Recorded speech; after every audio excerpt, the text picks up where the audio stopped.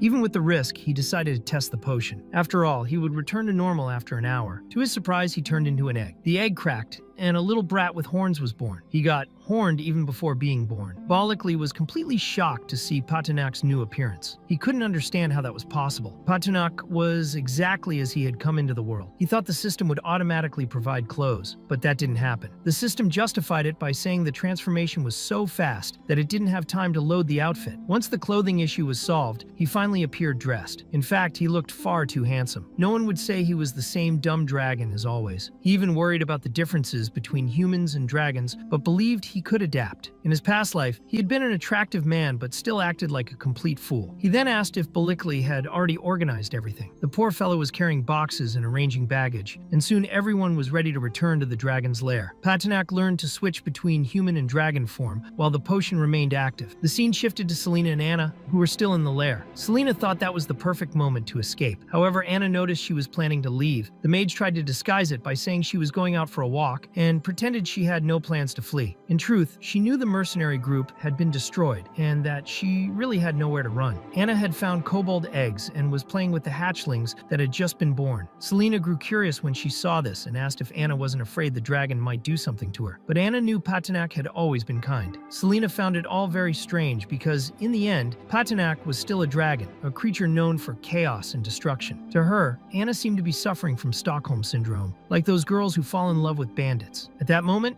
one of the kobolds announced that Patinak and the soldiers had returned. Selena was shocked by how quickly they came back. Patinak appeared smiling, using his dragon form to extend the potion's effect. He was greeted with a staff strike to the face to knock some sense into him. That annoyed him, and he had to make it clear that he was indeed Patinak. But he was caught off guard when he noticed some kobolds lying on the ground. Selena trembled as she explained that Anna had been captured by monstrous spiders. She was already apologizing for failing to protect the elf. The dragon simply patted her head, taking all the blame upon himself and saying to himself that he was the one who should protect everyone. At that moment, Selena's favorability suddenly increased, allowing Patinak to swap the primary modification of the biological furnace with the primary accumulation of dragon breath. The exchange was successful but cost 2,000 points, and right afterward he felt excruciating pain in his throat. The process was agonizing, and he started coughing up blood on the spot, terrifying Selena, while he tried to reassure her that it was nothing important. He still couldn't believe those spiders had dared to capture his SSS elf, and so he concluded that those creatures were asking to die. One of the kobolds guided him to the spiders' territory, where his old lair had also been stolen. Patinak didn't want to waste time hunting them one by one, and decided to go full speed straight to the creature's nest. On the way, he got caught in webs stretching in every direction, but he used his fire breath without a second thought. The flames spread, wiping out dozens of spiders at once. Without hesitation, he entered the cave and demanded to know where Anna was. As soon as he got an answer, he slammed the Ettercap to the ground in rage and rushed to the deepest part of the cave, where he found the elf completely wrapped in webs. He quickly freed her, and she showed gratitude for the rescue. Paternak declared with complete sincerity that she was very important to him and that he would do everything to protect her. With that, Anna's favorability increased by 100 points. That was enough to activate the system's second stage and unlock the intermediate level Devour skill. This new ability not only restored physical condition, but also increased strength and promoted bodily growth. In addition, he received 3,000 points and was ecstatic with the reward. But something still bothered him. Paternak found it strange that Anna had recognized him even in human form. The elf explained that it didn't matter what he transformed into, she would always recognize him. With that, they returned to the lair, and Paternak kept giving her potions as if he were feeding a baby. No one knew how he would react when she eventually rejected him in the future. Her favorability continued to rise very slowly, almost stopping, which began to irritate Selena, who watched him treat Anna as if she were made of glass. He gave her potions as if they were water, and suddenly he remembered that there might be sweets among the battlefield loot. When he opened a chest, he found something completely unexpected. Inside was a tied-up girl, and he had no idea what that meant. Selena noticed Paternak's shameless look and immediately interrupted any stupid thoughts because she thought he was a complete pervert in Felipe Neto style. Anna, on the other hand, didn't understand what was happening and asked Selena what that was. Paternak tried to explain himself, saying he hadn't done anything and that they should ask the girl directly. He removed the cloth covering her mouth, and she immediately started screaming, begging the bandits to leave her alone. The girls released the prisoner, who only wanted to stop crying. Anna began to suspect that maybe Paternak hadn't been the one responsible for that, and the dragon himself looked at Balikli for explanations. The kobold replied that he had only carried the boxes and didn't know someone was trapped inside them. Paternak also had no idea how that had happened. At that moment, a powerful will spread throughout the world, and the system activated a world-level mission. A countdown appeared, announcing that the Chosen One would arrive in 3 days. Paternak had no idea what that meant. He tried asking Anna if she had seen anything, but it was Selena who answered, saying she only saw a miserable, despicable dragon. That irritated him because it clearly wasn't what he wanted to talk about. For him, everything was turning into complete chaos. There was the system, debts, a so-called Chosen One, the beginner's village, and on top of that, reality was mixing with the game world. The system then explained that the world called Mortal Destiny, which had only been a game, would begin to suffer real effects because of an incomprehensible winter. Paternak froze when he realized there would be a true elimination of players. He had never heard of a game becoming reality. The players came from the planet Water Blue Star and could be resurrected after death, but each resurrection would take twice as long as the previous one. Every time they died, they also grew weaker, and after an entire year, they would live through their own deaths again and again in an endless cycle, which would leave anyone completely frustrated. Paternak wanted to know if NPCs could also be resurrected by the system, but unfortunately, that wasn't possible. Only players could return to life, while NPCs had to fight for their lives for real. In the end, the power scales were balanced, and the losing side was destined for total destruction. Paternak, even though considered a failure and raised weakly, didn't accept that. He believed he should do everything to keep the 2 girls who accompanied him alive. When he realized he had spent too much time idle and wasted 6 potions at once, he returned to his dragon form, frustrated. Anna tried to calm him down, saying it was fine because they had discovered the bandits were responsible. But that wasn't what bothered the dragon. He only realized the real reason when he looked at her clothes. She was wearing a new outfit because her previous ones had been destroyed by the spider's webs, and Selena had found new clothes in one of the chests. Meanwhile, Paternak saw Selena helping the short-haired, black-haired girl get dressed and was surprised by her tastes. He thought she liked the same fruits as him and hadn't expected that. However, Selena explained it was just a disguise. The dragon then realized that the black-haired girl had an A-class rating and could therefore be converted into system points. But seeing how beautiful she was, and that she even brought him ripe watermelons to eat, he decided she should stay alive. In the style he liked, he bought a dress and told all of them to change clothes. Since the system allowed him to view information, he planned to use it to fight the players. He could no longer relax as the monsters around had sworn loyalty to him, and now he wanted to organize everything. He intended to create a simple map and integrate the kobolds into the plan. The kobolds feared him, especially when he started flying. He already had some abilities, and his attributes could improve through daily training or leveling up. Since killing natives didn't give experience, he needed to face players. But players had no such restrictions, and therefore attacked natives more, as there were many of them, and it was easier to level level up. This created a false balance, forcing both sides to fight to the death. Improving his 5 dimensions through training could be the turning point. That's why he called a kobold named Huck, who was very weak. Patunok ordered him to run around the cave for half an hour without stopping, and said that if he stopped, he would be eaten. Huck obeyed and ran until he was completely exhausted. When Patunok analyzed his status, he saw that it had improved. This proved that training really worked, so he decided to continue testing. Soon after, the 3 girls returned in new clothes and wanted his opinion. Being silly with them, he immediately thought about making money by using the girls to hand out flyers. Then they showed him the map of the Silver Moon Forest that had been made by the former chief. Each monster community had its own leader. Patunok ordered Bolikli to gather all the kobolds and bring their belongings, as he had a big plan in mind. Still in the Silver Moon Forest, he went after the other leaders. He visited the leader of the fire rabbits, the snake chickens, and the boars. He didn't want them to fear him because he wouldn't devour anyone. He knew the world was going through a great crisis, and he was there to convince them all to unite. The Silver Moon Forest was their home, and they needed to take up arms and fight together against the enemy. The little creatures were moved and agreed with him. Despite being a failure, Patunok had a way of convincing others as if he were a true leader. Sometimes it even seemed like a pyramid scheme, but it worked. One of the fire rabbits asked how they could fight if they were so weak. Patunok understood that was a good question, and thought they needed to be demonic, ruthless, and have combat formations. So he began training them all. He ordered them to run 500 laps and perform other exercises. The Black Dragon was determined to overcome this crisis. Suddenly, the scene shifted to a group of people, very surprised and not understanding anything. In front of them appeared a notice saying that the game World Gamble had begun. People were frightened as their bodies began to shine,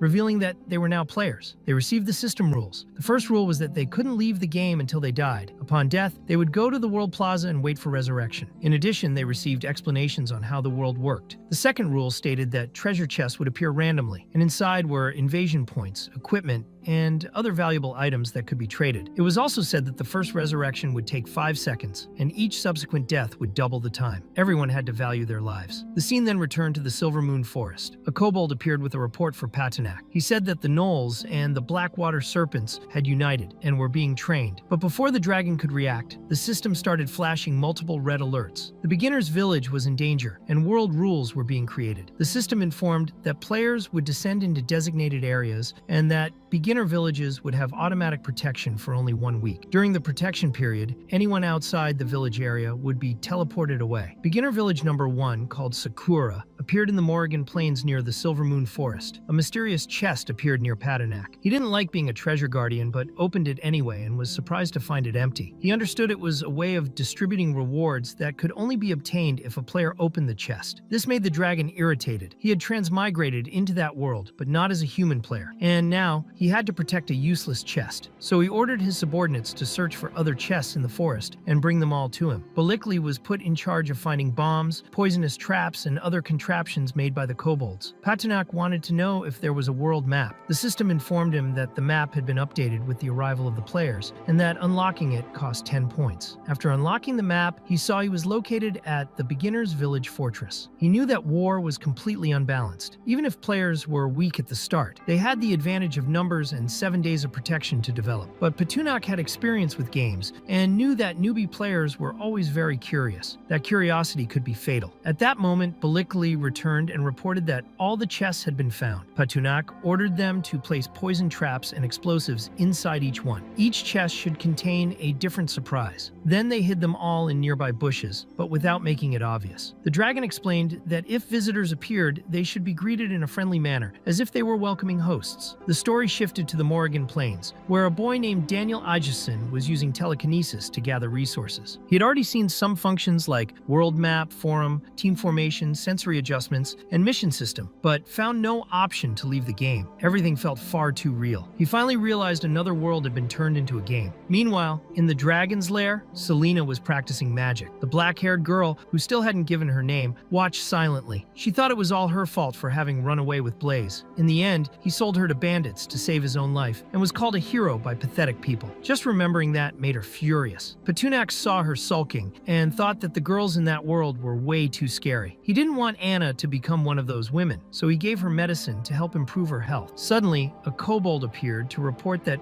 a hero had emerged from the protective barrier. It It was exactly as Patinak had imagined. Someone had finally decided to explore the world. The scene returned to the Morrigan Plains, where 3 players wanted to level up and believed that killing a few small monsters would be enough for training. One of them was afraid of leaving the village, but the others said they were together, so there was nothing to fear. It was as if they thought they had flesh and bones to withstand anything. The most frightened player found a chest hidden in the bushes. The others were thrilled with the discovery, but when they opened the chest, a snake leapt at them. Terrified, they kept searching for more chests and fell into traps. Some exploded, others released swarms of bees. Each chest was a different trap. Even so, the players kept falling for the bait like lovesick fools. One of them became so angry that he killed one of the bees. He wanted to understand why all the chests were full of traps. When he noticed his friends had disappeared, he began trembling with fear. To make matters worse, Patinak appeared right in front of him. The player, named Gary, was so terrified that he died from fright alone. The dragon was surprised by this, since the player was truly very weak. While flying, another player saw the dragon and ran to hide in a bush. A kobold ended up finding the boy and brought him to Patinak. The dragon wanted to know why he was invading his territory. The player trembled in fear, trying to explain that they were just adventurers and it was their first time there. He said they didn't mean any harm. Patinak watched silently with a threatening gaze, seemingly ready to decide the fate of the invader. The black dragon found it all ironic. He made it clear that players shouldn't use speed potions or techniques to escape. This information sparked an idea in one of the players' minds. To him, Patinak was a dumb dragon, which meant a real chance to escape. The player took advantage of the opportunity and did exactly that. The kobold informed his master, but Patinak didn't care. To him, 7 days was enough time for players to build something. Meanwhile, another player, a boy with slicked back hair raised by his grandmother, still didn't understand anything that was happening. He found a silver chest and thought he was lucky, but the chest required a key that cost 1,000 points, something very expensive. He remembered other games and believed that killing the guardian might make it drop the key. Then he spotted the flame rabbit leader, who was only level 3, and thought it would be easy to defeat him. Without thinking much, he drew his sword for a surprise attack. The flame rabbit reacted with a kick to the player's face, showing that it was fit like an athlete. It made it clear through actions that it would not allow the chest to be stolen. It then delivered several blows to the boy, who couldn't understand how a level 3 rabbit could be so strong. The rabbit forced the player to open the chest, saying that way it might spare him. The boy realized he would die if he didn't obey. He spent 1,000 points to get the key and open the chest, but inside was a bomb that exploded violently. The scene then shifted to a village where a happy girl had built her dream house. She was proud because she also built an arrow tower and earned 2,000 invasion points for it, until a boy came running desperately toward Daniel, warning that there was a dragon nearby. It was the same player who had managed to escape. The villagers didn't really believe him, since that was just the beginner's village. But he insisted, pointing toward the nearby forest, and told them one of his friends had been killed by the dragon, and that he had only escaped because he used a speed potion. When Daniel heard this, he realized they couldn't last long there. They needed to dismantle wood and stone from the houses to build arrow towers and defensive walls. The girl was furious because she had just built her dream house. The scene shifted back to Patinak, who was sleeping peacefully. Selena and the black-haired girl weren't happy. The dragon didn't quite understand what was going on. Anna, who was usually cheerful, explained that the mage was acting that way because her magic had failed. The black-haired girl, Evelyn, wanted to kill someone, and that left Patinak shocked. To make things worse, Anna said it with a smile, and the dragon began to believe she was corrupted. Shortly after, Balikli appeared, saying that they had brought the treasure chest to the cave. Many had already been opened, and one item caught the dragon's attention: the blueprint for the Flaming Arrow Tower. The system informed Patinak that he was a failure and couldn't use that resource. It still wasn't clear whether the blueprint was exclusive to players or if other requirements were needed. Selena saw an Ice Mage skill book and took interest. She asked the black dragon for a copy, and enchanted by her smile, he quickly gave in. The scene then moved to the only path leading to the dragon's nest. The system warned that Patinak was in an open area and that he possessed blueprints for the 5-color fire diagram and the purple fire diagram. He would need to use the arrow tower blueprint and confirm the construction site. The system displayed a simulated building. Patinak chose to build it at the tip of a rock. To erect the tower, it would take tons of stone and wood, 20 workers, 5 kilos of food, and 12 hours of construction. The workers would be provided by the dragon himself, and after the work was done, their memories would be erased, and they'd be sent back. Balikli arrived after struggling up the mountain. The dragon wanted him to go down and bring 20 strong kobolds for the job, but the poor fellow fainted from exhaustion. Not knowing what to do, Patinak returned to the cave. He saw Anna and Selena sleeping. Evelyn was nearby, dreaming of killing the man who had sold her, while Anna had a nightmare, begging the demon to go away. This caught the dragon's attention because, according to the encyclopedia, demons had been eradicated 1,500 years ago. Suddenly, Anna opened her eyes, glowing completely red in a demonic way. The scene shifted to Anna's past. The place was in flames, surrounded by demons. demons. She saw her parents killed before her eyes and cried, trembling in fear. Her older sister tried to protect her and hid her, but the sister was struck from behind and fell. When the demon was about to attack Anna, energy burst from her heart, allowing her to strike the creature. The protagonist carried Anna, unsure if it was a nightmare. He worried because, even with medicine, her lifespan was limited to just 63 days. The black dragon began to wonder if all of this could be caused by heart failure, but he had no time to think. Anna opened her eyes strangely and quickly attacked the dragon with overwhelming strength, throwing him against the wall. The noise woke Selena and Evelyn, who were startled and tried to understand what had happened. With sadness in his eyes, Patinak said that Anna was no longer there. They rushed out of the cave, and the dragon carried the two while flying straight into the deepest part of the Silver Moon Swamp. There they found Anna fighting a giant crocodile wearing a stone helmet. The dragon was confused when he saw Anna's health bar completely full but in red. The crocodile seemed very strong but was taking hits as if it were a weak creature. Suddenly, Anna screamed the dragon's name and began to fall. The crocodile opened its mouth to bite her, but the black dragon unleashed his fiery breath to protect her. Afterward, they landed in a part of the forest where Anna fainted again. Suddenly, the crocodile rose and struck Patinak from behind. The dragon was enraged by the sneak attack and began an underwater battle in the swamp. The crocodile's skin was thick, and the water limited the power of the dragon's breath, so he began to modify his body. He reinforced his armor, strengthened his claws and teeth. He also altered his lungs to adapt to underwater combat, but the system was slow to process the changes, and the dragon started to feel suffocated. He felt pain in his body as he struggled to resist. Up above, Selena began to wonder if he was still alive, and since the dragon didn't answer, she was secretly pleased, thinking she could keep the Ice Mage skill book. But she was shocked when the dragon suddenly emerged, completely destroying the crocodile as if it were insignificant. Patinak won the fight and even prepared a barbecue with the creature's meat. Selena even found the smell pleasant. She and Evelyn ate the barbecue along with the dragon. As a reward for devouring the giant crocodile, the system increased his body's recovery speed. He also received a low-level magic core without attributes. At that moment, Patinak realized that Anna had gone there because of it. Her health bar returned to normal, and the dragon tried to find out from the system what her illness was. But he got no answer. He wanted to understand what had happened. She had gone berserk and shown terrifying power. Realizing the gravity of the situation, he asked Selena where he could find a powerful priest. But Selena didn't know. She had only traveled with a group of mercenaries, buying potions along the way. Evelyn, on the other hand, did know. She said there was a priest inside the kingdom of Anlius. However, going to the royal city was dangerous. If the dragon was discovered, he would be killed on the spot. But Patinak remembered he still had 6 transformation potions that allowed him to maintain human form for half a day. If he managed to do everything he needed within that time, maybe it would work. Evelyn grew sad, thinking he was going to leave, and that monsters, just like humans, always ended up abandoning others. But she was wrong. The dragon invited her to travel with them. He took all the girls flying toward the royal city. The girls' favorability increased while the system points decreased. Patinak grew frustrated when he realized that 350 points had been deducted because of the loan. That left him very upset because, on top of everything, he had to pay debts, even in another world. When the sun rose, they arrived at the outskirts of the royal city of Alias. Inside the city, the warrior Blazer, mounted on his horse, was acclaimed by the people. Many said he had single-handedly eliminated the Gale Bandit group and even cut off the leader's head. They also said he was heading to Lyria alongside the great mage Mason. The dragon, disguised as a human, overheard those conversations in confusion, since he had been the one to defeat the bandits. That was when he realized Blazer was stealing all the credit for his actions. This left the dragon furious. The only reason he didn't attack was the number of people present. He then went to a simple little house, recalling the directions Evelyn had given him. The priest's name was Robe, and she had explained where he lived. Patinak knocked on the door, hoping the priest was inside. When no one answered, Patinak assumed the old man was so aged he couldn't hear anything anymore, so he decided to break the door down with just his foot. This startled Barbara, a young trainee priestess, but he tried to apologize and explained he was looking for Father Robe. Barbara didn't care about the explanation, and simply said he should pay 50 silver coins for the broken door. Even so, she wanted to know why he was there looking for the professor. Patinak explained that he had brought the girl he was carrying in his arms because she needed urgent treatment, but unfortunately, the professor had gone on a trip after failing to cure Prince Anlius's impotence. The protagonist wanted to know where Father Robe had gone and when he would return, but Barbara had no idea. When she saw Anna, she was surprised to realize that the girl was an ethereal being and found the elf's delicate ears curious. Barbara noticed that the girl was dying, and the protagonist was shocked to discover that she too was a priestess. She explained that she was an intern priest and had the ability to treat illnesses. Patunok then asked her to explain what was wrong with Anna since she had gone mad the night before and then fainted, never regaining consciousness. Barbara decided to check the situation and soon found the problem. Anna was being consumed by a cruel curse that focused on her heart and caused all the other symptoms. It was a powerful curse that drained the strength of the afflicted, and when it activated, it made the body lose control. That was how Patunok understood that even if Anna recovered a little, she would soon lose control again until her life force was completely consumed. Barbara made it clear that she couldn't fully cure her, only temporarily ease the symptoms. But if the body developed resistance to the treatment, collapse would be inevitable, like someone falling off a cliff. According to her, there were two ways to end the curse. The first was to kill the one who cast it, and the second was to remove the cursed heart and replace it with another, ideally a dragon's heart. Barbara knew that Patunok was a dragon because he couldn't hide it from her, which shocked him given the priestess's almost canine intuition. He tried to pretend to be human and thought a dragon's heart was far too rare. So he wanted to know if there was another more feasible method. She mentioned other options. One would be to find the great legendary spiritual spring so that Anna could immerse herself in it to delay the curse, but that spring had already dried up. Another alternative was to travel to the Winter Empire in the north of the continent, where experienced priests could perform the purification ritual. Though it would require time Anna might not have. There was also the possibility of seeking a witch, since those mysterious figures had strange methods of treating illnesses, but finding one was difficult. Barbara only knew of a few who had appeared in St. Alistair in the past. Patunok wasn't sure if that would work, so he preferred that Barbara use a healing spell to relieve the symptoms while they thought of a solution. Barbara asked for a moment and began searching for something in a book, leaving Patunok confused by her behavior. She was consulting a beginner's healing guide and asked him not to be nervous. She said it was her first time, which left the protagonist even more bewildered, as it seemed she was trying to reassure herself. Even so, she used the healing spell, and soon Anna opened her eyes. Patunok was relieved to see her awake and tried to explain where they were and everything that had happened, but Anna, still dazed, called him a dragon. That excited Barbara, as it confirmed what she already suspected. Seeing that Anna was a half-elf, the priestess came to believe that Patunok was the black dragon, surrounded a few days earlier. The protagonist wanted to know if she had a problem with that, but Barbara assured him she wouldn't denounce anyone, as her duty as a priest was to heal anyone in need. She explained that she had been studying heart transplants without the use of magic, and, in a slightly insane manner, suggested he think carefully since she was offering a 20% discount. Patunok was astonished at how similar it was to modern surgery. He asked Barbara to prepare for the operation, but he only wanted to buy time to escape. As soon as he could, he quickly left the place, and the scene shifted outside the royal city of Enlios. Anna was not very happy, and Patunok asked if something was bothering her. She was worried because she knew her illness had no cure. He tried to minimize it by saying it was just a small curse and promised to do everything he could to help her get better. She felt a little safer seeing him speak with such conviction, but she also didn't want him to sacrifice his own life for her. He only wanted to find a way to remove the curse. At that moment, the system sent a notification saying that a special NPC had sent a summoning invitation. The scene then shifted to the National Temple of St. Alistair, where a beautiful blonde woman pleaded with the great goddess for a miracle, but once again her request had been in vain. The protagonist said nothing to Anna, believing there were urgent matters that needed his attention. The scene shifted outside the dragon's lair, at the construction site of the Flaming Arrow Tower, where a kobold reported that the construction was nearly complete. Patunok realized that the other 4 towers could also be added to the schedule, but he didn't like the status system much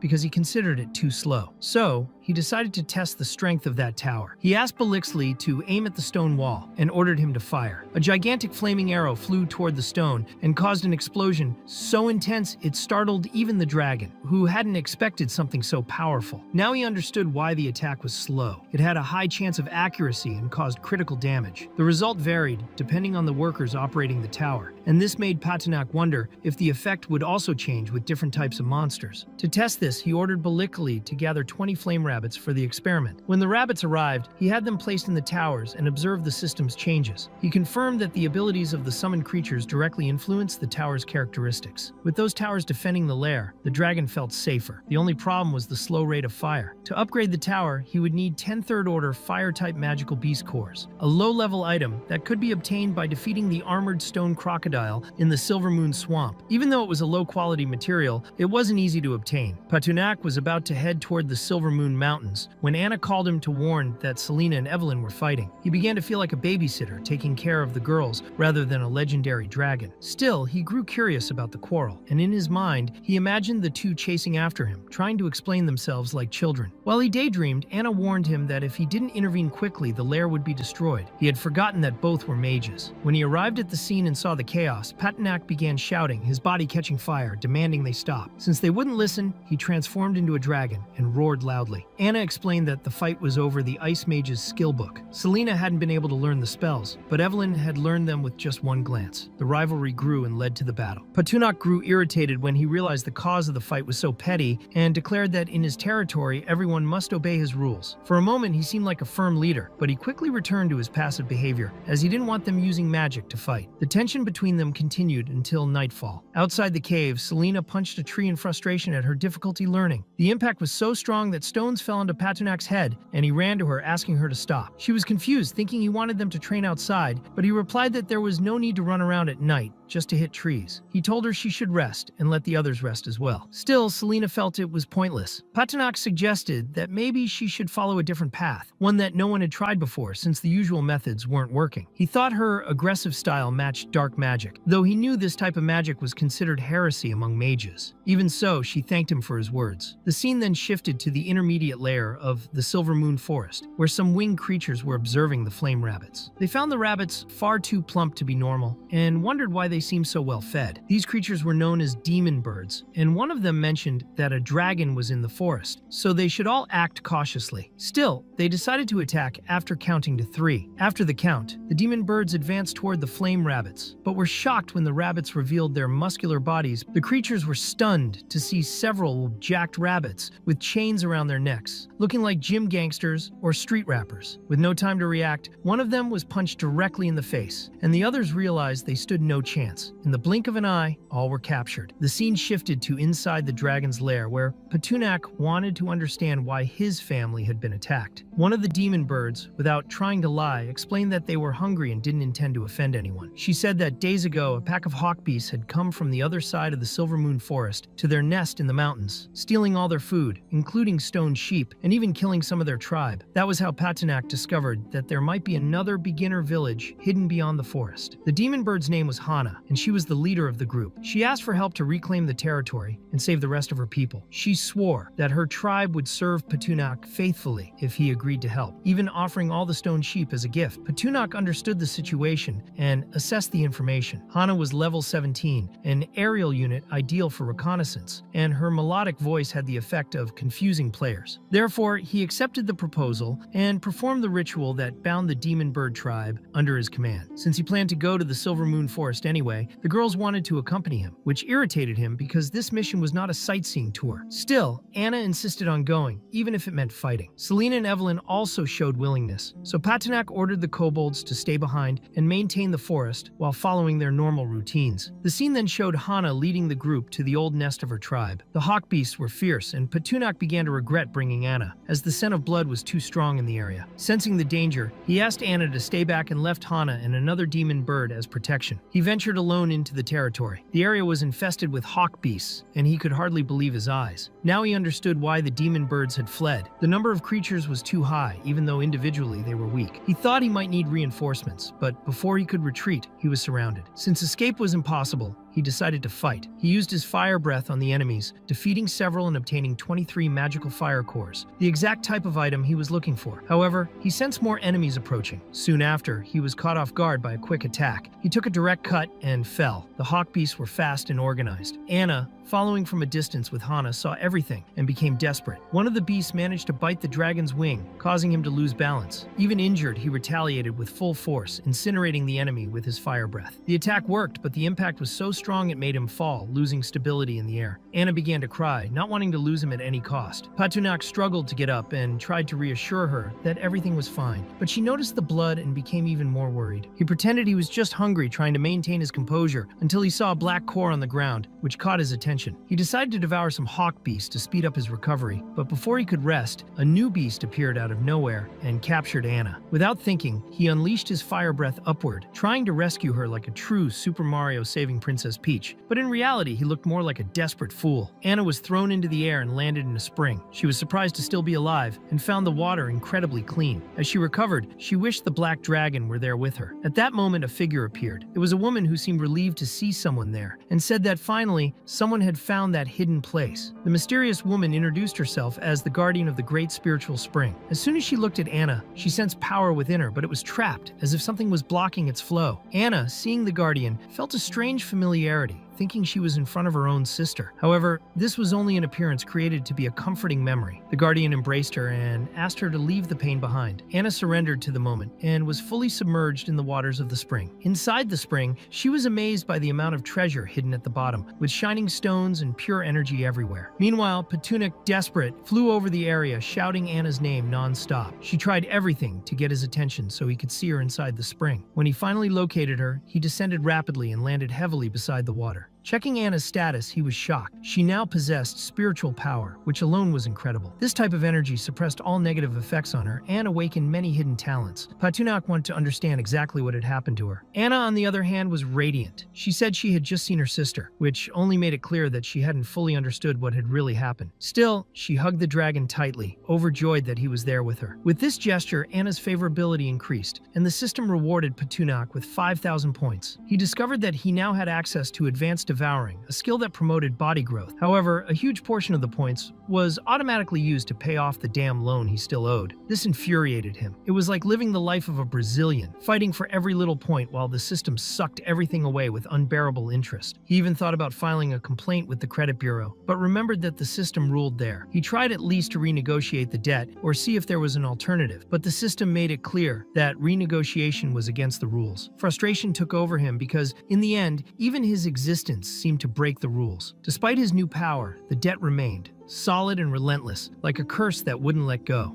In the end, Petunik thought the system was deceiving him, and that could make everything even more painful. The system, noticing the host's difficulties, upgraded the loan modification to an installment-based program. This caught Petunik by surprise, as he knew nothing about math and easily fell for the trick. The system split the transformation program into multiple steps to make the process easier, and Petunik thought paying in installments was a good idea. He didn't even realize that his wallet was being drained little by little. Still, he remained suspicious of the system, even when it tried to appear trustworthy. Meanwhile, Anna called Petunik to show some treasures, but when he opened the chests, he saw only bones and got frustrated. He asked Anna not to open any more chests, yet she ended up finding two magical books, one of purple water and the other of purple light. Since she hadn't heard what the black dragon said before, she took the items anyway. Petunik saw the protagonist's aura in Anna and became confused. He even consulted the system to see if she was the main character, but the system only replied that he was a whining loser and didn't need to worry about that. Soon after, Anna revealed a third-order fire magical core. She didn't know what it was and wanted to understand it better, but Petunik cried like a baby, unable to accept that something so powerful was being found by an elven girl who only opened chests. He remembered the intense battles he had fought to acquire much weaker cores and felt like a true loser. The system, always straightforward and confident, confirmed this feeling and even began using motivational words to boost the black dragon's self-esteem, making it clear that Petunik was an easy target for manipulation like anyone else. Annoyed with the rules of that world, Petunik began imagining nonsensical things. He believed that if water had spilled on a girl's circuit next to him at the cyber cafe, she would have suffered an attack, and so he imagined that perhaps the same had happened to Anna. He thought that obtaining the dragon's heart would be the solution to counteract the negative effects on his body. The system said the protagonist needed to stop trying to guess things and trust himself more, as the answers were hidden in the heart of the world. But Petunik didn't trust the system, especially since the store was full of products aimed at women, which he found very suspicious. Shortly after, the system suggested canceling the loan, which left the black dragon even more confused, thinking it might have just been luck. At that moment, Hana appeared, landing near them and thanking the black dragon, calling him master. She said that, thanks to him, her people had been rescued and could safely return to the cave along with the mountain goats. Petunik thought it would be better if they went ahead, as Anna should leave with him at that moment. Meanwhile, the scene shifted to a house where George, who had managed to escape the black dragon, was desperate. He tried to explain to the other players that dragons really existed in the Silver Moon Forest. No one believed him and began laughing. Even the girl who had been with them earlier found it funny, since in the end, her house had been destroyed to build a useless arrow tower. George tried to prove he was telling the truth and said that if he were lying, Gary and Chelsea,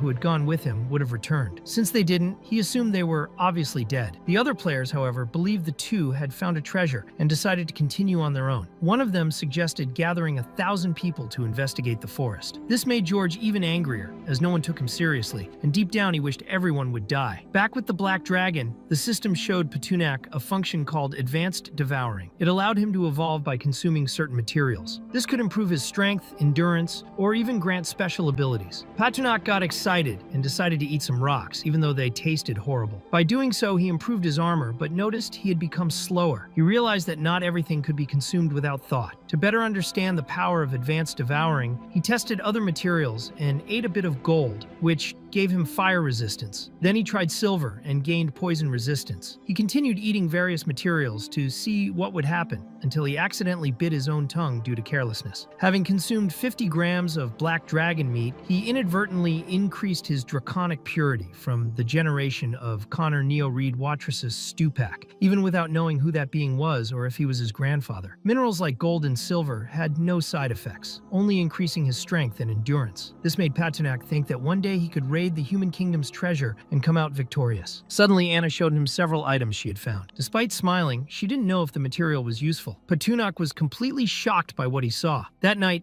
inside the dragon's nest, Bolikli reported that they were following the Black Dragon's orders and had spent the last few days observing human movements in the woods. They also said that the kobolds had resumed placing treasure bullets with objects inside. Patunak liked the news, but worried about the possibility of valuable items being used. Bolikli tried to reassure his boss, saying they had only put in cooked sausages. This made Patunak nervous, as Bolikli's behavior was far too strange to ignore. Amid all this confusion, Hana appeared and warned that there was movement outside the Silver Moon Forest. In the end, the players were nearby again and were about to fall into the trap. The Black Dragon ordered all soldiers to be taken to the Flaming Arrow Tower. The rabbit leader, the serpent, and the others were to prepare an ambush. Even though he was foolish, he wanted to protect everything he had built up to that point. The scene shifted to the forest, where the humans wandered at night. One of the boys in the group said everyone should be careful, but as soon as he finished speaking, several serpents appeared, grabbing part of the players. Not everyone was captured. Those at the front didn't understand what happened, because they had heard a strange noise. One of them said that anyone who was scared could turn back, but before he could finish thinking about it, a kobold appeared and chewed his head like a piece of meat. Wolves began chasing the nearby players. Even so, the boy leading the expedition didn't show fear and charged at one of the creatures, even managing to kill one. But seeing the rest of the group running, he realized he was surrounded by cowards. Still,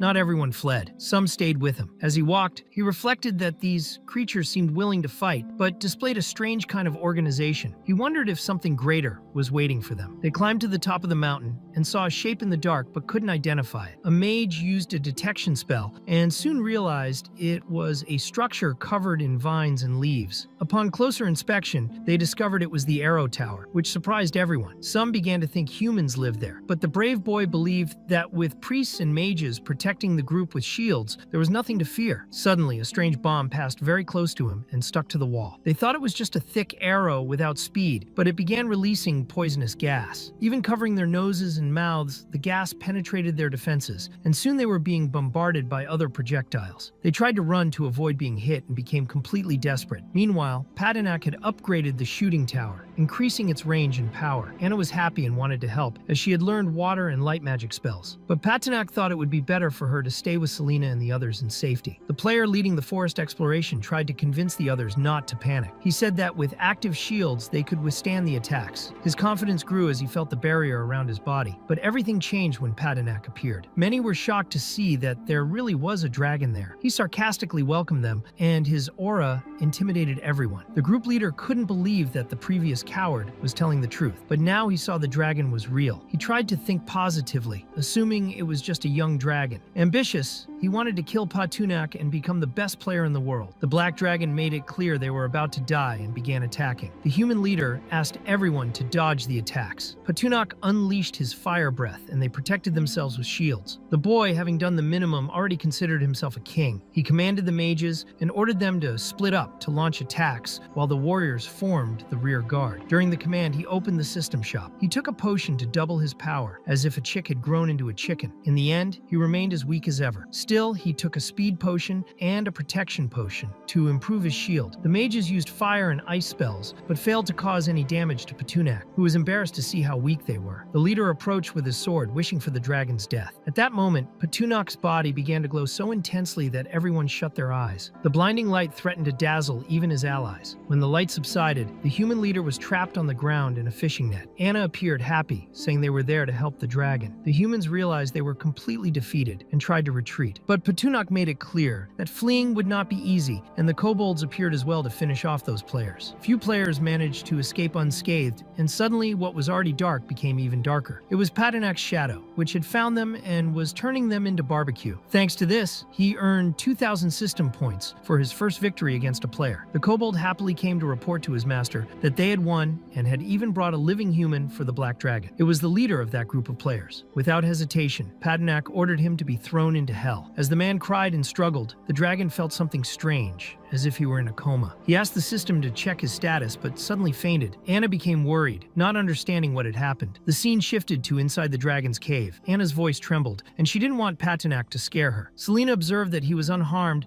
until she saw Anna doing something unusual. The treatment with little rolling wheels over the black dragon's face made him react. The wheels seemed miraculous. Quickly, Evelyn and Selena joined Anna to try to wake Petunak. Balikli analyzed what had happened to his master. He saw that he had fainted without warning at the very moment he should have been shining in his glory. He realized that this was the advancement of the true dragon and got excited. The girls had no idea what it was. Suddenly, Petunak opened his eyes and called Balikli, leaving the kobold emotional that his master wanted to see him personally. But the black dragon was not really well. He took advantage of the situation because he liked the miraculous wheels. He made it clear to Balikli that he should leave or be chewed up. Awkwardly, the kobold left, pretending to remember an old task. Petunak then warned the girls that the dragon's advancement was dangerous and that he might not awaken now. He told Anna that this was a stage all dragons went through, gaining knowledge and becoming stronger. But suddenly, he fainted again. Anna waited for the awakening moment, preparing to protect him from any threat. The scene then shifted to the sixth rookie group. Inside a house, the woman who had gone into battle against Petunak was alive and well. Her name was Melinda, and she thanked the man for sending her several aggression points. She even lied to the beta, saying she loved him, but the system kept bothering her. It showed that she knew the black dragon was in deep sleep in the Silver Moon Forest and ordered her to kill him. Obviously, she didn't like this because the spam was becoming irritating. Then a hooded man named Masent entered, introducing himself as a soldier of the king's army on a crusade against the black dragon. He wanted to spend the night there. The system informed Melinda that a main story non-player character had entered her zone and offered 3 options. The first was to kill the non-player character, the second was to help him and earn aggression points, according to her contribution, and the third was to ignore the main story mission. She began to believe that this was not mere spam, but the system showing what she should really do. The woman decided to approach the hooded man and thanked him for being there, saying he was from the same people. The scene then shifted to a long-haired man showing off his body. His name was Blaze, and he believed his pectorals were perfect. Melinda opened the door, frightened, asking him to save her. The metrosexual blonde didn't understand anything, because Melinda was arguing about the principles of magic with Masent. Melinda explained that Masent had tried to kill her because she hadn't allowed him to approach. Blaze thought Masent had been presumptuous. Melinda then asked again for him to protect her and cast her charm spell on him. The blonde fell easily into her trap. He was completely in love and swore he would kill the enemy because of her. Without thinking, he forcefully opened Masent's door, frightening the hooded man, who got angry at the action. Blaze appeared at that moment,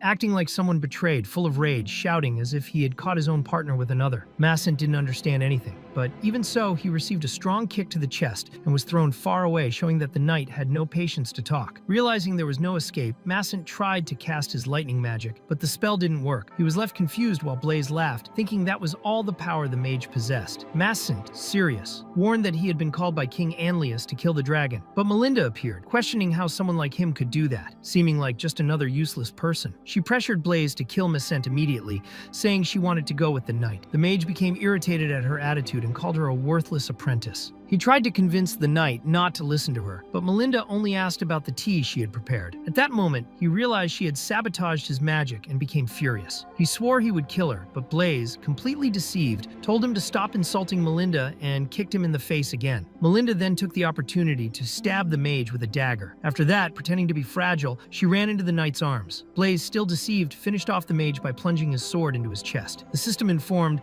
that the power of the great mage Masent had been transferred to Melinda, and she could now use it as she wished. The scene then shifted to an army advancing through the forest. Hana's people observed this and warned the dragon that the humans were approaching. Patinak was surprised by the information. Soon after, he appeared in another place and realized he was dreaming about the inheritance. He landed there and saw a much larger dragon named Connor, whom he believed to be his ancestor. Connor confirmed that their blood was the same and said he would give a unique inheritance, but the black dragon would have to expel everyone from his land and the territories that rightfully belonged to him. Connor gave him a purple core, but Patinak still wanted to ask questions. Before he could, he was thrown back into his world as if he had been kicked. He even felt his backside burning slightly. In the end, he thought his ancestor was referring to the players and decided he would get rid of them even without direct orders. Unaware, he awakened in the Silver Moon Forest and was surprised that he hadn't yet seen Anna or the others. He was outraged at receiving a mission he was already completing, along with a crystal with no explanation. Enraged, he crushed the purple crystal and inherited the memories of a 100-year-old dragon. Thus, he gained a special skill called the dragon language magic. Lysander revealed life and land through whispers, Zirkal Zor enhanced the abilities of all family members, and Zunhai Vik served as a disarm. Suddenly, Anna appeared wearing an impressive outfit. Beta Patinak was confused, but decided to accept it. Anna said she would help him train dragon magic, and began grabbing several swords as if it were fun training for her. Patinak was shocked, explaining that he wasn't ready and thought she shouldn't treat it like a game. But Anna remembered the promise to always protect him and do everything she could to help him evolve. Meanwhile, in the dragon's cave, Adelina was desperate. With Patinak and the soldiers absent, only Hana, the serpent, and the rabbit were there. Anna realized the seriousness of the situation and stayed by the dragon. She was enveloped by Patinak's aura and began giving orders. She said the soldiers should be sent to warn that the cave had been attacked and needed urgent help. The others were to enter the flaming arrow tower to prepare for defense. The beast serpents and flaming rabbits were also to hide in the trees, waiting for the right moment to act. The plan was to avoid direct combat and attack humans stealthily. Evelyn, Hana, and Selena were impressed by Anna's leadership. She only wanted to protect the black dragon. The scene then shifted to Melinda. She noticed something approaching from behind and quickly attacked a man, hitting him squarely in the face. She did this because a snake had been hiding high in a tree, waiting for the right moment to strike. Blaze quickly ordered everyone to protect their heads, as those snakes usually aim precisely there. Melinda realized that since inheriting the Great Mage's magic, her thinking speed and physical agility had greatly improved. She believed that if she killed the dragon, she would inherit his power and become the strongest woman in that world. With that thought, she cast her fire magic. Blaze was impressed by the strength of her spells. Melinda set the trees on fire, intending to force any magical creatures to leave their hiding spots. For her, this was the fastest way to advance, using fire as a method of clearing obstacles. The scene then shifted to the canyon near the dragon's cave. Melinda and her group had arrived. She warned that the entrance was there and ordered everyone to attack. She used a tracking spell, and several explosions appeared around. Blaze watched worriedly, unsure how to protect her. He didn't know that Melinda considered him useless, and was more concerned about the weapons the dragon's soldiers could use. If her allies died prematurely, it would hinder her plan to eliminate the dragon. She then thanked Blaze for providing cover all that time and leaped into the air, creating large fireballs with her spell, which she called the Infernal Explosion Attack. Anna heard the noise outside the cave and thought the battle was progressing quickly. She only wanted the dragon to awaken soon. Deep in his consciousness, Patinak heard Anna's voice and realized she was in danger. He used the word Zunhai Vik, which served to disarm, and woke up suddenly. Anna was happy that he had learned the magic so quickly. He asked if she knew the way to the invaders, but Anna wanted him to stay until completing the full dragon language training. By the time he realized, Patinak had already left, and she ran to block him. She stood in front of him and said he could only pass if he defeated her first. Meanwhile, the humans entered the cave, shouting that they would not let the dragon escape. The flaming rabbits and kobolds responded forcefully. Melinda found it strange that the dragon had not yet appeared and thought he might have fled. But then she found the black dragon sleeping and was shocked by his size. She thought he was just a low-level adolescent dragon. Thinking it was her lucky day, she approached confidently but was hit by a water explosion that threw her far away. She couldn't understand what had happened. Melinda did not expect Anna to be there to protect the dragon. The men in her group were surprised to see such a beautiful elf in the cave. Melinda even complimented the girl, trying to convince her not to fight. She said she couldn't be defeated by water spells. However, Selena and Evelyn appeared beside Anna, showing that she was not alone. Even so, Melinda felt confident enough to face all of them. She cast her spells at the three of them while ordering her allies to kill the dragon immediately. She swore that none of the women would escape. Anna was saddened for not being able to protect the dragon. The scene then returned to an earlier moment when Patinak had scolded Anna for overstepping boundaries. He said she should face the consequences. Anna was worried because he had not yet finished his training and his magic was unstable. She asked if he was sure about what he wanted to do, but Patenak said he would go ahead anyway. She already knew he could handle it. The dragon tried to be affectionate with Anna and gave her a kiss, but she slapped him, saying it wasn't the right time. The blow hurt, but served to awaken the dragon completely. Patenak heard the screams of the soldiers who had invaded the cave. He easily pushed 3 of them out. Anna heard the cries of pain and realized that the dragon had awakened. She discovered that the elegantly dressed version beside her before was just an illusion. The real Patenak approached her. Anna apologized for not being able to protect the cave, but he told her she had done a good job. Selena and Evelyn were desperate. They were grateful he had awakened because they had been struggling against Melinda. This brought a sense of pride to the dragon, who now needed to show that he was no longer a beta. He became furious and promised to give the revenge the 3 women wanted so badly. Selena, pointing like a child at the culprit, indicated that Melinda was responsible for all of it. Patenak realized that Melinda was a mage-type player. She trembled, thinking it impossible that he had awakened so quickly. The system said he should have remained asleep for a week. Patenak did not understand how she knew that. Using his ability, he disarmed everyone once again. He was furious at the invasion and decided to crush everyone there. The enemies began to flee desperately. One of them didn't escape in time.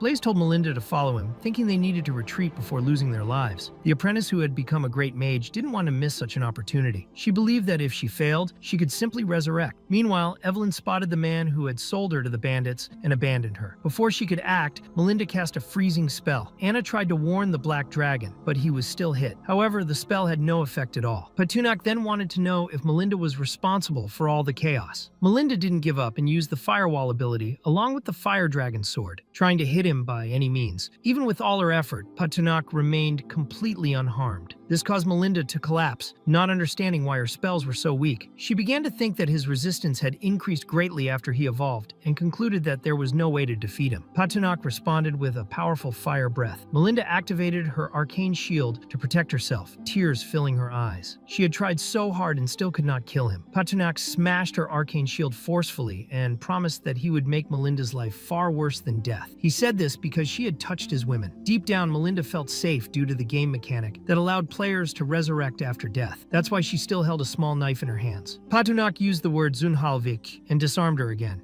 The knife fell to the ground, and she, trembling, could not understand how this was possible. He made it clear that it would not be so easy for her to die in front of him. Soon after, a loud noise echoed through the cave. Anna warned that Evelyn had disappeared, but Patenak wasn't overly concerned because he knew Evelyn had spells strong enough to handle herself. The scene then shifted outside the Silver Moon Forest. Blaze ran desperately while several crystals flew toward him. One of them hit him squarely in his dignity, but he seemed to enjoy it. Evelyn was furious. She saw in him a coward who only knew how to flee from battles. She looked at him with the crystal still lodged and couldn't believe he was pretending not to know her. Blaze finally recognized who she was. He imagined Evelyn had been devoured by bandits and not captured by the Black Dragon. Even though he had sold her in the past, he thought she should accompany him again. He promised that this time he would leave her in a civilized place. Evelyn pretended to believe him and asked him to approach. Blaze misunderstood everything as usual and tried to kiss her. She then punched him hard in the face, making it clear she was not one of the noble girls he usually played with. Blaze thought she had overreacted and grabbed a pink liquid,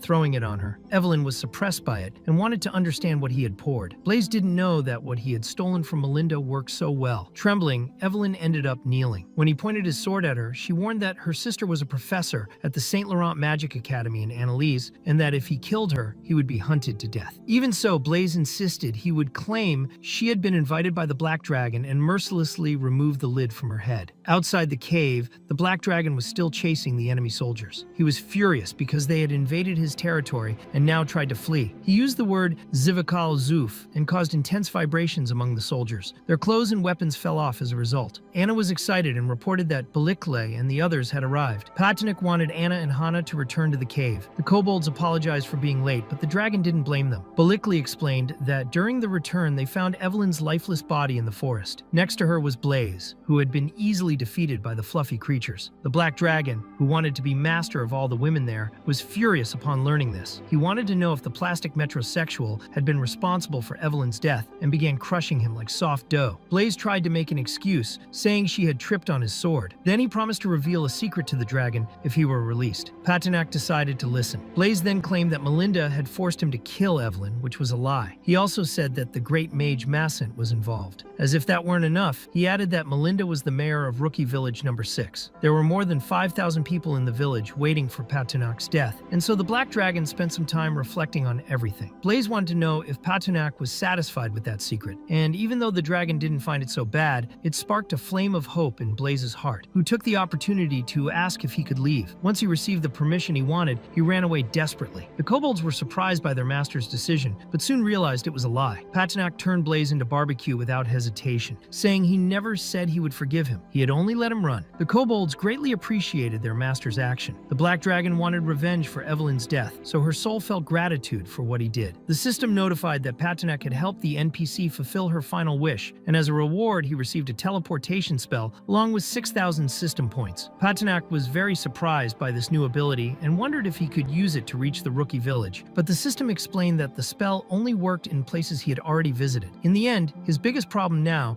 was the mandatory lethargy caused by the inheritance advancement. He believed that if he had been awake earlier, there wouldn't have been so many victims, and therefore consulted the system to see if there was a way to eliminate this lethargy progress. The system showed that he could spend 5,000 system points to remove only a part of it. If he wanted to cut it in half, he would have to pay double. A major reduction would require 20,000 points, and complete cancellation of the inheritance would cost 10,000 points. Patunak was furious because either way, he would have to sleep or refuse the inheritance. He even thought of Anna, who appeared in his dreams, and remembered that she would never let him refuse it. Her image appeared in his mind as someone who liked to hit him, and he didn't even understand why he thought that way. He believed it was a beta thing, liking to suffer. After that, he wanted to know if the system knew why other people appeared in the inheritance dreams. The system explained that normally, strangers didn't appear in those dreams, and that in rare cases a companion spirit would appear. This spirit used the person's favorite image to help complete the magical inheritance. That's why he saw Anna in that way. To him, she was perfect, as the ideal representation of someone who had never been with a woman. Patunak was excited by the explanation, while the kobolds watched everything, not understanding anything. Then the kobolds reported that some humans had surrendered and wanted to know what to do with them. Patunak ordered them to kill only those who had not surrendered and imprison those who had. Melinda, on the other hand, should be kept alive and well cared for while he was away. The Black Dragon would not return to the cave anytime soon because 7 days had already passed and he had other matters to attend to. He acknowledged the favor he had received and would never forget it. He would not let that night pass in vain. The scene shifted outside the cave, where the dragon watched the sunset. Anna and Selena approached, and he didn't understand why they were there. Selena began to cry upon realizing that Evelyn would never return. Patunak was surprised that the mage already knew the news and deduced that Balikli had spread everything. Anna, very sad, asked if the dragon would also feel sad about her death. This question startled him. She wanted to know because, for her, if someone could feel sadness on behalf of another, then this death would have more meaning. But the Black Dragon made it clear that death had no meaning for him. He knew it was inevitable, but he wanted to become strong enough to avoid a foolish death and always remain at the top of the food chain. Selena was dazzled by his words. The scene then shifts to the Morrigan Plains, in the village of Novices number 6. Patunak was flying around when a guard received a system alert indicating that a rising creature had been detected. This meant a demonic attack was imminent. The village's protection system was activated, reducing the attributes of any demons entering by half. The system informed Patunak about this protection. He was surprised that the place had such advanced defenses, but the system also showed him how to handle it. It explained that a 500-meter sphere would cast a shadow over the protective mechanism. Patunak followed the instructions and did so. People began running in panic as he unleashed fireballs on the village. He soon realized that his power was indeed weaker. Even so, the village warriors became angry and decided to advance, confident they could defeat him. The Black Dragon found it strange that everyone was targeting him so quickly. The mages started preparing their attacks and struck his wings, thinking they were scaring him. But Patunak found these people odd, as he felt no fear. He asked the system to activate a teleportation spell. Suddenly, a magical circle appeared on the ground, and the mage's powerful attack went straight to its center. Patunak manipulated the spell's trajectory so that its destination was exactly that village, causing a massive explosion. Patunak hadn't expected the spell to be so powerful after the explosion. Therefore, he decided not to let the players progress too much, as they had become too strong in a short time. The system congratulated him for completely destroying Novice's day, which was simply wiped off the map. As a reward, he received a fragment of the village core. All the players from that village would respawn randomly in other Novice villages. Patunak was impressed by how easily he had defeated them all. The system explained that if Patunak collected 4 core fragments, he could create his own faction. Although he found that somewhat useless since he already had kobolds, the system insisted insisted he shouldn't underestimate the value of the cores. The constructions built by players in novice villages had very high defenses. By collecting the 4 cores, he could build similar structures. Only then did Patunuk understand the importance of that item. Additionally, he gained 25,000 system points and was excited to seek more villages and progress faster. However, the system did not recommend attacking multiple villages at once, as this would attract too much attention and mark him as a world boss. He would be hunted constantly, which would be very unpleasant. So he decided to leave it for now. After all, those with buttons are afraid. Still, he wanted to know how to obtain more fragments in that way. The system thought he was being impatient and advised acting more strategically. Rushing everything would draw too much attention. The system's guidance was to act calmly and discreetly. It suggested that Patunuk use a decretum to perform a sacrificial ritual. If his followers were sent to other parts of the continent, they could grow and learn about trends. The Black Dragon became eager, wanting to know when he could do this. The system informed him that his level was too low for that at the moment. The scene shifts to the Silver Moon Forest, where Patunuk sees Anna standing at the edge of a cliff. He panics, thinking she might jump, and runs to her, only to slip as well. Both fall straight into the water, startling a black-haired girl bathing nearby. The Black Dragon didn't know the girls were enjoying the river. Suddenly, Selena also falls on him, and Anna asks if he's okay, as he seemed dizzy from the impact. Selena thought it was well-deserved for him spying on them. Confused, Patunuk asked who the black-haired girl was. The system alerted that a special NPC had been detected and sent a summoning request. The girls thought he was hallucinating and seeing strange things. Selena had learned first aid while with the mercenaries, but wasn't sure if it worked on dragons. Still, she approached him, saying physical contact was needed. Patunuk liked the idea, being the type of guy who never left the house to meet a woman. However, his hopes were crushed when Selena punched him hard in the stomach. The shock was so great, he even spoke in English, begging her to stop. Even the system thought he was an idiot and warned that by pretending to faint, he lost the summoning chance. Patunuk was upset and wished the system would accept such situations automatically. Realizing he was bathing with the girls, he became even more startled. But Selena explained that there are hot springs in the main cities, where even tug-of-war competitions are held. Patunuk's fertile mind began imagining many females in these competitions, and even thought about organizing one. Selena didn't understand anything, as there were no hot springs there. He asked if the system could create one, and the answer was yes. Then he wanted to know how much it would cost to evolve into the explosive dragon form. The cost was 9,000 system points. Having enough points, he decided to do it. Immediately, he felt intense pain and curled up in a fetal position. His body underwent several changes. His strength increased by 50%, his bite power improved, and his armor became more resistant. The transformation's flames burned the girls slightly. Patunuk was shocked and asked the system what had happened. The system explained that the transformation energy spread widely, increasing its area of effect. To fix this, there was a liquid cooling modification, costing 10,000 points. The Black Dragon was indignant, arguing he was a dragon, not a gaming computer. Still, he jumped into the water and completed the transformation. The system named this form Combined Explosive Power, but Patunuk didn't understand the reason for the name. The system then asked him to test his new fire breath. The girls were not happy, as the breath destroyed their clothes. Additionally, the attack knocked Selena and Anna into the water. Patunuk himself was impressed by the new power. Now he could automatically adjust the temperature and type of his breath, not always needing fire. Finally, he asked why the girls were in the water, but the problem was that their clothes had been ruined. Having never seen Anna in a swimsuit, Patunuk took the opportunity to check the shop options. The scene shifts to him enjoying the bath and having fun. He even found swimsuits made specifically for dragons. Anna was also enjoying the moment, exactly the way Patunuk liked. This strange beta was ecstatic. Selena enjoyed the sensation of being in nature, something new for her. Excited, Patunuk wanted to know if the girls would play tug-of-war. The scene shifts to the sanctuary of St. Augustine. A blonde elf named Celestine was unsure if they could continue fighting. A red-haired elf warned that Commander Alicia Alucatoris was leading a regression army from the first fortress. Still, Celestine should leave immediately. Celestine refused and insisted on staying, praying and asking for divine help to protect her people. The elf knight tried to convince her to abandon the prayers, saying the gods had forsaken everyone. In desperation, she grabbed Celestine, who was frightened and demanded to be put down. But the knight said she couldn't neglect her mission. Suddenly, a magical circle appeared on the ground. Celestine believed a miracle had occurred. The Black Dragon appeared, unaware of where he was or how he got there. He demanded explanations from the system. The knight was shocked to see a dragon before her. She released Celestine, who fell awkwardly and hurt her bottom. Desperate that her highness had been hurt, the knight lunged to catch her again. Celestine was confused, wondering if this dragon was truly a messenger from the gods. The system explained that he had automatically accepted the summoning as requested. Still, Still, Patenak was angry because he wanted to play tug-of-war with the girls in the water and had lost the chance. Celestine then asked if the gods had heard her prayers and sent the black dragon in response. But, clumsy as always, he hit the statue with his tail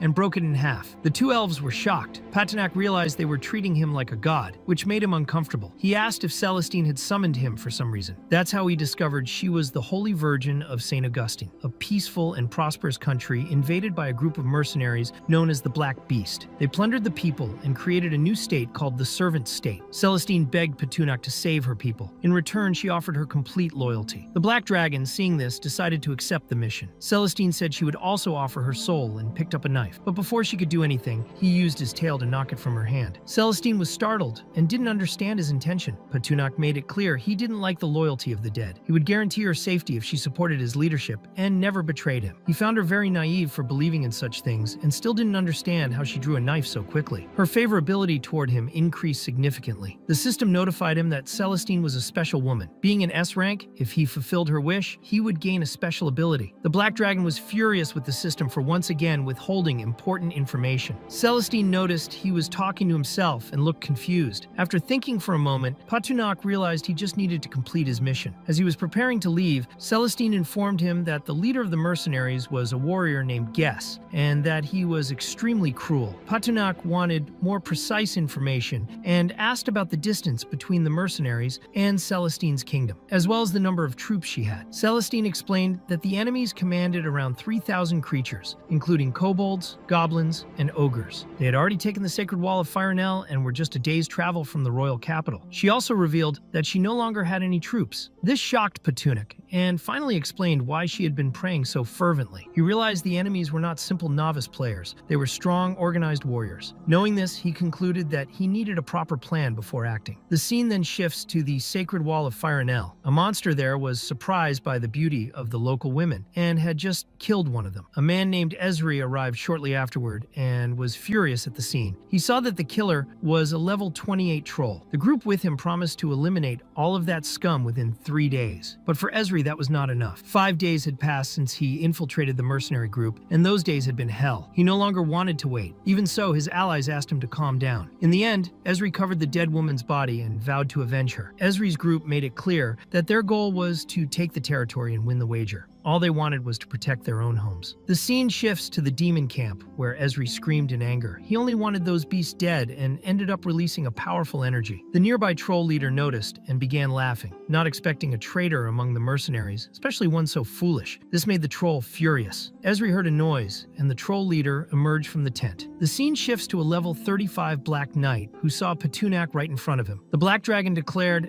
that this place was his territory, and that the presence of humans irritated him. He made it clear that it was a warning. If they didn't leave immediately, he would turn them all to ashes. The Black Knight smiled and said it was all a misunderstanding. According to him, the Sacred Wall belonged to the country of St. Augustine, and the attacks were aimed only at that kingdom. This Black Knight was Guess, the one Celestine had mentioned. Guess explained that after completely taking over the country, they would divide the properties and the women. He said he would take 90% and give 10% to Patenak. The Black Dragon was furious at such audacity. Still, seeing he was foolish, he decided to play along. He demanded 20% and made it clear that if he returned and didn't find the promised treasures and women, he would turn everyone into barbecue. The scene shifts again to the Sacred Wall of Firenel, where Patenak was flying toward the location. One of the guards panicked upon seeing him and warned that an enemy attack was underway. Jess needed to be informed immediately. The Black Dragon approached, seeing everyone running in despair. He viewed each of them as system points and thought any action would bring profit.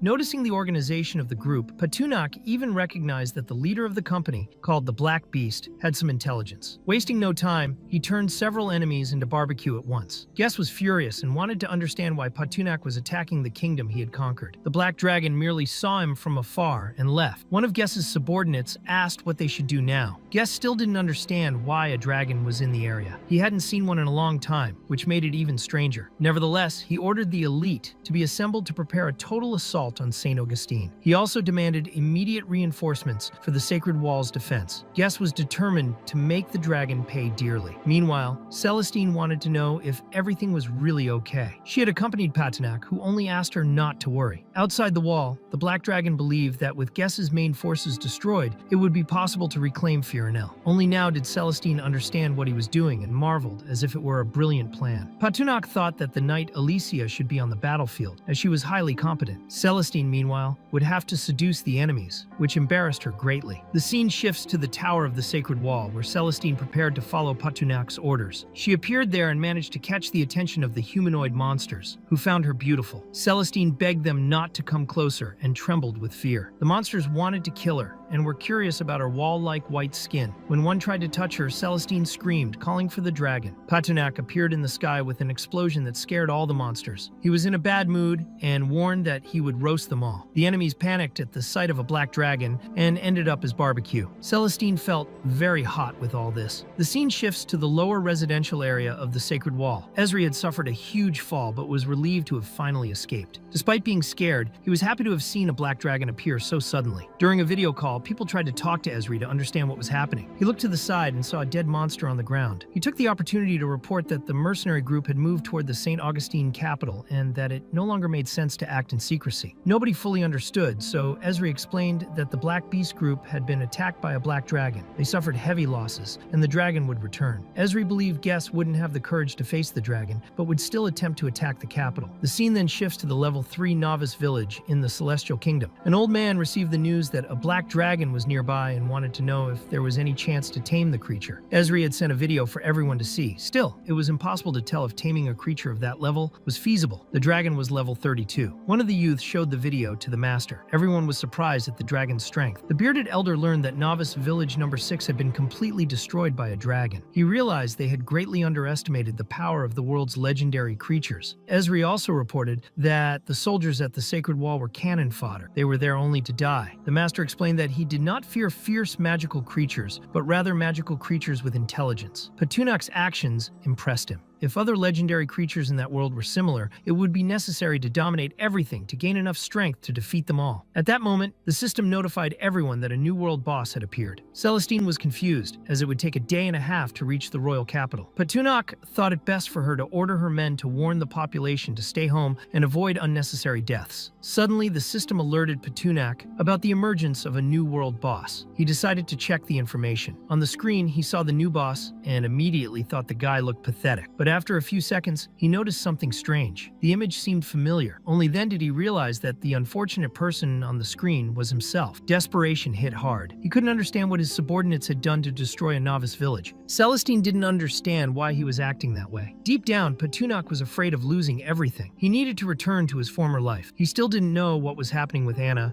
and could return later. Using the excuse that the divine world was calling him, he decided to leave for a while. Without much thought, he teleported straight to his cave and called everyone who was there, but no one appeared. He paced back and forth until he found a kobold snoring in the corner of the room. Patunak shouted, giving the creature a huge scare, and it woke up completely confused. The furry one felt embarrassed for being caught sleeping on the job, but Patunak had no time for that. He wanted to know what had happened during his absence. The kobold explained that everyone was worried, thinking that Patunak had been captured after his sudden disappearance. Anna and the others joined forces and went out exploring every possible area in search of him. In the end, Patunak believed that Anna and the group were in Novice Village number 1. The scene shifts to Anna asking belligerently if there was any sign of Patunak there. The kobold confirmed that they had found nothing. Anna remembered a man to whom they had given a free facial harmonization. He swore he had never seen any black dragon. She believed he was telling the truth, but even so, she didn't give up and decided to continue the search. As she walked around, she heard someone shouting her name. Instantly, she recognized the voice. It was the black dragon, and Selena was confused, trying to understand where he had gone, as Anna was very worried. In Patunak's mind, he still insisted on blaming the system, even though he knew he had activated the option to accept summons automatically. When the dragon reappears, Anna shows enormous relief at seeing that he was fine. Suddenly, a very bright light fills the place, so intense that it nearly blinds the dragon. It was Balikli, appearing with a golden glow coming from the treasure they had managed to gather with the villagers. The glow was so powerful that it surprised Patunak, who hadn't imagined they would play like that in his absence. Without wasting time, the black dragon uses his breath and devours all the gold coins, strengthening his power and increasing the fire element. He also obtains an artistic core fragment called Yen, in addition to gaining 20,000 system points. Even so, he no longer wanted to be deceived. The scene then shifts to the royal capital of Sao Augusto, where Alicia was talking to Celestine, worried about the whereabouts of the dragon. The mercenaries were surrounding the city, which frightened Celestine, as she didn't understand how they had arrived so quickly, expecting the attack to happen only at night. Alicia explains that ever since the village was looted, and with the absence of the army, everything accelerated. Celestine feared that the dragon would arrive only at night, which made Alicia even more concerned, trying to convince her to flee as soon as possible. But the princess did not like the idea of fleeing at all. The scene changes again to the group of mercenaries already inside the capital. One of the subordinates found it strange that there was no army or any defense, as if no one had prepared, or perhaps everyone had already escaped upon discovering the attack. Celestine strikes her staff on the ground, trying to draw attention and assert respect, and everyone looks at her. Being socially awkward betas around women, they became embarrassed at her beauty and distracted. Some other women appeared to further divert the troops' focus, making them begin to imagine that this fight might be more complicated than it seemed. Guest became furious with his subordinates for faltering at the most critical moment, calling it a cheap trick since there was no army. He then ordered everyone to be poisoned, especially through the water supply, believing that in a few days everyone would beg for mercy. Guest even considered giving Celestine a chance, as long as she stopped resisting and left, but she completely rejected the idea, since he had massacred her people, violated her territory, and now wanted to condemn the entire capital. She promised that if she were to fall, she would take him to hell with her. Among the mercenaries, the atmosphere was one of threat and violence, with claims that they would open the gates, kill all the men, and humiliate the women, even grabbing one as an example and making threats. This act sparked deep hatred in Celestine. But before things got worse, a voice emerged, saying they had a good idea and that the mercenaries were about to die. Celestine then smiled upon seeing that the Black Dragon had returned. All the men were surprised to realize that Patenac was by her side. Guests finally understood why the dragon had attacked the sacred wall of Firenel, and everything made sense in light of that alliance. The Black Dragon observed that it was a beautiful and sunny day, but the hearts of those men were cold and filthy. So he decided to heat them with his passion, as if steam were rising from the earth. He didn't explain that this passion would manifest as a barbecue. Thus, he unleashed his fire breath in all directions. Guess ordered his subordinates not to panic and tried to act quickly, saying he would not be defeated so easily. He requested a spear, brought by goblins, and began to concentrate all his energy on it. In the mind of that mad leader, skill could overcome strength differences, and he planned to attack the dragon's weakest point. He then threw his weapon at Patenac, but the spear had no effect, and the dragon remained unharmed, leaving guests completely shocked. Even surprised, he insisted on another attack, this time using a long-range spear. But to the Black Dragon, it looked more like a toothpick than a weapon. Realizing the gravity of the situation, Guest decided to use his strongest skill and threw a sphere directly at Patenac. Patenac caught the sphere without fully understanding what it was. Suddenly, the sphere exploded, spreading smoke that made him cough, as he was a finicky dragon who didn't like bad smells. When the smoke cleared, he realized that Guest had disappeared, showing that in the end, he was nothing but a coward. Patenac had even had more faith in Guess, thinking he would at least stay until the end. The humanoid monsters with the mercenary group began to worry about their leader's disappearance, as they were entirely dependent on him. Patenac didn't want to waste time and approached all those monsters, who were terrified upon seeing him. Without hesitation, he unleashed another fire breath, making them all dance in the flames. Meanwhile, Celestine watched what was happening and noticed that Guess and some of the mercenaries had escaped. She wondered if they should pursue them, but Patenac made it clear to the Queen of Sao Augusto that they would not get away. The scene then shifts to the sacred wall of Firenel, where Guess ran in desperation, promising that one day he would take revenge on the dragon and the kingdom, believing he only needed time to recover. But to his misfortune, Alicia was already there, wanting to know what he planned to do once he rose. Guess was shocked, not understanding why she was at the sacred wall instead of the border fortress. Before he could react, Patenac appeared, declaring that the territory was now his, as he had taken everything, and unleashed another fire breath at the despicable human. Guess could no longer comprehend how everything had happened so fast. The system then explained that by defeating all the mercenaries of the Black Beast, Patenac had received 6,000 system points. The scene shifts again to the capital of Sao Augusto, where several elves were thanking Patenac for everything he had done. But the dragon didn't want thanks. He wanted everyone to rise, as he would help their country survive the calamity. But in return, everyone had to become his vassals. Celestine did not hesitate and declared herself a voluntary vassal of Patenac, promising to always serve him. With this, her wish was fulfilled, and the vassalage contract came into effect. Now, if she died, all her powers would be inherited by the dragon, and if Patenac died, died, she would also die. Additionally, a fixed summoning channel was created between them, and the system granted the dragon another 3,000 points. Although he thought the amount was low, Patunak wanted to know what special ability he had gained. The system began speaking indirectly, as always, suspicious that Patunak did not trust it, but then revealed that the dragon had received a special upgrade called Dragon's Burning Power. This ability made the dragon's power even more violent, not only intimidating enemies, but also increasing the effect of all his attacks. This was the special ability granted by Celestine, classified as S. Curious, Patunak wanted to know the exact class of that power. The system then loaded the new feature for him to use, and when the dragon began to concentrate the power, a strong wind filled the place. The gust was so intense that Celestine panicked, trying to hold her skirt, as it became clear at that moment that this power truly made a difference.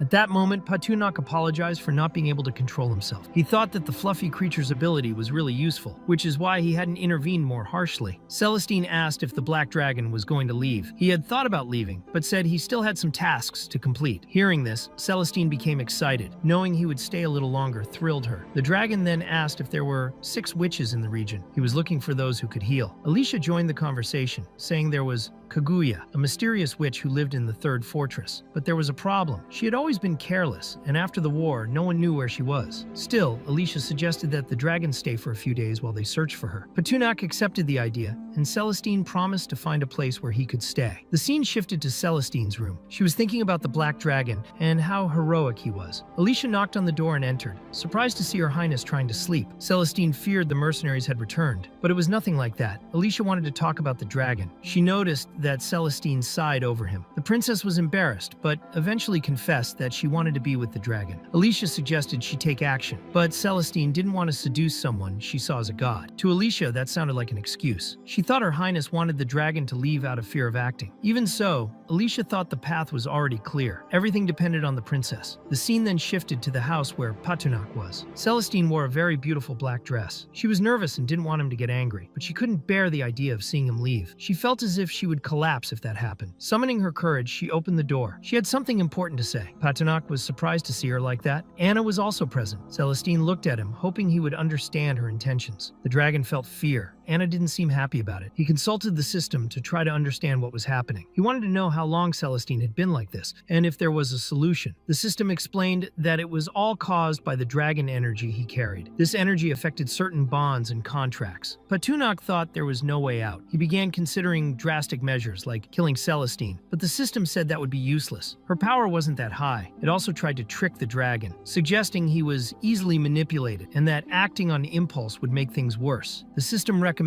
that he remain calm. Patunak then called Celestine with seriousness. She responded with a passionate look. He didn't understand why her eyes had hearts. He looked at Anna, who didn't seem happy. To make matters worse, Celestine pointed at Anna, wanting to know who she was. The dragon explained that Anna was his companion and asked what Celestine wanted from him. That shocked the princess. She hadn't expected it and now thought she wasn't a good candidate. She changed the subject, saying she wanted to discuss reorganizing the army after his departure, aiming to strengthen her kingdom with a new training system. She acknowledged that Patunak couldn't protect the country forever and was pleased to be praised for thinking about her own progress. But the dragon was concerned about Anna. She might have misunderstood everything. In the end, Anna cried, wanting to know why he called her his companion. Before things got worse, Alicia arrived with news. They had found the witch Kaguya. The dragon immediately became interested. Kaguya arrived being carried by fluffy creatures. The dragon thought it was over the top. The witch said it was inconvenient to meet with other beings and apologized to the dragon in advance. But she didn't truly appear. Patunak found this mystery odd. Still, he wanted to know if she could heal someone, and she confirmed that she could. The dragon then introduced Anna, wanting to know her condition. But Kaguya said there were too many people present, which interfered with the treatment. Patunak asked Alicia and Celestine to step outside for a moment. Anna was a little frightened, but the dragon tried to calm her. Despite this, he was very worried, knowing she only had about a month of endurance left. Anna's HP was extremely low, and she was at risk of death. The fluffy creature approached her, and even weak, the girl began petting it. Suddenly, Kaguya cast a spell, and the cat grew enormous, taking on an almost humanoid form, which scared Anna. Without warning, it opened its mouth and swallowed swallowed part of her body. Patunak panicked and ordered the cursed cat to release Anna, but the creature started running, and the black dragon chased after it. In the end, he didn't understand what the cat was trying to do and demanded that it spit Anna out immediately. Kaguya only wanted the black dragon to wait a moment, as this way she could see what was happening to the girl. She explained that the elf was under a curse that gradually infected her body, and in truth, Anna should have already been dead. Therefore, she acknowledged that Patunak was keeping her alive. Still, the dragon was in a hurry, worried about the girl, and made it clear that his patience had limits. He ended up crushing the carriage where the woman was, revealing Kaguya's true appearance. She wore a mask and looked very young. Patunak was surprised, and Kaguya began crying, desperate at being exposed. Seeing the human world, she panicked, and the dragon asked if she was okay, but she was completely disoriented. He then placed a knight's helmet on her head, which calmed the witch. She seemed to have a social phobia of the third dimension. With the helmet, she felt better. Patunak, naturally provocative, wanted to test this and removed her helmet. Immediately, Kaguya panicked, stood up, and cast a spell on herself. The black dragon had no idea what she was trying to do. She transformed into a kind of Russian doll. He then asked where Anna was. From a hole, Kaguya cast another spell that fell into Patunak's hands and transformed into Anna herself, sleeping. He was surprised and wanted to understand what the witch had done. She said she only made her sleep, giving her a calm and painless rest. Kaguya also explained that the curse affecting the elf aimed to steal her talent. The origin of the curse was in the girl's heart, and it was cast by someone experienced. According to the witch, it was the work of a specialist and could only be undone by finding that person. Otherwise, when Anna's talents disappeared, her life would also end. Kaguya believed there might be another solution. The simplest would be to obtain a new heart. Patunak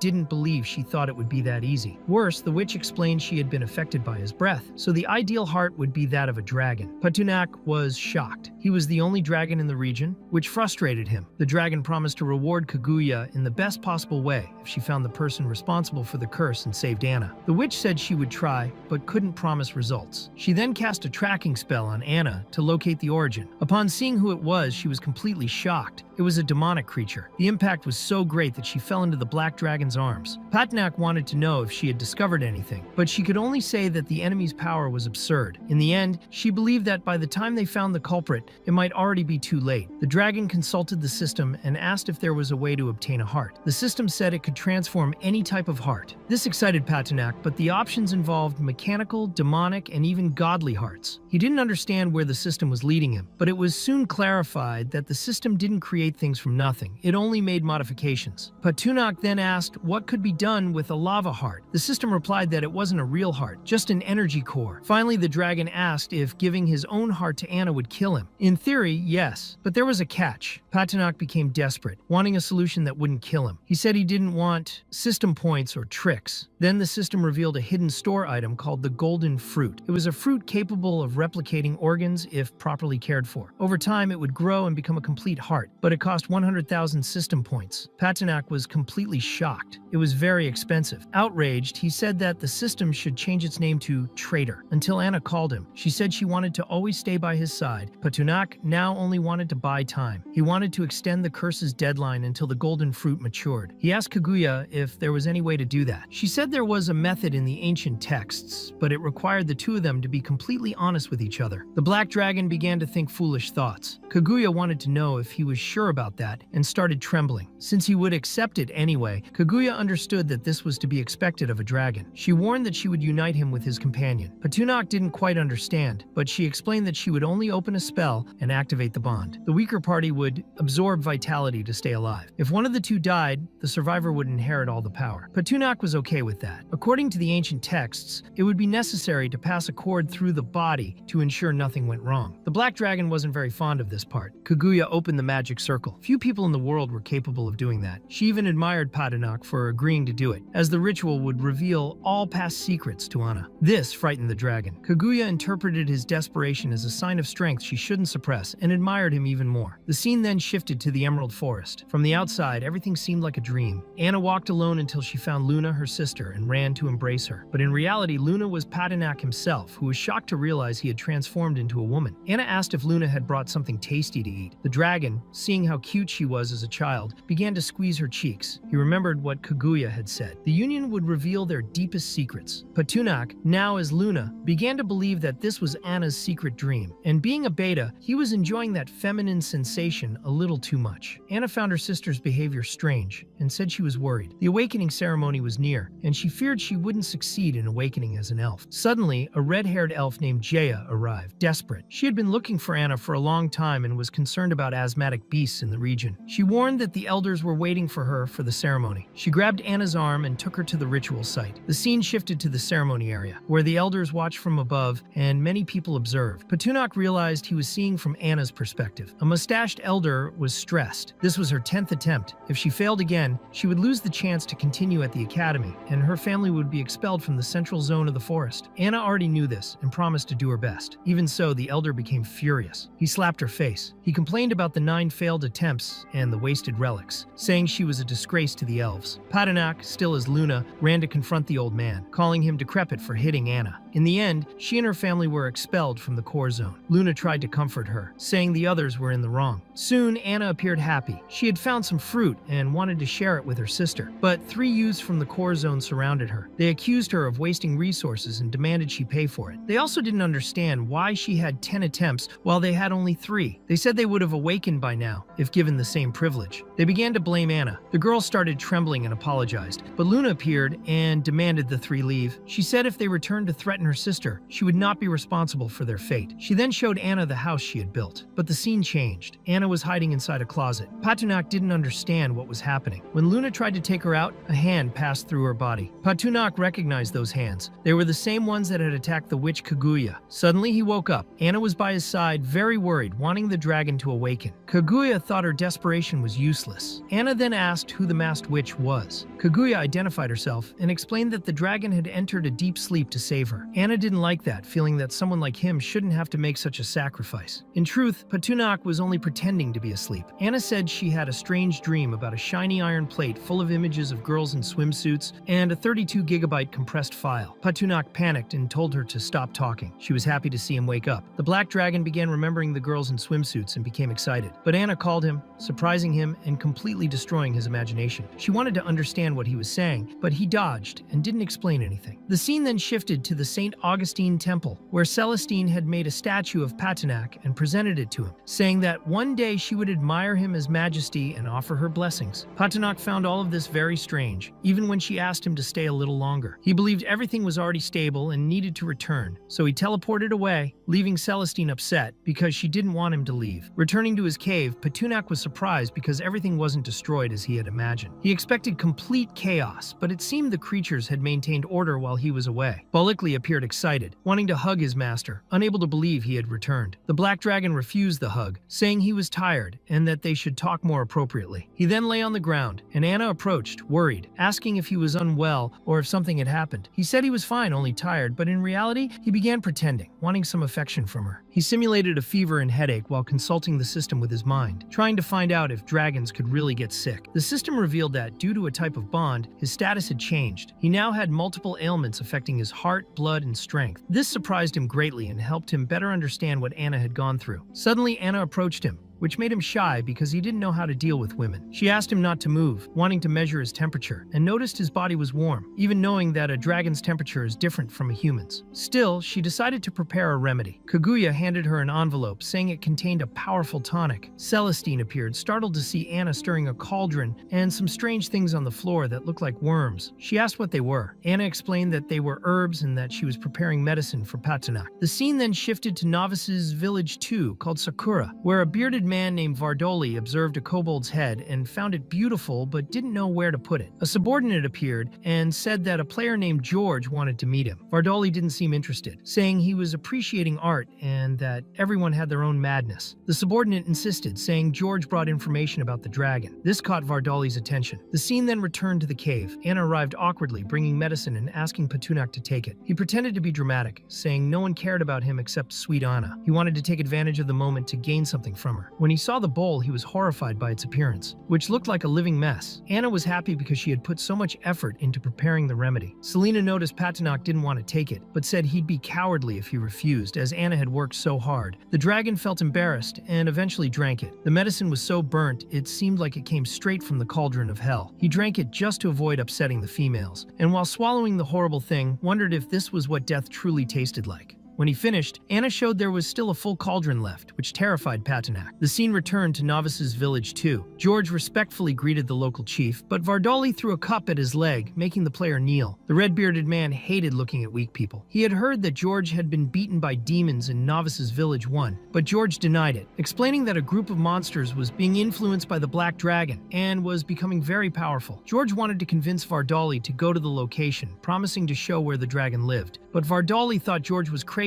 because the Black Dragon was a world-level boss. No one dealt with that simply. He didn't understand why anyone would approach him. George then explained that the dragon was with a half-elf of incredible appearance and body, and thought Vardali would appreciate her beauty. He showed a photograph of Anna, which excited the village chief, who said she looked like a work of art. He already imagined how it would be to have the heads of the Black Dragon and Anna in his collection. Meanwhile, George smiled, seeing that he was managing to convince the man, as it didn't matter to him who won or lost. The important thing was that somehow he would come out ahead. The scene then returned to Patunak's cave, where the winds of the next chaos were already beginning to blow. Selena and Anna were sleeping, and Patunak thought it best to let Anna rest, as she had devoted a lot of her time to preparing that medicine. What surprised him was that, despite the horrible taste, he actually felt better after consuming it all. Suddenly, Balikli appeared, informing his master that the prisoners captured in the last battlefield were being held at the back of the mountain. He wanted to know what the master intended to do with all of them. Patunak had completely forgotten about those prisoners. Balikli gave the count, saying there were 213 in total. The dragon was shocked by the number and wanted to know what they had eaten during his absence. The kobold was honest and admitted that he hadn't thought to provide food. But when they felt hungry, they ended up chewing leaves and herbs from the surrounding trees. Patunak was in shock, as those people certainly didn't expect to die of hunger after surrendering. He then asked to be taken to the location to see the situation with his own eyes. The scene shifted to a building that Balikli explained had been constructed based on the architectural style of Novice Village 1. They had erected a prison and took turns every day to guard the inmates. In the end, the Black Dragon acknowledged that trusting that kobold wasn't such a bad idea. Balikli looked at the ground and commented that they should aerate the soil, as no grass grew there. Patunak realized that they really should start cultivating the soil. This way they could improve the quality of life for the monsters, and also give the prisoners some occupation. Balikli was delighted with the idea, but didn't know what to plant. Patunak opened the system and thought potatoes would be a good choice since they were hardy and high yield. He bought the seeds through the system's shop. Suddenly, the scene changed to a huge man eating an enormous meat leg. He was known as the Meat Mountain by his subordinates, who were worried because the food wouldn't last until the end of the month. They believed that following the strongest guy from the novice village would allow them to eat and drink well. But the opposite was happening. What would feed a normal person for a month lasted only a week with that guy. One of the men even thought they might end up as food when scarcity arrived. The Meat Mountain approached the two, wanting to know what they were discussing, and the subordinates were shocked. They had received an invitation from Novice Village 2 and wanted to know if the Meat Mountain would like to go there. The scene then shifted to Novice Village 2, called Sakura. In a meeting room, a few people were waiting for the local mayor, the bearded redhead, and had been waiting for a long time. They discussed whether there was anyone more important than themselves, but the mayor said that those who are not punctual aren't that powerful. Suddenly, the Meat Mountain appeared behind him, intimidating the mayor instantly. The bearded redhead was startled, as he hadn't noticed anyone behind him, and immediately recognized the reputation of the Meat Mountain, also called David. He declared that it was an honor to receive him there. George was surprised to see him, and wondered if he weighed around 400 kilograms. Vardali, annoyed by the comment, kicked George and apologized to David for the guard's behavior, explaining that he was like a watchdog. David then hugged him and said that George was a very special watchdog. Vardali, taken aback, said that David could keep George if he wanted. At that moment, a man with long blue hair entered the room. He hadn't seen Vardali for a long time and considered him an old friend. With everyone gathered, Vardali got straight to the point. He wanted to summon them to hunt the Black Dragon. Everyone was shocked, as they knew Patunak had become a world-class boss, and facing him would not be easy. George paid attention to everything. He had tried to join them as an act of submission, but was treated as if he were not human. Since they were acting this way, he felt he shouldn't be blamed for his own actions. In the end, he informed Vardoli that he knew an easier way to defeat the Black Dragon. He said it was enough to kidnap the half-elf who accompanied him. This way the dragon would surrender quickly. He convinced the bearded redhead that he would gain 2 perfect heads, but in reality, George only wanted them to do it so they would feel the dragon's wrath. Suddenly, the scene shifted to Anna sneezing. The black dragon became worried, wanting to know if she was okay. He imagined this happened because she had spent too much time making medicine for him. He thought it would be best if it didn't happen again. Anna said she was fine, that it was just a chill, and then said she had something to give him. She was sure it was something the dragon wanted very much. She then showed a key. Patinok wanted to know if it was the key to a treasure chest, and she confirmed. It was the key to the silver chest of the mage Melinda. Selena appeared and said it wasn't a big deal. She explained that the key had been taken from Daniel along with several others. The dragon didn't understand how she had managed that. Selena laughed and said it was easy. She just tore off his hands and feet. The scene then shifted to Melinda, who was now behind bars. Melinda blamed Daniel for not becoming the leader of Village 6. She believed everything went wrong because of the false information he spread. But Daniel didn't care about her words and only saw Melinda as a useless burden. While the two were trapped in that situation, Melinda began to reflect. She knew they couldn't continue like this and needed to find a way out. She asked Daniel how many points he still had. He replied he had 500, but had to spend the rest buying keys. Melinda was furious, thinking he was an idiot for not using the points on something that would allow them to revive anywhere. But Daniel argued that it was easy for her to say, since she still had arms and legs. Even so, she asked him to give all the remaining points and promised that she would come back to save him. The scene shifted to Vardali's group, which had already arrived near the dragon's cave. He ordered his watchdog, George, to search for the elf girl. George hesitated,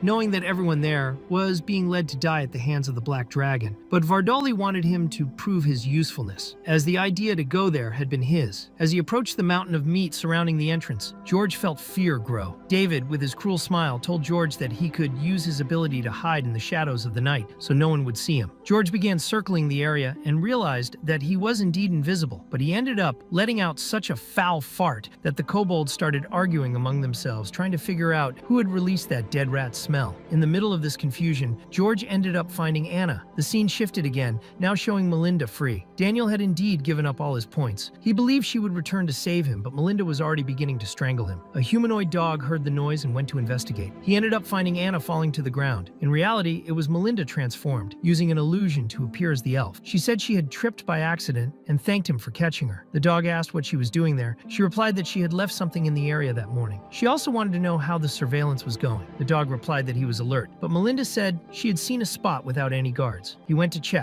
and she felt relieved. She had used Daniel's points to buy an illusion potion, and everyone saw her as Anna, making her escape easier. George noticed that Anna had suddenly disappeared. Confused, he got distracted and ended up getting hit. Melinda fell to the ground in Anna's form, and the situation became chaotic. She began to suspect that there was an invisible wall nearby. George picked up the girl, and she had the strange sensation of being carried by a ghost. One of the dogs went to Patunak to report that he had seen Anna walking through the Silver Moon Forest. He also said he had witnessed something like a ghost. Patunak found this strange, as he was sure Anna had been sleeping the entire time. When he looked closer, he only saw Selena sleeping and became irritated, not understanding what was happening. The black dragon flew out in desperation, like a betrayed man searching for a woman in a motel. He began shouting Anna's name. Vardoli's group saw him passing through the sky. The mountain of meat posed as if it could face the dragon. The blue-haired man thought the dragon was looking for the elf, so George must have found her. Vardoli began valuing the dog more. Even so, the blue-haired man still found everything very strange. That dragon didn't seem like what the system had shown. It was much stronger. Vardoli ignored his opinion, claiming he had faced powerful creatures before. He believed he could defeat Patunak and still had his colleague's secret weapon. Meanwhile, Patunak continued his search. Suddenly, he was surprised by Vardoli running toward him with a flaming sword. He wanted to kill the dragon once and for all. The blade managed to touch the dragon's core, but Patunak dodged at the last second. An explosion occurred, and Vardoli believed he had won, already beginning to celebrate. But Patunak was unharmed. This left Vardoli in shock, even more so when he realized his sword had disappeared. The black dragon was holding the sword and tossing it into the air, as if it were trash. He then explained to the bearded redhead that he had only stumbled at the moment of the attack. This made the redhead even angrier, his eyes nearly popping out of his head. In fact, Patunak had an active ability that nullified any damage received and reflected the impact back to the attacking object. Now he wanted to get rid of anyone invading his territory. Suddenly he was shot in the back, but the bullet ricocheted off his skin. Even in the eye, the shot bounced. Seeing the projectile hit the ground, he realized it was a real bullet. He didn't understand how a gun was there. Vardoli's handsome companion had a sniper rifle and was trying to attack the dragon from a distance, but he became frustrated when he saw that Patunak's skin was too tough. The bullets couldn't penetrate. When he looked through the scope again, he saw that the dragon had disappeared. Patunak was now behind him. The shooter tried to back away and fired again, but the black dragon used the ancient language. He shouted Zunhalviik, a word that activated the disarming ability. The weapon fell from the shooter's hands, who didn't understand why it had flown out on its own. Patunak didn't waste any time and bit into the enemy as if he were eating a juicy hamburger, making blood spill from the man's mouth. But Vardoli, even though he wasn't exactly clever, interfered at the right moment. He appeared holding Anna in his arms and wanted to know if the black dragon was willing to see her die. The girl struggled, begging the bearded redhead not to end her life, but the one there wasn't the real Anna. It was Melinda, disguised with an illusion potion. Seeing his girl in danger, the black dragon didn't hesitate and ordered Vardoli to release her immediately. Otherwise, he promised a terrible death. But Vardoli wasn't intimidated at all and pushed the girl off the cliff, wanting to see if the dragon was fast enough to save her. The fake Anna fell in despair, pretending to be afraid of heights. Patunak dove through the air, catching her in his arms with agility. The next instant, a magical circle appeared beneath him. Confused, he instinctively activated his shield and realized he had fallen into a well-prepared ambush. The Meat Mountain warned that now it was all or nothing, and that they would attack with full force. The blue-haired man cautioned that they might have underestimated the black dragon, as the magical shield and his armor were extremely resistant. It was as if he had 2 layers of protection, making it difficult to find a spell that could hit him accurately. Vardoli believed they couldn't waste time and ordered all the mages to attack together. Patunak lamented that he couldn't use the dragon language against spell formations, and since he thought Anna was in his hands, he had to act cautiously to avoid putting her life at further risk. He still didn't know he was holding Melinda in disguise. Melinda herself felt a certain relief, realizing that the dragon's shield was protecting her, but that relief didn't last long. An attack pierced the barrier and struck her directly. She began to cough up blood, leaving Patunak in shock, as well as Vardoli, the Meat Mountain, and the blue-haired metrosexual. Vardoli wanted to know who the idiot responsible was. He compared the scene to Goku pulling power from his behind when his friends died. Now he feared the power of the plot. The mages were embarrassed, realizing they were supposed to attack with all their strength and hatred. Vardoli explained that they needed to focus on the dragon, not Anna. At that moment, Patunak became possessed. Rage took over, and he vowed to destroy everyone there. The blue-haired metrosexual realized that the dragon was truly furious. The only thing they could do was run to try to survive, but before they could escape, the black dragon unleashed his fire breath. In an instant, all the mages were incinerated. David tried to use his shadow assassin formation technique, creating multiple clones of himself, resembling a generic obese version of Naruto. But no matter how hard he tried, he couldn't hit the dragon. Realizing this, he decided to flee, but his size didn't help, and running wasn't his strong point. Patunak requested the system to release a heart modification. With this, he caused a massive explosion in the Silver Moon Forest. The invaders were eliminated, and he received 15,000 system points as a reward. The scene then shifted to the dragon's cave. Balikli ran to inform his master that Anna had returned home. Patunak had already expected this, believing she would have returned to the Emerald Forest. Balikli didn't understand what his master was saying until he saw Anna tasting honey with a smile on her face. She showed that she had found the honey in the swamp and wanted to use it to sweeten Patunak's medicine. As he complained a lot about the taste, the dragon began to cry, thinking he was hallucinating. He believed she had died, and his mind was breaking from longing. He squeezed her cheeks and told himself that the vision seemed far too real. But soon, Balikli returned with more information. The 2 human players who had been imprisoned, Daniel and Melinda, had disappeared. They also found traces of an illusion potion. It was at that moment that, for the first time, Patunak thought clearly. He realized he had been deceived and that Melinda had used the potion to take Anna's appearance. Even so, he was relieved to know that the real Anna was still alive. The girl was a little annoyed upon learning that the black dragon thought she had died just because she had been away for a while, but he tried to explain himself, albeit awkwardly. The scene then shifted to the king's palace in the city of Andalus. A knight informed Anlius that the Arilan Empire had arrived. They wanted to request the return of the great mage Macent. Anlius was very annoyed, finding such a request ridiculous. To him, Macent had never done anything useful, only wasting resources. He didn't even know that the mage had already been killed, and even suspected a scam. He sent the knight to say that Macent was buried in the dragon's mouth. At that moment, Queen Anlos appeared. The king was concerned about her presence. She said she had learned about the king's problems, and decided to come personally. Queen Anlos wanted to confirm whether Anlius was really seeking someone to kill the dragon to cure the prince. Anlius tried to explain himself quickly, but the queen refused to listen. She slapped him, saying there was nothing left to explain. To her, everything he had done during her absence had been a disaster. Anlius tried to justify himself, saying he only wanted to find a quick way to save the prince, even if it meant making hasty decisions. The queen then asked the knight to bring the special guest. An elegant young man entered the hall and greeted both of them. He complimented the queen's beauty and thought to himself that the king was completely useless, just like the great mage Masent, but he hadn't expected the queen to be so attractive. Anlus thanked him and maintained her composure. The young man then mentioned that he had heard rumors about her army's failure, which had not even managed to return alive from the mission, and thus wanted to know if Her Majesty was ready to hand over the men and pay compensation. The queen acknowledged the seriousness of the situation and even considered the proposal, but made it clear that the mage Masent had not yet been officially declared dead. Some renegade soldiers, before entering the Silver Moon Forest, claimed that they hadn't seen him during the battle. The young man then asked if she was implying that Masent had fled the combat. Anlus did not want to be misinterpreted and firmly stated that she was merely trying to resolve everything peacefully. Since someone had already been sent to investigate the situation, she suggested he stay there for a few more days. If Masent had died trying to face the dragon, then they could discuss compensation again. The young man agreed, but made it clear that his time was short. The scene then shifted to the dragon's cave. Patunak was downcast. Anna hadn't spoken to him for 2 days. Feeling uneasy about the situation, he consulted the system to find out what those novice villages in the region were. His intention was to destroy them all before they grew and began to disturb the peace of him and his followers. The system advised against such madness, warning that if he attacked all the villages at once, he would be classified as a permanent world boss. This caught Patunak's attention, as he had no idea what it meant. The system explained that if that happened, a teleportation matrix would be automatically created near him, allowing players to transport directly to the Silver Moon Forest. This would greatly increase future problems. Knowing this, Patunak wanted to avoid such consequences. Since he couldn't attack villages directly, he asked the system how he could continue earning points. The scene shifted to the first novice people of the Celestial Kingdom. A young man named Esri was surprised to see the system announce that the world boss had changed. He began to think that the Black Dragon might have been defeated. This worried him, as he dreamed of fighting Patunak someday and hoped the dragon was still alive. Back in the dragon's cave, the system reported that Patunak's exposure had dropped for unknown reasons. This meant he could explore the world more freely. The system also indicated that new epic monsters had appeared. Patunak was a little annoyed, as he had been using the system for quite some time and expected more direct answers. But the system explained that it only detected changes and not global causes, since it did not have a world structure like a satellite. Even so, this drop in exposure could be advantageous. With less attention from players, he could destroy novice villages and accumulate wealth without becoming a direct target. Patunak then called Bolikli and ordered him to prepare the troops. They were going to head north of the Morrigan Desert, toward the novice village number 2 called Sakura. Before leaving, Patunak consulted the system about ways to strengthen his army. He wanted to know if, when evolving, his troops would evolve as well. The system replied that there was a modification called Swarm's Will, which would allow this kind of advancement, but it cost 100,000 system points. It was an expensive resource, clearly inflated, making it hard to obtain. The scene shifted again to Queen Anlus's hall. Some maids were taking care of her hair when a hooded woman arrived and greeted her. Her name was Salist. The queen ordered the maids to leave so they could speak in private. Salist showed an ancient bracelet, saying it was the same one her sister had left before disappearing. She wanted to know if the queen would truly help her find her missing sister. Anlus said she would do it if she received something in return. Salist offered 10 years of youth in exchange for help locating her sister, whose name was Evelyn, and, unfortunately, had died at Blaze's hands. Quickly, the queen took the bracelet and handed it to a magic mirror. The mirror absorbed the object, and Salist was astonished by the image that appeared before her. The mirror showed Evelyn alive, walking alongside the Black Dragon. The scene shifted to the Morrigan Plains. Patunak suddenly began to sweat, and Bolikli, noticing this, thought his master was very hot. He suggested taking a break, but Patunak replied it was unnecessary. The furry kobold did not know the dragon had liquid cooling, nor had he noticed that Anna was still on his back. Both Anna and Selena were suffering from mild sunstroke. What they wanted most at that moment was some water. The Black Dragon reached the bank of a river, scooped some water, and poured it over them. This quickly improved their condition, though Anna was slightly annoyed at being wet. Patunak, who was rather peculiar, offered to help. Meanwhile, nearby, a group of bandits was harassing a girl who was screaming for help. Patunak heard the commotion and found it odd that the map had not indicated any novice village nearby. The system then explained that players from other worlds have their own camps, each with unique characteristics. The novice village called Sakura, for example, could hide its location and was connected to the spirit of martial arts. The Rio camp, on the other hand, focused on technological solutions and improvements. Patunak was surprised to discover that each camp had exclusive abilities. Meanwhile, the girl screaming was just pretending. It was Salist, and when she realized the two bandits were distracted, she declared that every everyone was dead and drew her sword. The black dragon then flew toward the two and knocked them down quickly. Salis was surprised to see the dragon up close and felt immense relief that he was alive. The two players harassing her tried to flee through the water, but Patunak appeared again and splashed water on them. Salis watched everything, recalling that dragons tend to be audacious. She thought it would be easy to seduce Patunak. She thanked him for his help and gave a false name, saying she was Aya and willing to sacrifice herself for him. She did not know who he truly was. Patunak did not like flirting, and Salis began to doubt whether she could maintain her act. She thought he needed to prepare to resist her charm, but the black dragon simply turned his back and left. His actions clearly showed that he did good without expecting anything in return. Salis was outraged. She didn't care about the dragon's escape at that moment, but promised that she would find him again and kill him no matter what. The scene continued in the Morrigan Desert. Balikli warned his master that the desert was dangerous and harbored fierce demons. Shortly after, the narrative shifted to the brass dragon's nest. This dragon was sucking on leaves, and the scene returned to Patunak calling Balikli. The kobold wanted to know the orders. The black dragon decided it was time to rest. Anna and Selena wore sunglasses and light clothing, as if they were on a beach. The two wanted to understand the reason for the stop, while Patunak felt the hot metallic air around him. He remembered the brass dragon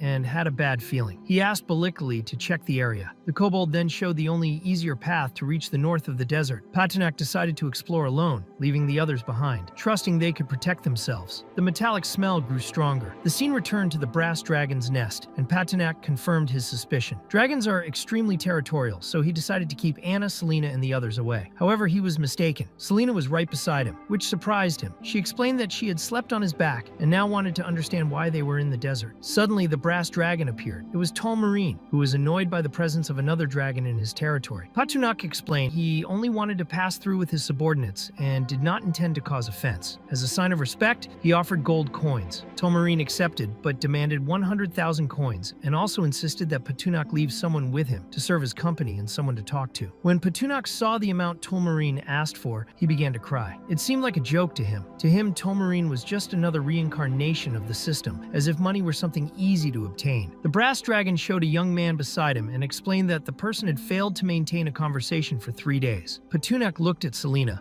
expecting some response, but she did not understand why they were looking at her. She made it clear she wouldn't talk to the brass dragon. Patunak then explained that he could pay in gold, but when it came to handing over people, he could only do so if they agreed of their own free will. He also made it clear that he respected both dragons and only wanted Tolmarine to let the group pass safely. Tolmarine found it offensive that the black dragon compared himself to him, believing metallic dragons were on a much higher level. Patunak realized the conversation was over. Without wasting time, he began to fly, understanding that the matter could only be resolved through a fight. Tolmarine found it ridiculous that the black dragon wanted to confront him. Without hesitation, he launched the first attack, and thus the battle between the two began. Patunak managed to dodge easily. Tolmarine was confused to see him disappear. Suddenly, the black dragon appeared behind him and bit his neck with force, showing that the other was very slow. Selena tried to help using a restraining spell, but her aim was terrible. She ended up hitting Patunak himself, giving Tolmarine a huge advantage. Angered, the brass dragon promised to reduce Patunak to ashes that would be carried away by the desert winds. The sandstorm worsened everything, making it hard to see even for the black dragon. Selena was also affected. Tolmarine launched a huge rock at them. Patunak managed to grab Selena and dodge at the last moment. The sand hindered their movements, and the black dragon realized that Tolmarine mastered advanced magical techniques among dragons. Patunak asked the system if there was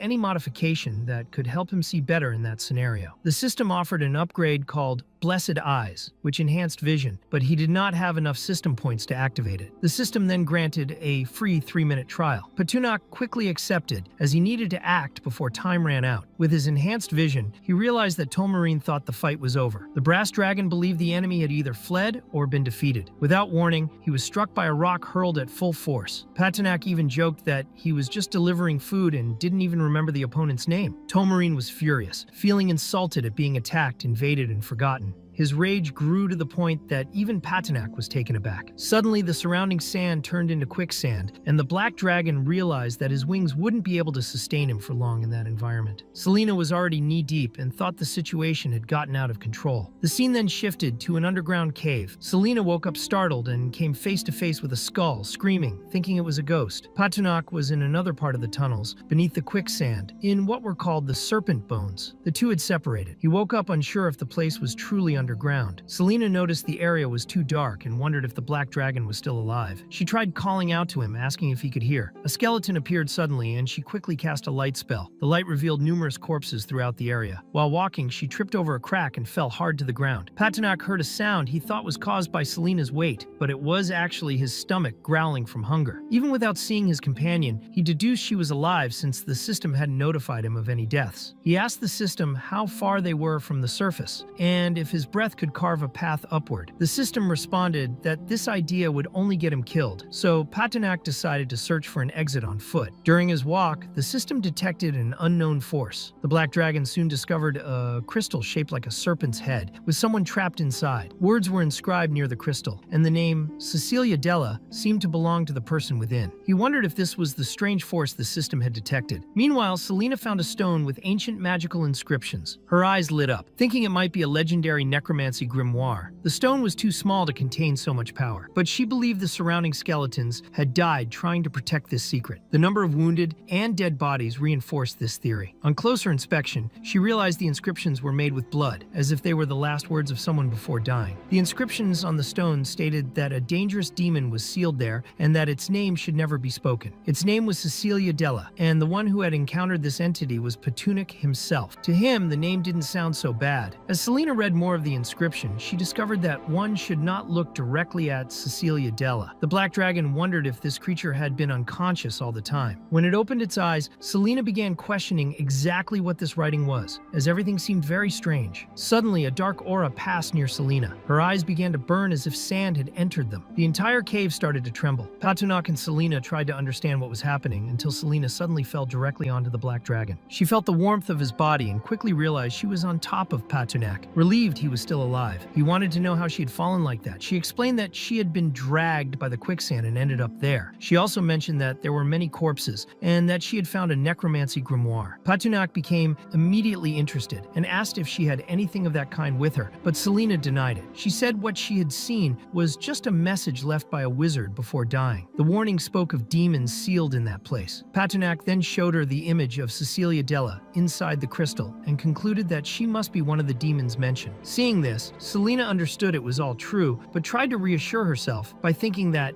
as long as she didn't touch her, look into her eyes, or recite her name, they would be safe. Patunok, being completely reckless, grew curious about what would happen if he did everything Selena told him not to do. She became worried and asked if he had done anything wrong. At that moment, the crystal began to crack. Both of them were frightened. The crystal then exploded with such force that it even cut the black dragon's own skin. Cecilia Della was radiant at being free again and wanted to know who the two hiding behind the rubble were. The system quickly notified that a special female NPC had been detected, and an incursion against Patunok was initiated. The dragon panicked, asking the system for help, but the system simply disappeared, telling him he should trust his own potential. At that moment, Cecilia located them, and the two began to run. The scene shifted to the brass dragon's nest, where Tulmarine reflected on the army of magical creatures near his territory. He still believed Patunok had died. The creatures under the black dragon's command had not yet realized this. Suddenly, Tulmarine also felt the tremor coming from underground. Outside, near the skeleton of a giant serpent, Patunok's subordinates noticed that the tremor came precisely from the direction he had gone. Anna felt a pain in her chest and grew deeply worried about Patunok. In the desert, Patunok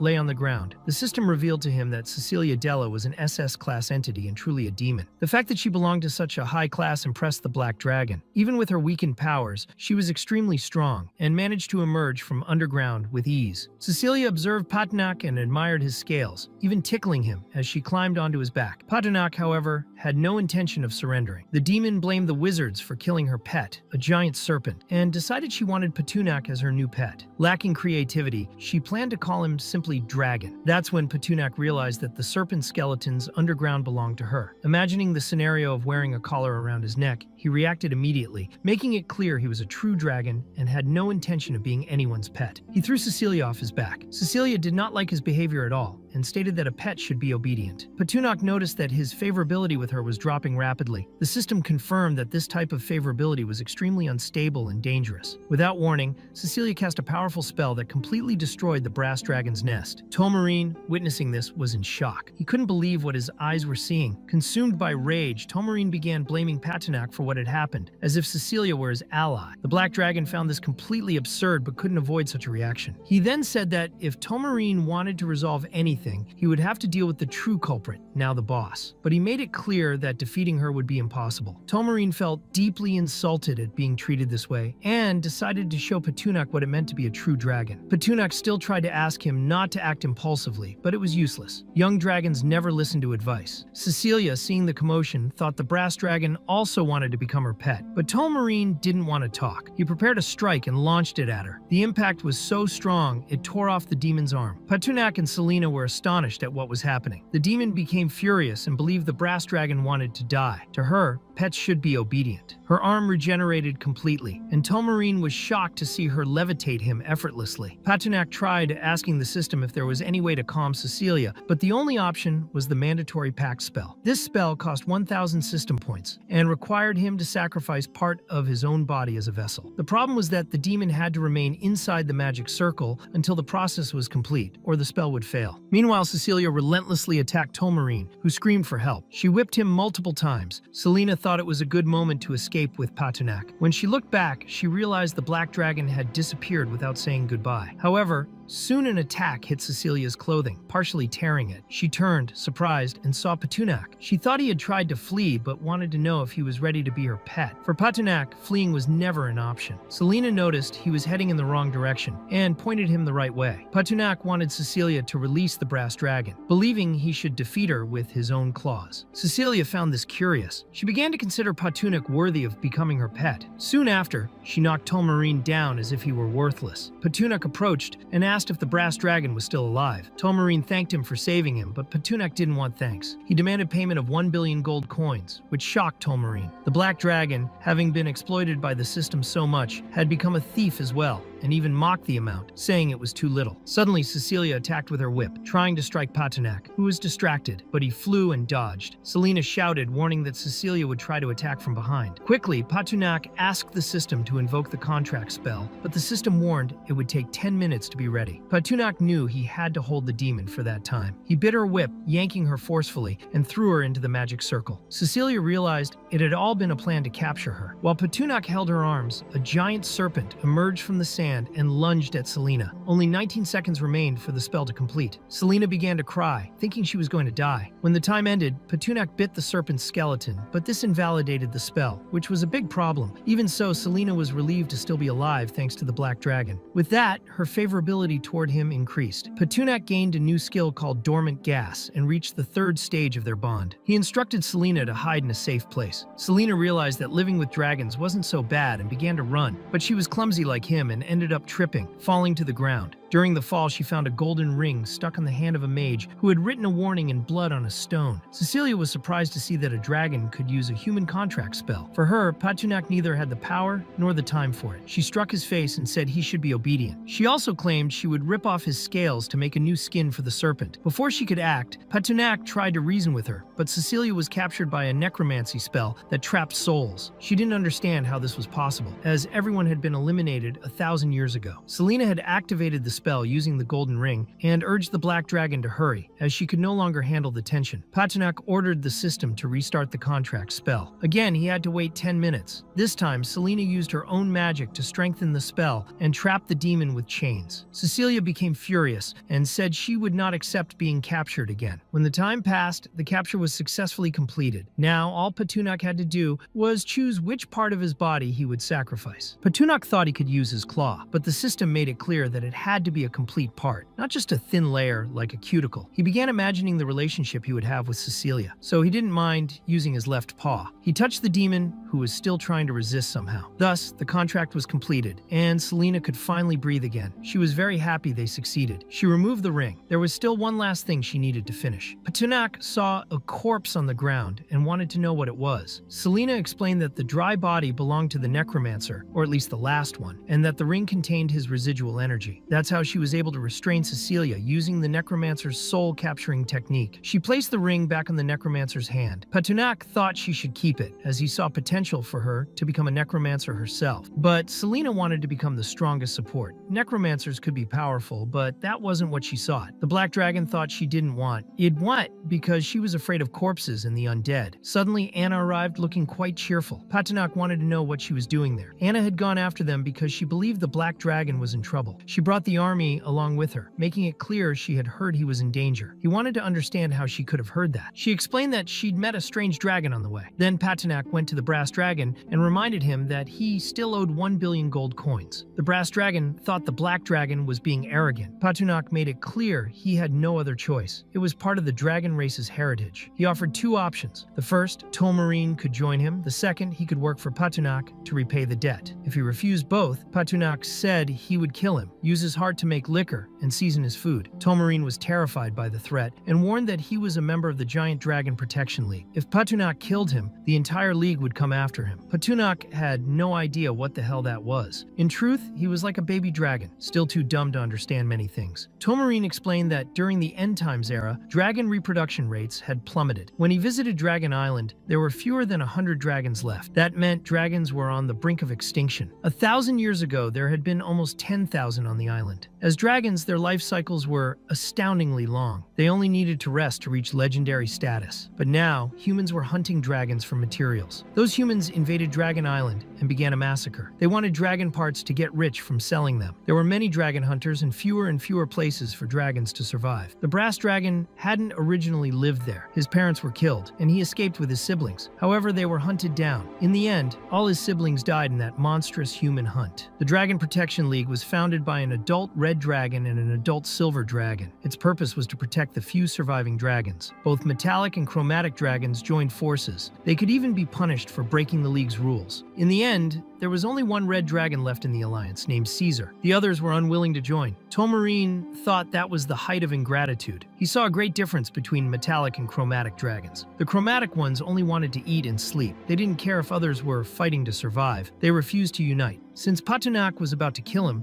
Tolmarine said he hoped the Dragon Alliance would capture him. He warned that Patunak would be imprisoned and forced to eat aloe every day. Patunak found that strange since it didn't sound like much of a threat. He shoved the Brass Dragon's face into the ground, making it clear that he shouldn't keep whining. Once again, he gave Tolmarine 2 options: either submit and work for him, or have his mouth sealed forever and be fed the food he hated most every day. In the end, Tolmarine agreed to serve Patunak, but only if Patunak swore by the Kingdom of Color Dragons and by the dragon god Bahamut that he would never feed him something he disliked. Patunak swore to the Brass Dragon, saying that if Tolmarine pledged loyalty, he would keep his word. Tolmarine accepted, and they completed the pact and contract conditions. Then, while the Black Dragon carried Anna, he noticed a mark on his hand and wondered if it was from the contract. The system notified him that, for unknown reasons, the Black Dragon's visibility had decreased again. This surprised Patunak, who suspected something had happened outside. Anna woke up and wanted to know what had happened, but Patunak explained that it was just a mosquito bite and told her to go back to sleep. A ridiculous excuse for such a huge dragon. She simply kissed his face, leaving the beta dragon blushing. She said it would help reduce the bumps left by mosquito bites, acting adorably and treating him like a child. In the end, the beta tried to hold himself back. He just wanted to transform into a human already. The scene shifted to the second beginner village called Sakura. Confused, Patunak asked the system if it really was a beginner village. After all, he had already destroyed that place, and now it looked quite developed. The system explained that this level of development was normal for players. They could rebuild things quickly, though at what was still considered a normal pace, something that surprised Patunak. He imagined that faster players could create more perfect and powerful things. Eventually, Patunak realized that these new villages were more focused on invasion and had fewer natural enemies. The scene shifted to the forest outside beginner village number 2. The kobold Bolikli informed the Black Dragon that the ammunition was ready and that he had something highly requested. Patunak wanted to know what it was. The furry one explained that they were dung balls, nothing less than bombs 10 times more powerful than regular gas bombs. Patunak was impressed with his work, thinking it was great to eliminate enemies using odor. Then he took flight and ordered the army to attack. The call went out to all magical magical creatures. Several cannons began firing. Kobolds and flaming rabbits were well prepared and started their invasion. The townspeople were terrified and panicked. One of the dung bombs landed among the villagers, who had no idea what it was. They began vomiting. The stench was unbearable. Patenak wanted Tolmarine to join him so they could use his dragon breath. But the brass dragon refused. They were killing people who hadn't done anything to them. If the humans had started it, then yes, killing them would be justified. In the end, the black dragon thought that idea was stupid, making it clear that such actions would only further reduce the number of dragons. He spat some fire, blowing off the upper half of a human, while the brass dragon still didn't understand what Patenak meant. The black dragon then explained that everything was happening because of humans. They were taking over the dragon's land, destroying their lives. And not only that, they were also killing many of their kin, ripping out dragon hearts and tails, using them as seasoning for rice and other dishes. If they continued allowing these humans to roam freely, eventually they would reach the dragon's lairs to hunt them down. The brass dragon began imagining everything the black dragon had said and concluded that all humans should die. In the end, Patenak convinced him and wanted Tolmarine to join him so they could massacre that human village. Then, inside beginner village number 2, the two dragons began their attack. The humans were shocked to see two dragons there. Daniel was present and told all the mages to get ready, assigning each person to their role. The mages would cast slowing spells on the dragons. However, they made it clear that these dragons were highly resistant to elemental magic and wouldn't be held back for long. Daniel grew frustrated, unable to understand why there were two dragons there. Then, suddenly, one of the village players said he'd heard that Vardoli had attacked a black dragon with his men. Maybe he had returned for revenge. Daniel now understood why there had been no news about Vardoli in recent days. Even so, he was determined to avenge his companion and ordered the warriors to draw their spears and defend the village. But before they could attack the two dragons, Patenak used his draconic language spells. The word Zunhalvi caused all the warriors to be disarmed, and every spear fell to the ground. Quickly, Daniel ordered the mages to raise their shields so the people wouldn't be struck by their own weapons. Tolmarine looked at those humans as trash who didn't know their limits. But then he warned the black dragon that he had discovered a problem and pointed to a specific spot. It seemed that those humans couldn't die. He tried to alert a few who then came out of a small dwelling. Patenak noticed that the brass dragon had realized something and knew he needed to explain the essentials about humans. The world they were in wasn't the only one. There were many other worlds. He knew Tolmarine carried the heritage of the dragon race in his heart. Tolmarine was somewhat shocked to learn that those humans came from another world. One of the mages then warned Daniel that the dragons were far too powerful to be defeated. The only thing they could do was run and save their lives by fleeing to other beginner villages. Daniel didn't understand what she meant and asked where these other villages were. The mage explained that there was a beginner village called San, but it didn't appear on the map because it had a concealment attribute. Daniel never imagined there was a hidden beginner village. He thought they should go there immediately, but the mage asked what they should do with the rest of the people. Daniel didn't care. Since everyone could come back to life, he no longer feared leaving them behind. He planned to build a new village once the dragons were gone. The mage understood Daniel's reasoning, and the two fled while the village burned to ruins. Watching all the destruction, Daniel swore he would have his revenge. The mage had used an invisibility potion that would last only 10 minutes for both of them, so they had to hurry. After that, Patenak showed Tolmarine the core of beginner village number 2, explaining that those humans weren't from this world. They were invaders. If their invasion succeeded, the dragon's world would be endangered and completely destroyed. Patenak justified his attack on the humans by saying they killed magical creatures to grow stronger. Tolmarine was stunned by the danger they faced, even if humans weren't always motivated by money. Patenak told the brass dragon to calm down, since he didn't even know how humans managed to survive elsewhere. Patenak wanted to unite all magical creatures to exterminate them and found a city exclusively for magical beings. Tolmarine wanted to know what that core in the black dragon's hand was. Patenak explained that the core could help build structures and cities with special functions, and that they could obtain more cores by destroying humans. He tried to convince Tolmarine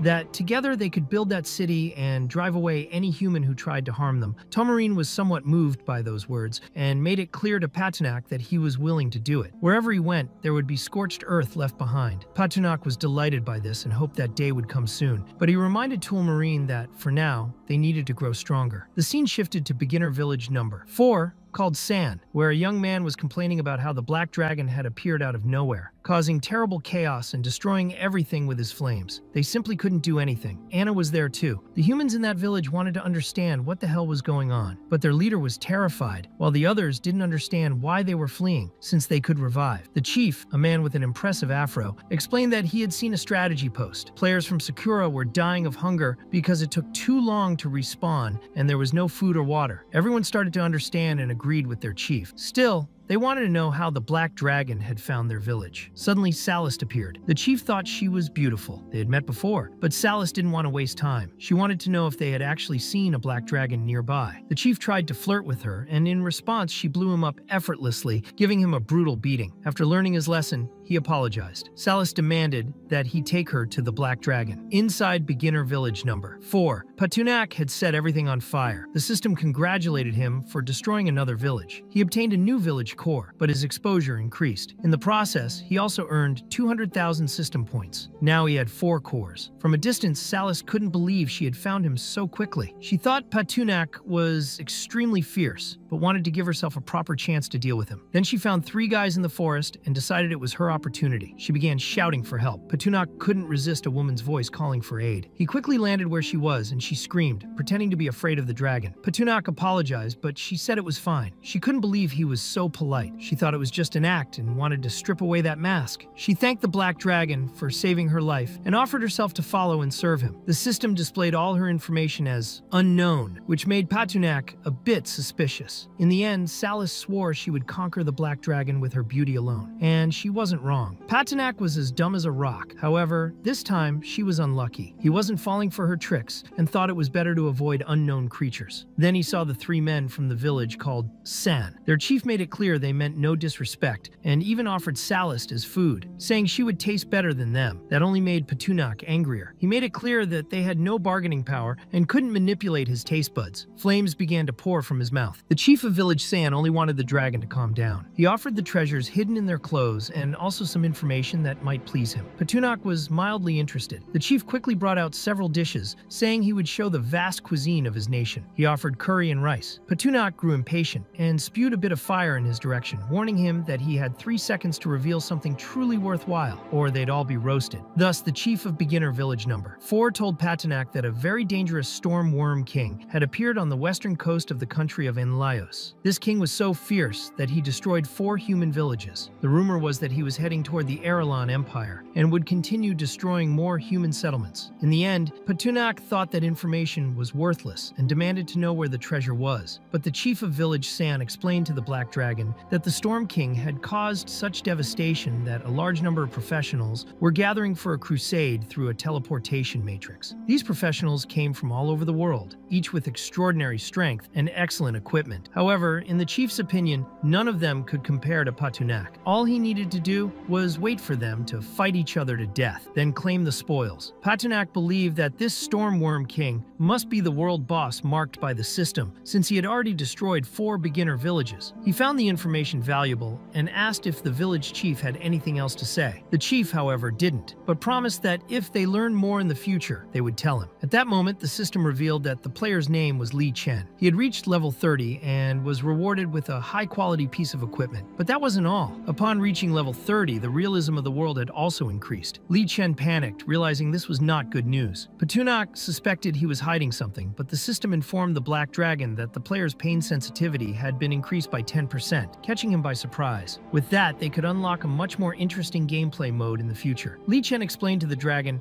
that he wasn't hiding anything and was simply trying to be helpful. Since Patunak was a dragon of his word, he told the chief of Village San that he wouldn't burn him, but he didn't promise not to kill anyone. Then he stomped on Li Chen, thoroughly enjoying it. In the end, the dragon's true nature was revealed to Sallust, who merely watched. Suddenly, Anna returned, announcing her arrival, and Selena was with her. Sallust was utterly shocked to see 2 girls who were supposedly being poisoned by the dragon. Seeing Patunak so dirty, Anna wanted to go back to the cave to brush his scales. Patunak immediately perked up, thinking she wanted to bathe him and wanted to return home right away. Sallust quickly asked the dragon to take her along, saying she wanted to follow him and do whatever he wished. Anna was confused at that moment. Naturally, Selena grew jealous, as did Anna, and began questioning whether the Black Dragon had started kidnapping girls after the battle. Patunak thought that was an unfair accusation and asked if there was a way to get rid of that woman. The system suggested using sleeping gas. Patunak immediately ordered the system to release the gas, but the system hadn't specified where it would come out. The gas ended up being expelled from his dignity. He had released it right in front of the 3 girls, exposing himself as Little Beta and almost cried from humiliation. The system explained that dragons didn't have skin glands to emit gas, so it could only come out that way. In the end, Paternak wanted to know why the system hadn't warned him earlier, and his dignity as a dragon was completely destroyed. Then, the scene abruptly shifts to the moment when the protagonist uses the 4 village cores from the beginner settlements. With them, he could establish a new settlement for novices. He initiates a full synthesis, and the system presents him with 3 options. The first was the beginner's fortress, the second the elemental dragon's cave, and the third option was the elemental dungeon. He didn't like any of those options. None seemed particularly advantageous, though he found the elemental dungeon a bit more interesting. The system tried to convince him that it would have a teleportation array, making it convenient for him and his magical creatures to enter and leave. So, he decided to build the dungeon. Even the entrance was something he had to choose. Suddenly, an earthquake struck. Anna didn't understand what was happening and ran to Paternak, asking if they needed to take shelter. But he calmly stated there was no need to evacuate, explaining that the place was merely being reconstructed. Still, she was afraid, as the cave seemed to be collapsing. Once the dungeon was fully built, Paternak decided to use teleportation. All the creatures with him were also transported and became frightened by what they saw. The scene shifted again. Now they were inside the elemental dungeon, whose name was revealed as Palace of the Dark Monarch. All general attributes were increased by 50% while inside. The system also informed Paternak that he needed to choose the Temple Guardians, currently designated as Anna and the Brass Dragon. Upgrading the Palace of the Dark Monarch to level 2 would cost 100,000 system points and 8 beginner village core fragments. Paternak then asked the system why Anna and Tolmarine, the Brass Dragon, had been chosen as temple guards. Afterward, he explained the situation to Tolmarine, who was completely confused and kept looking around. He could feel great power flowing into his body and wondered if he was evolving. The Black Dragon,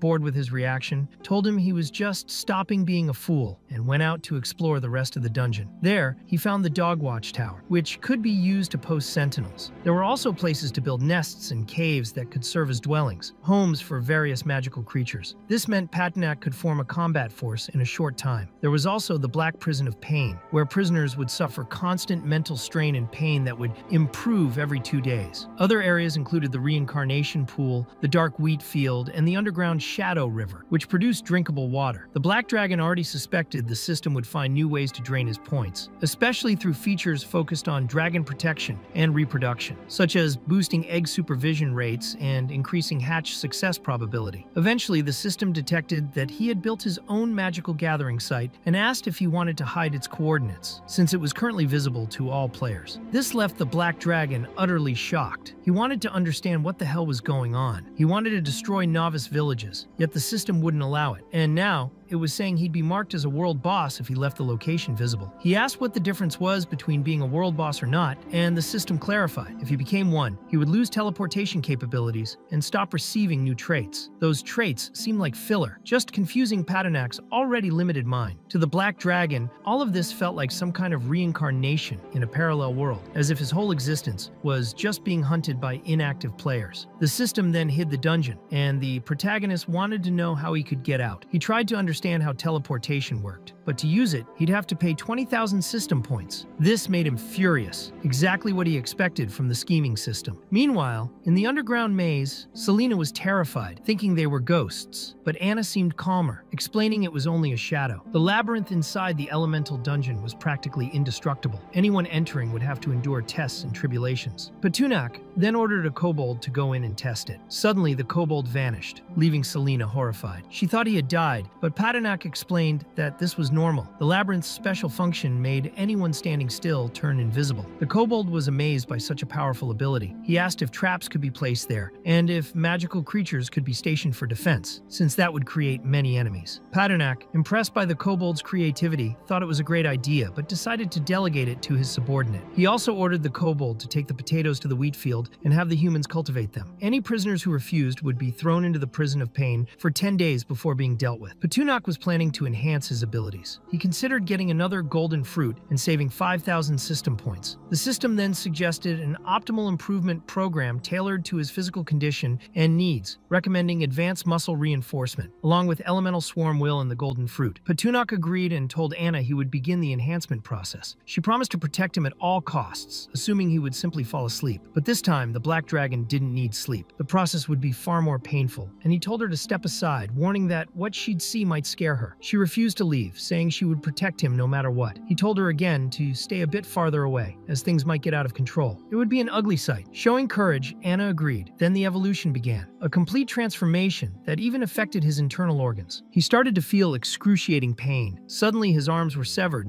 and then his legs, collapsing onto the ground. Anna was completely horrified. Petunak was in unbearable agony. He begged the system to make him lose consciousness, but of course, even that cost 1,000 points. With no choice, he paid, and finally fainted, only to wake up a second later, furious that he'd wasted his points. The reason became clear. Anna was casting a healing spell on him, and the system woke him up for that. He tried to tell her to stop, but couldn't make a sound. His throat had also been cut. The scene bizarrely shifted again, now to a realm with two pulsating hearts. Petunak found himself in the world of Will, trying to understand the web-like energy around him. He saw a kobold happily cultivating potatoes, delighted because his master had ordered it. He loved potatoes. Petunak realized he could connect to the kobold's consciousness. He couldn't do it indefinitely, only 999 connections for now, though this number could increase as his swarm will improved. That was the will of the swarm, but he wanted to find Balikli's consciousness. Soon he saw Balikli trying to steal kisses from his wife, which terrified Petunak, and he quickly exited the vision. The sensation was disturbing. The will of the swarm didn't just show thoughts, it allowed him to possess their bodies. The system notified Petunak that Balikli had inherited part of the Black Dragon's attributes and gained a new skill, Silver Heritage. This excited Petunak. As his dragon transformation level increased, so too did the dragon blood concentration in Balikli. This meant he no longer had to manually inject blood into his servants. Petunak then checked what Chakales, the flame rabbit,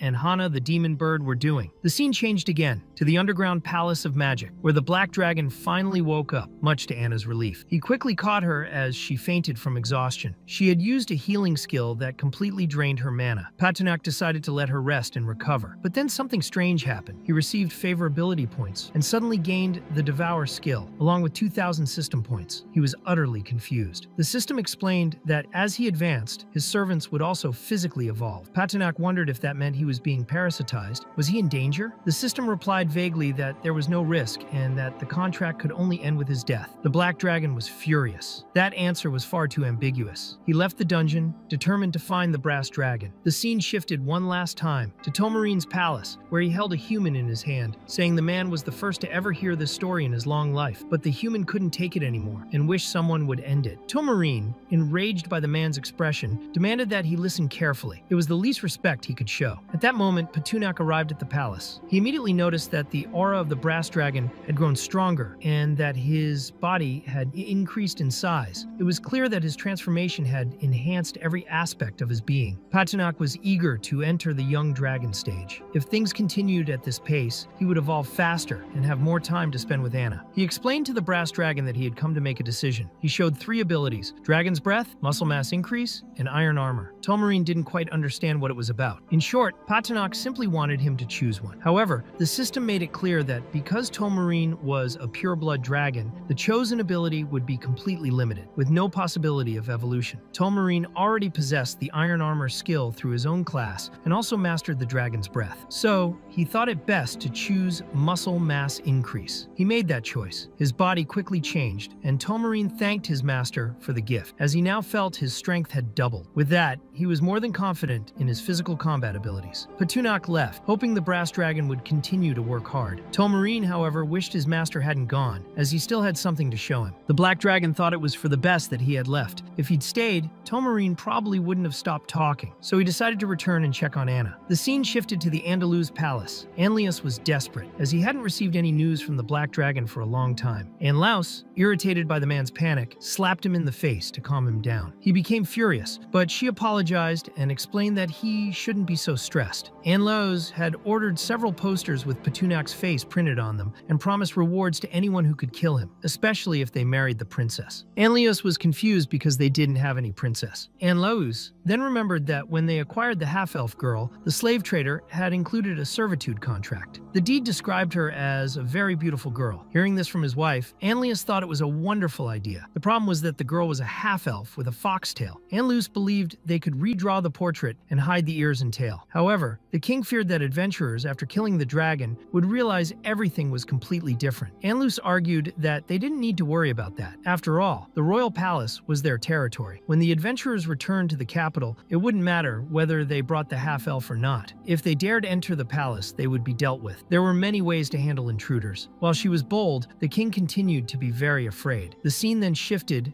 to the underground palace. Anna was sleeping until she woke up to the lick of a goat. She thought it was the black dragon and told him to stop, but when she opened her eyes, she was startled, thinking the dragon had turned into a sheep. In the end, it was all just a dream. She woke up to Patanak waving a leaf in her face. The fright was brutal, but she admitted that imagining Patanak as a sheep was rather adorable. He couldn't understand why she found that cute, until Anna was shocked and asked if he could really read her thoughts. The black dragon explained that it was an ability he had acquired upon evolving. Anna realized she could no longer hide her thoughts around him. He asked if she would let him see what was on her mind, but she refused and got quite annoyed. Suddenly, several players surrounded the dungeon area. Patunak had two options. The first was to let nature take its course, hoping the players were dumb enough not to find the dungeon entrance, which would discourage their invasion. The second was to guide them to the entrance and put them in danger. Patunak got excited about that idea. He thought that dying alone would be cool, but also lonely. So he believed the players should have some fun too. Thus, he chose to guide them. He placed Anna on his head and said they had guests and that he wanted to welcome them. Outside, the group's leader, a metrosexual guy, announced they were in the Black Dragon Forest and asked if the team was ready. Everyone was heavily armed. Having faced the dragon before, the leader warned that he wasn't easy to deal with and that no one should let their guard down. He believed that during their last attempt, they failed, because Valdori had been extremely reckless. Those players were elite, carefully selected. A hooded girl approached the group, asking if that was really the right place since they hadn't seen any magical creatures along the way. When she removed her hood, she revealed pink hair, astonishing everyone with her beauty. Many were impressed that there were such beautiful women in the group. The metrosexual with the tech weapons noticed something strange. She wasn't a player, she was an NPC. Curious, he asked who she was and why she was there with them. The NPC introduced herself as Freya. Her goal was to become a star mage, brave and skilled in the art of magic. She believed the group had received King Anlius's summons to slay the Black Dragon and save the princess, so she wanted to join them. The long-haired man confirmed that they indeed came because of the notice, but made it clear they preferred people who could actually cooperate, not a weak woman. Freya considered that arrogant. Unbothered, she said it was unfair to judge her strength without seeing her abilities. She then blew a whistle, summoning a creature that ran toward her. The group members thought it was a monster about to attack. One of them panicked, fired a bazooka, and blew up the creature, which was actually Freya's pet. She was surprised by their attack power, but didn't worry. She knew her pet would fully recover. Calmly, she poured a potion over it and it healed instantly. Seeing that, the long-haired man welcomed Freya, now convinced she could be useful. Meanwhile, the Black Dragon watched all the commotion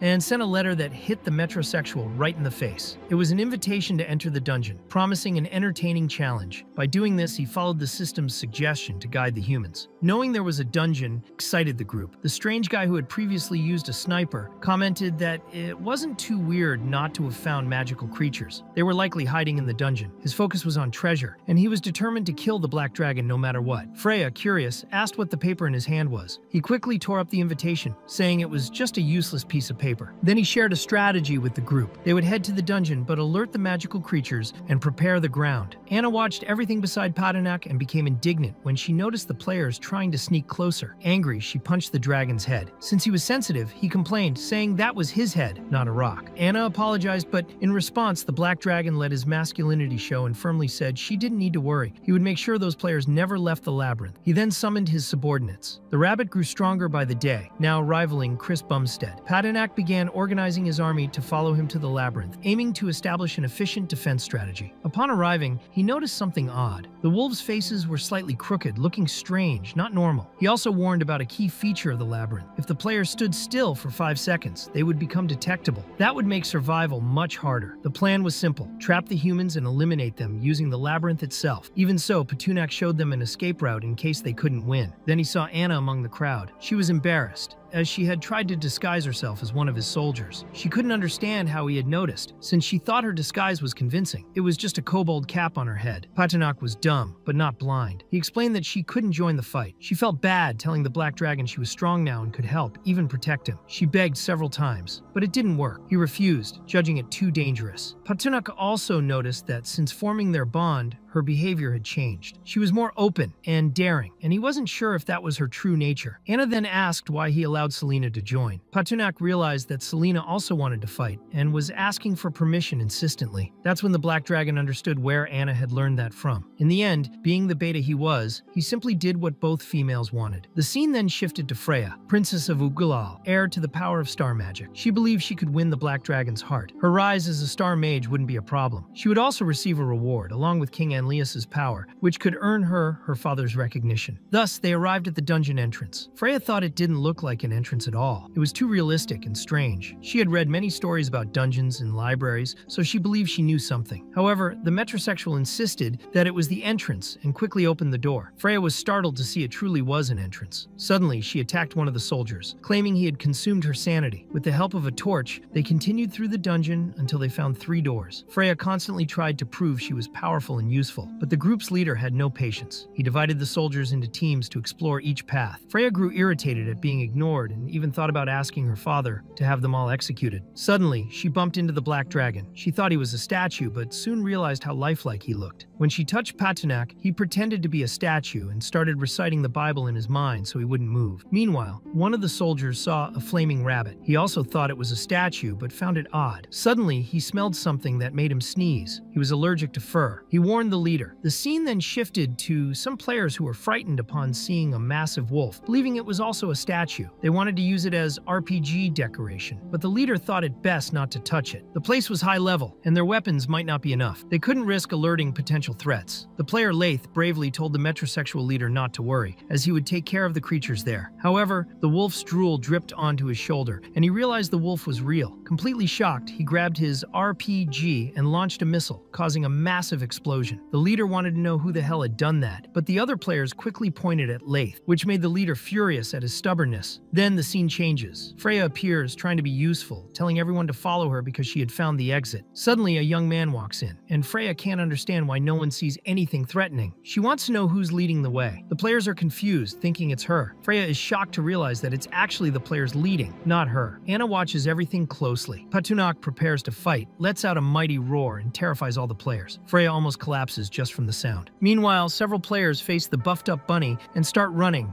when they see the statue coming to life. It was completely different from what they imagined. Suddenly, one of them is snatched by an eagle. Some eagles were grabbing people and dropping them from great heights. The group leader becomes stressed and orders the mages to cast protective spells. Then, the Black Dragon appears before some players, freezing them in place. The terrible agony had begun. Some still tried to fight back, launching a missile toward Patinok, but the Black Dragon simply devours the bomb as if it were nothing. Since he had the Devour ability, his dragon breath becomes even more powerful. He turns everyone there into barbecue. The players had no idea what they were up against. Everything was easy for the Black Dragon. The system notifies him that he has eliminated many humans and unlocked upgrades. He is now known as the Golden Boss of the dungeon. In the end, evolving wasn't that hard after all. He checks with the system for the next titles he could earn. The system also recommends that he keep increasing his score to unlock new upgrades. That way, he could improve the dungeon. Then he calls Anna, who's still fighting. She doesn't like it because the battle isn't over yet. He grabs her like a cub and makes it clear that she should leave the battlefield cleanup to the flame bunnies. They had more important things to do. The scene shifts to Freya, who's gasping for air. She runs through several passages without finding an exit, growing more and more anxious. Suddenly, her own familiar appears and launches an attack on her. She's confused, wondering if he's really turning against her. The familiar just wants her to give up resisting. It was useless. She falls to the ground after being attacked, and he begins to drain her magic. Freya is shocked. The familiar was restoring her magical power, but could also absorb it. She quickly tries to grab a potion to save herself, but it's already in the familiar's hand. He asks if that's what she's looking for. She can't understand how he did that, and then he starts pouring the liquid onto the ground. In the end, he just wanted to thank Freya. If it hadn't been for all the misfortune along the way and the mental refinement from the potion, his abilities of deterioration, optimization, and predation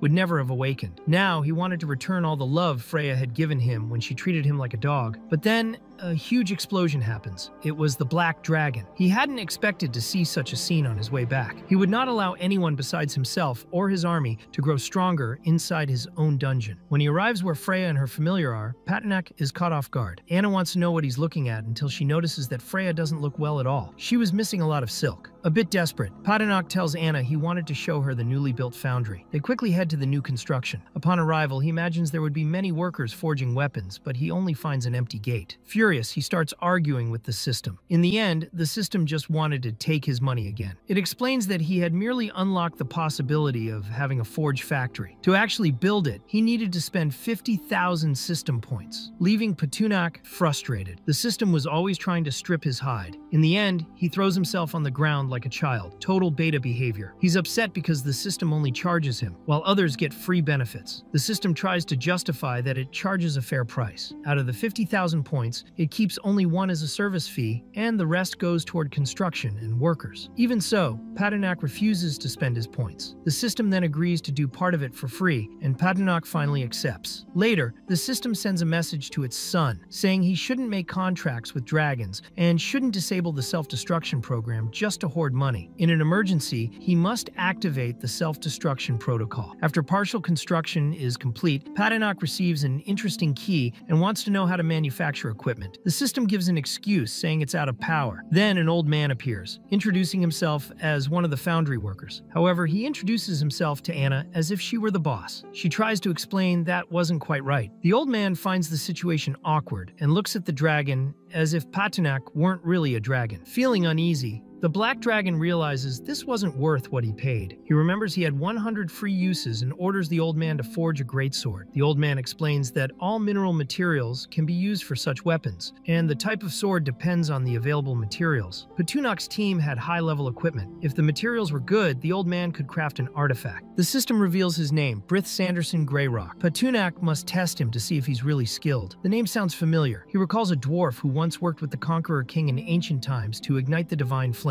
forging many divine weapons. Now, Patunak wants to know how to get new materials since he had eaten all the gold and minerals. He asks Sanderson if forging is possible without materials. The dwarf finds the question outrageous, saying that if the black dragon lacks materials, he must go get them himself. Patunak thinks that's impossible, but remembers the silver chests he took from other players. Maybe he could get mineral materials from them. He quickly calls Balikli to bring all the chests and keys. Soon, several chests are placed before the black dragon. He opens one with a key and finds only a roll of toilet paper inside. He opens another and finds 10 bottles of liquor. Another one contains a vial of 6 flavored ancient land pills. After opening several chests, without finding anything useful, he's nearly in tears, feeling trapped in a world full of worthless newbies. Anna notices that he looks exhausted and decides to help open the chests. She opens one and finds 10 silver ingots. That surprises Patunak. He's thrilled and asks her to keep opening them. She opens another chest and finds many iron units, plus a map and a transformation potion. That's when dumb Patunak finally understands what the system meant by calling Anna the lucky elf girl. She really was incredibly fortunate. Anna quickly shows him the potion she found. She tastes it and finds the flavor familiar. It was one she'd seen before in the Emerald Forest. It was a high-level potion for druid masters to help them adapt to human form. Patunak finds it strange, since that transformation potion was a local product of this world. Because his progress was slow, he starts planning to go to the elf forest and steal their transformation potions. Anna keeps asking when Patunak will return to human form. The black dragon realizes she's quite interested in that form. She tries to pretend she's not, and even gets annoyed about it. Then, Patunak hands the materials to Sanderson. The old man is very excited because with those, he can forge a fine batch of equipment, considering the materials are top quality. Patunak just wants the equipment to be widely distributed, but Sanderson has a trick up his sleeve. He can mix high-grade and low-grade materials, creating a balance where the weaker ones gain enhanced attributes. That way, he can produce 300 batches. Patunak realizes that the true path ahead is seeking rare and precious metals. However, he's still a bit worried and wants to know if the old man is truly capable of forging. Sanderson says his boss might question his eyes, but never his craftsmanship. Then, just like Master Roshi, he flexes and expands his muscles, astonishing Patunak and Anna. He calls his goblin crew to begin the forging process. He's massive compared to the tiny creatures bringing him a hammer. Patunak is amazed. The hammer is incredibly heavy, yet the dwarf lifts it easily. At that moment, a kobold told reports that the prisoners the Black Dragon had requested have arrived. The scene then shifts to Patunak's dungeon, where he goes to inspect the captives. A blue-haired man laughs loudly, mocking everyone as fools who had no idea how powerful they were. He also insists that he cannot die. Patunak might have considered giving him a chance to cooperate, but seeing his arrogance, he drops the idea. That narcissistic man had no respect for magical creatures, so Patunak decides to give him special treatment. He orders one of his subordinates to cut out the man's kidneys, heal him, then cut off his hands and feet, and finally throw him among other men of similar interest to teach him a lesson. The human group's leader quickly begs to be killed, but in the end, Patunak is just toying with him, wanting to make him change his mind. Then he turns to Freya's familiar, saying he's heard the guy was quite brave. The man, terrified, introduces himself as Kayal, the brave healer. The Black Dragon, impressed by Kayal's healing ability, wants him to join his army. That frustrates Kayal, as over 1,000 years had passed since humanity had been the dominant force on the continent. He couldn't even understand how magical creatures had regained control, but he couldn't refuse. Quickly, he had an idea. He believed his magic could affect the Black Dragon, and with deterioration, he would easily escape that cage. Therefore, he told Patunak he was willing to follow him to the death and fight by his side. Patunak then took a drop of his own blood to release Kyle's mind and spirit. At that moment, Kyle saw an opportunity and swiftly used his deterioration skill.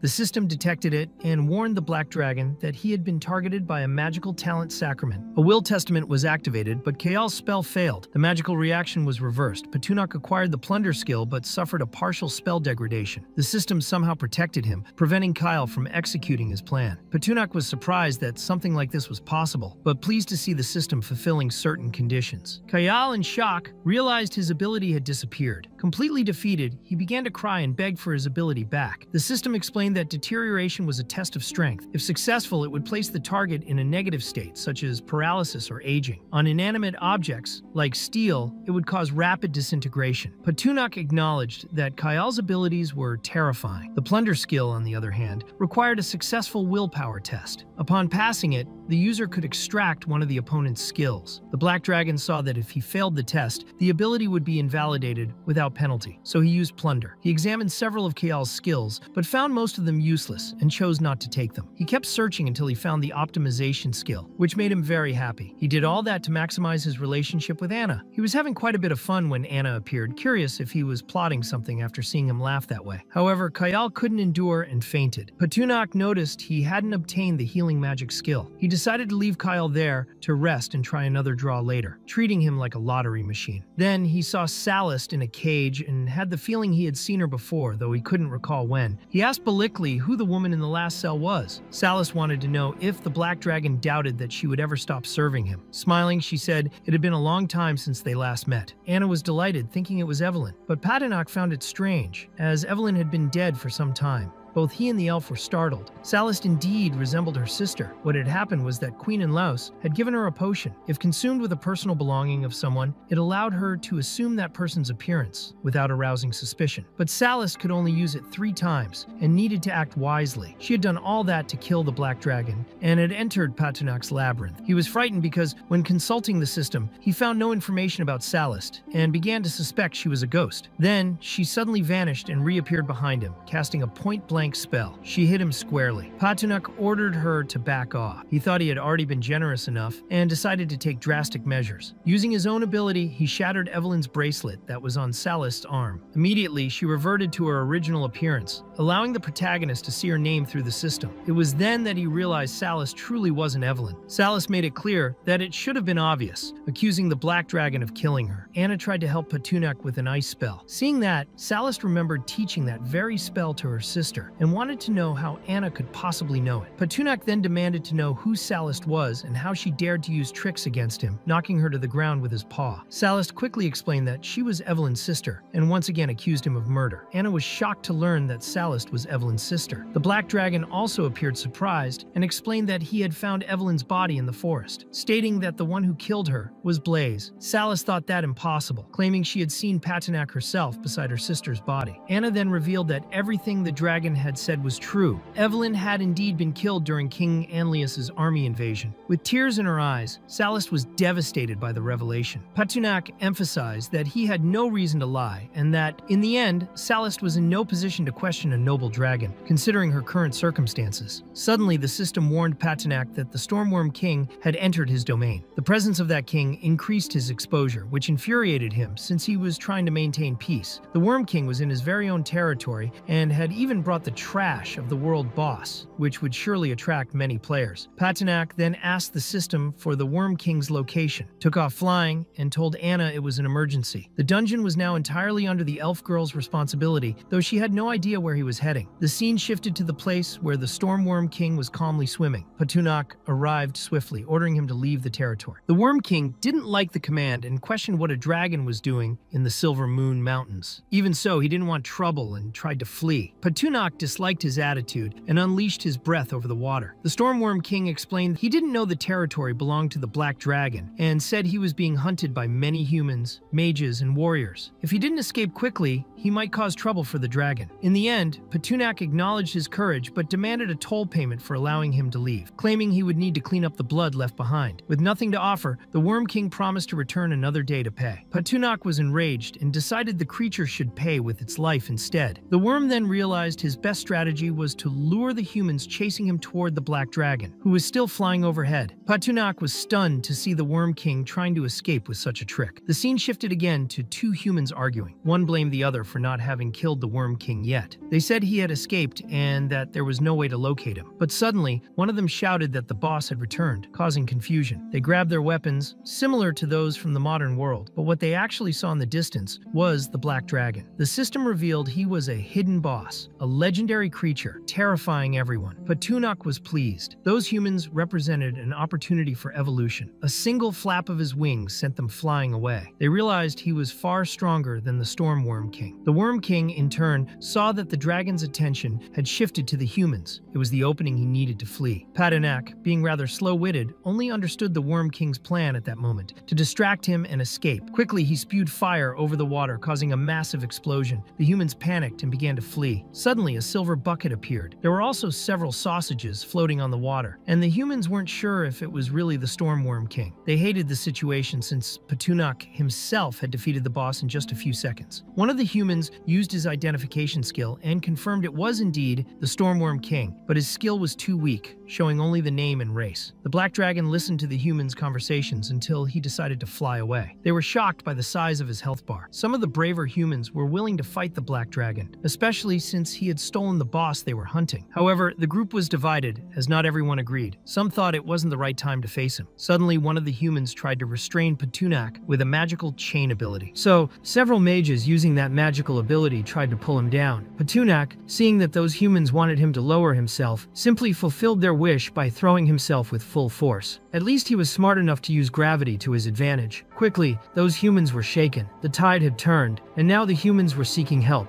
A swordsman named Shueyuan feared nothing and was willing to kill the Black Dragon to gain worldwide recognition. He used his skill called Flying Meteor Slash. Obviously, he couldn't even scratch the Black Dragon's skin. Shueyuan, realizing he had been completely outmatched, widened his eyes upon seeing that the situation was much worse than he thought. The owner of Flying Meteor Slash was extremely tall, but against Patunak, he didn't even make a dent. Then, Patunak asked the swordsman if he wanted to hurt him using a needle, because that's basically what it felt like. Then he flicked Shueyuan, sending him flying like a damn toothpick. The humans now saw they had no chance. They hadn't even managed to break the Black Dragon's defense, so they began to believe he was practically invincible. But one of the most anticipated warriors had arrived. It was the guy with the gun. His name was McCree. Without wasting time, he remembered the time he spent in Rio de Janeiro and fired multiple shots at Patunak. The Black Dragon used his wing, which was somewhat thin and was barely hit. Even so, the humans thought there was a chance because they managed to take 1% off Patunak's health bar. They summoned the courage to face him, but his health bar returned to 100%, leaving them deeply confused. Things had gone sour. After all, they had spent too much time in combat to simply flee. Then, the scene shifted to McCree fleeing like any true Karioka, until one of the players pointed at him and warned that he was trying to escape stealthily and had taken the treasure chest. Patunak became furious when he saw that the guy was playing a distraction game and declared that McCree was dead, as he had worked hard to obtain that chest. Then he unleashed his fire breath. However, Patunak couldn't hit McCree, who was ecstatic for not being hit, and began to taunt the dragon as if he had hit the jackpot again. But an old bearded man managed to reach McCree and stomped on him with full force, finding his actions disgraceful. He wanted to understand how a warrior could be consumed by desire. That old man was named Piotrov. He thought he had arrived a little late, but believed he was lucky to encounter the Black Dragon, now considered by everyone as a hidden boss. He also saw it as a chance to gain fame. Patunak thought this old man was another seeking death. Suddenly, Piotrov simply grabbed a knife and embraced the other world. Patunak was incredulous. Some seek death, but he had never seen anyone approach it so directly. He decided he would toast to Piotrov later, but the old man tricked them cleverly. Before going to the grave, he started drinking a resurrection potion. Just as he was about to kick the bucket, he caught fire, as if he had eaten too much chili, heading straight for Patunak. The other humans were very surprised, thinking what Piotrov was doing was very cool. McCree was shocked, but the guy next to him wanted to know if Piotrov was strong. McCree made it clear that he was very strong, having killed over 99 demons with only his sword. For this, he obtained the hidden profession called Brutal Blood Warrior, along with an exclusive skill. The lower his health, the higher the damage. Moreover, when his blood level falls below 5%, he becomes invincible for 10 seconds. Everyone was stunned seeing how powerful that old man's skill was. Piotrov tried to thrust his sword at Patunak, but the Black Dragon wouldn't let it go for free. He used his paw, causing a clash between his attack and Piotrov's, who had a rather unusual ability. The impact was so strong that dust rose, and no one understood anything. Amidst all this, during the battle, Patunak called Cecilia, who used her whip to snatch the sword from Piotrov's hands. Everyone was saddened to see another failure. Patunak hadn't realized that having a contract would be so advantageous for him. In the end, he gained damage resistance by calling Cecilia. The bearded old man made it clear to the Black Dragon that he hadn't won the battle. The other humans were surprised to see Piotrov still alive. Very excited, Piotrov stated that Patunak had made him invincible for 10 seconds. Then the old man said he would kill him within those 10 seconds. The players began rooting for him, admiring his unmatched bravery, supporting him with shields and magical enhancements. Piotrov's sword began to glow, and he quickly launched a strike toward Patunak. However, the dragon had disappeared. He began searching for him, looking in all directions. Patunak thought that 10 seconds was too short a pity. Time was up, and now he was ready to destroy him. Suddenly, a magic circle appeared in the water, and the players tried to escape by diving. But Patunak used his fire breath and began heating the water, cooking the humans like chicken. He grabbed the platinum chest and was very happy. With the silver chest in hand, he thought those humans were very inexperienced. Now, he could return to his Anna. Suddenly, he was hit hard by a swordsman, losing a lot of health. This caught him by surprise, as it had never happened before. He wanted to know who did it. Using his skill, he discovered the swordsman was hiding behind a rock. The red-haired swordsman would never have imagined that the flying sword skill could be so powerful. With luck and his stealth skill, he thought the Black Dragon wouldn't discover him. However, he began to feel extreme heat. Obviously, it was the Black Dragon's breath behind him. The shock was so intense that his eyes almost popped out. He quickly tried to dodge Patunak's fire attacks. He was skilled in martial arts, which was a differential, as he knew some kung fu. But the Black Dragon appeared behind him in the blink of an eye, leaving him in shock. Patunak was too fast for a dragon. The swordsman began to cry, realizing there was no escape, and gave an excuse saying his sword flew toward the protagonist by accident. But seeing that the dragon was now fine, he decided to leave. Patunak knew it wasn't an accident, and decided to annihilate the young man. But first, he wanted to extract a bit more value from him, promising to spare him if he helped open a platinum chest. Otherwise, he would reduce him to ashes. The red-haired boy found it very strange that a magical creature was interested in a treasure. In the end, he preferred to do what Patunak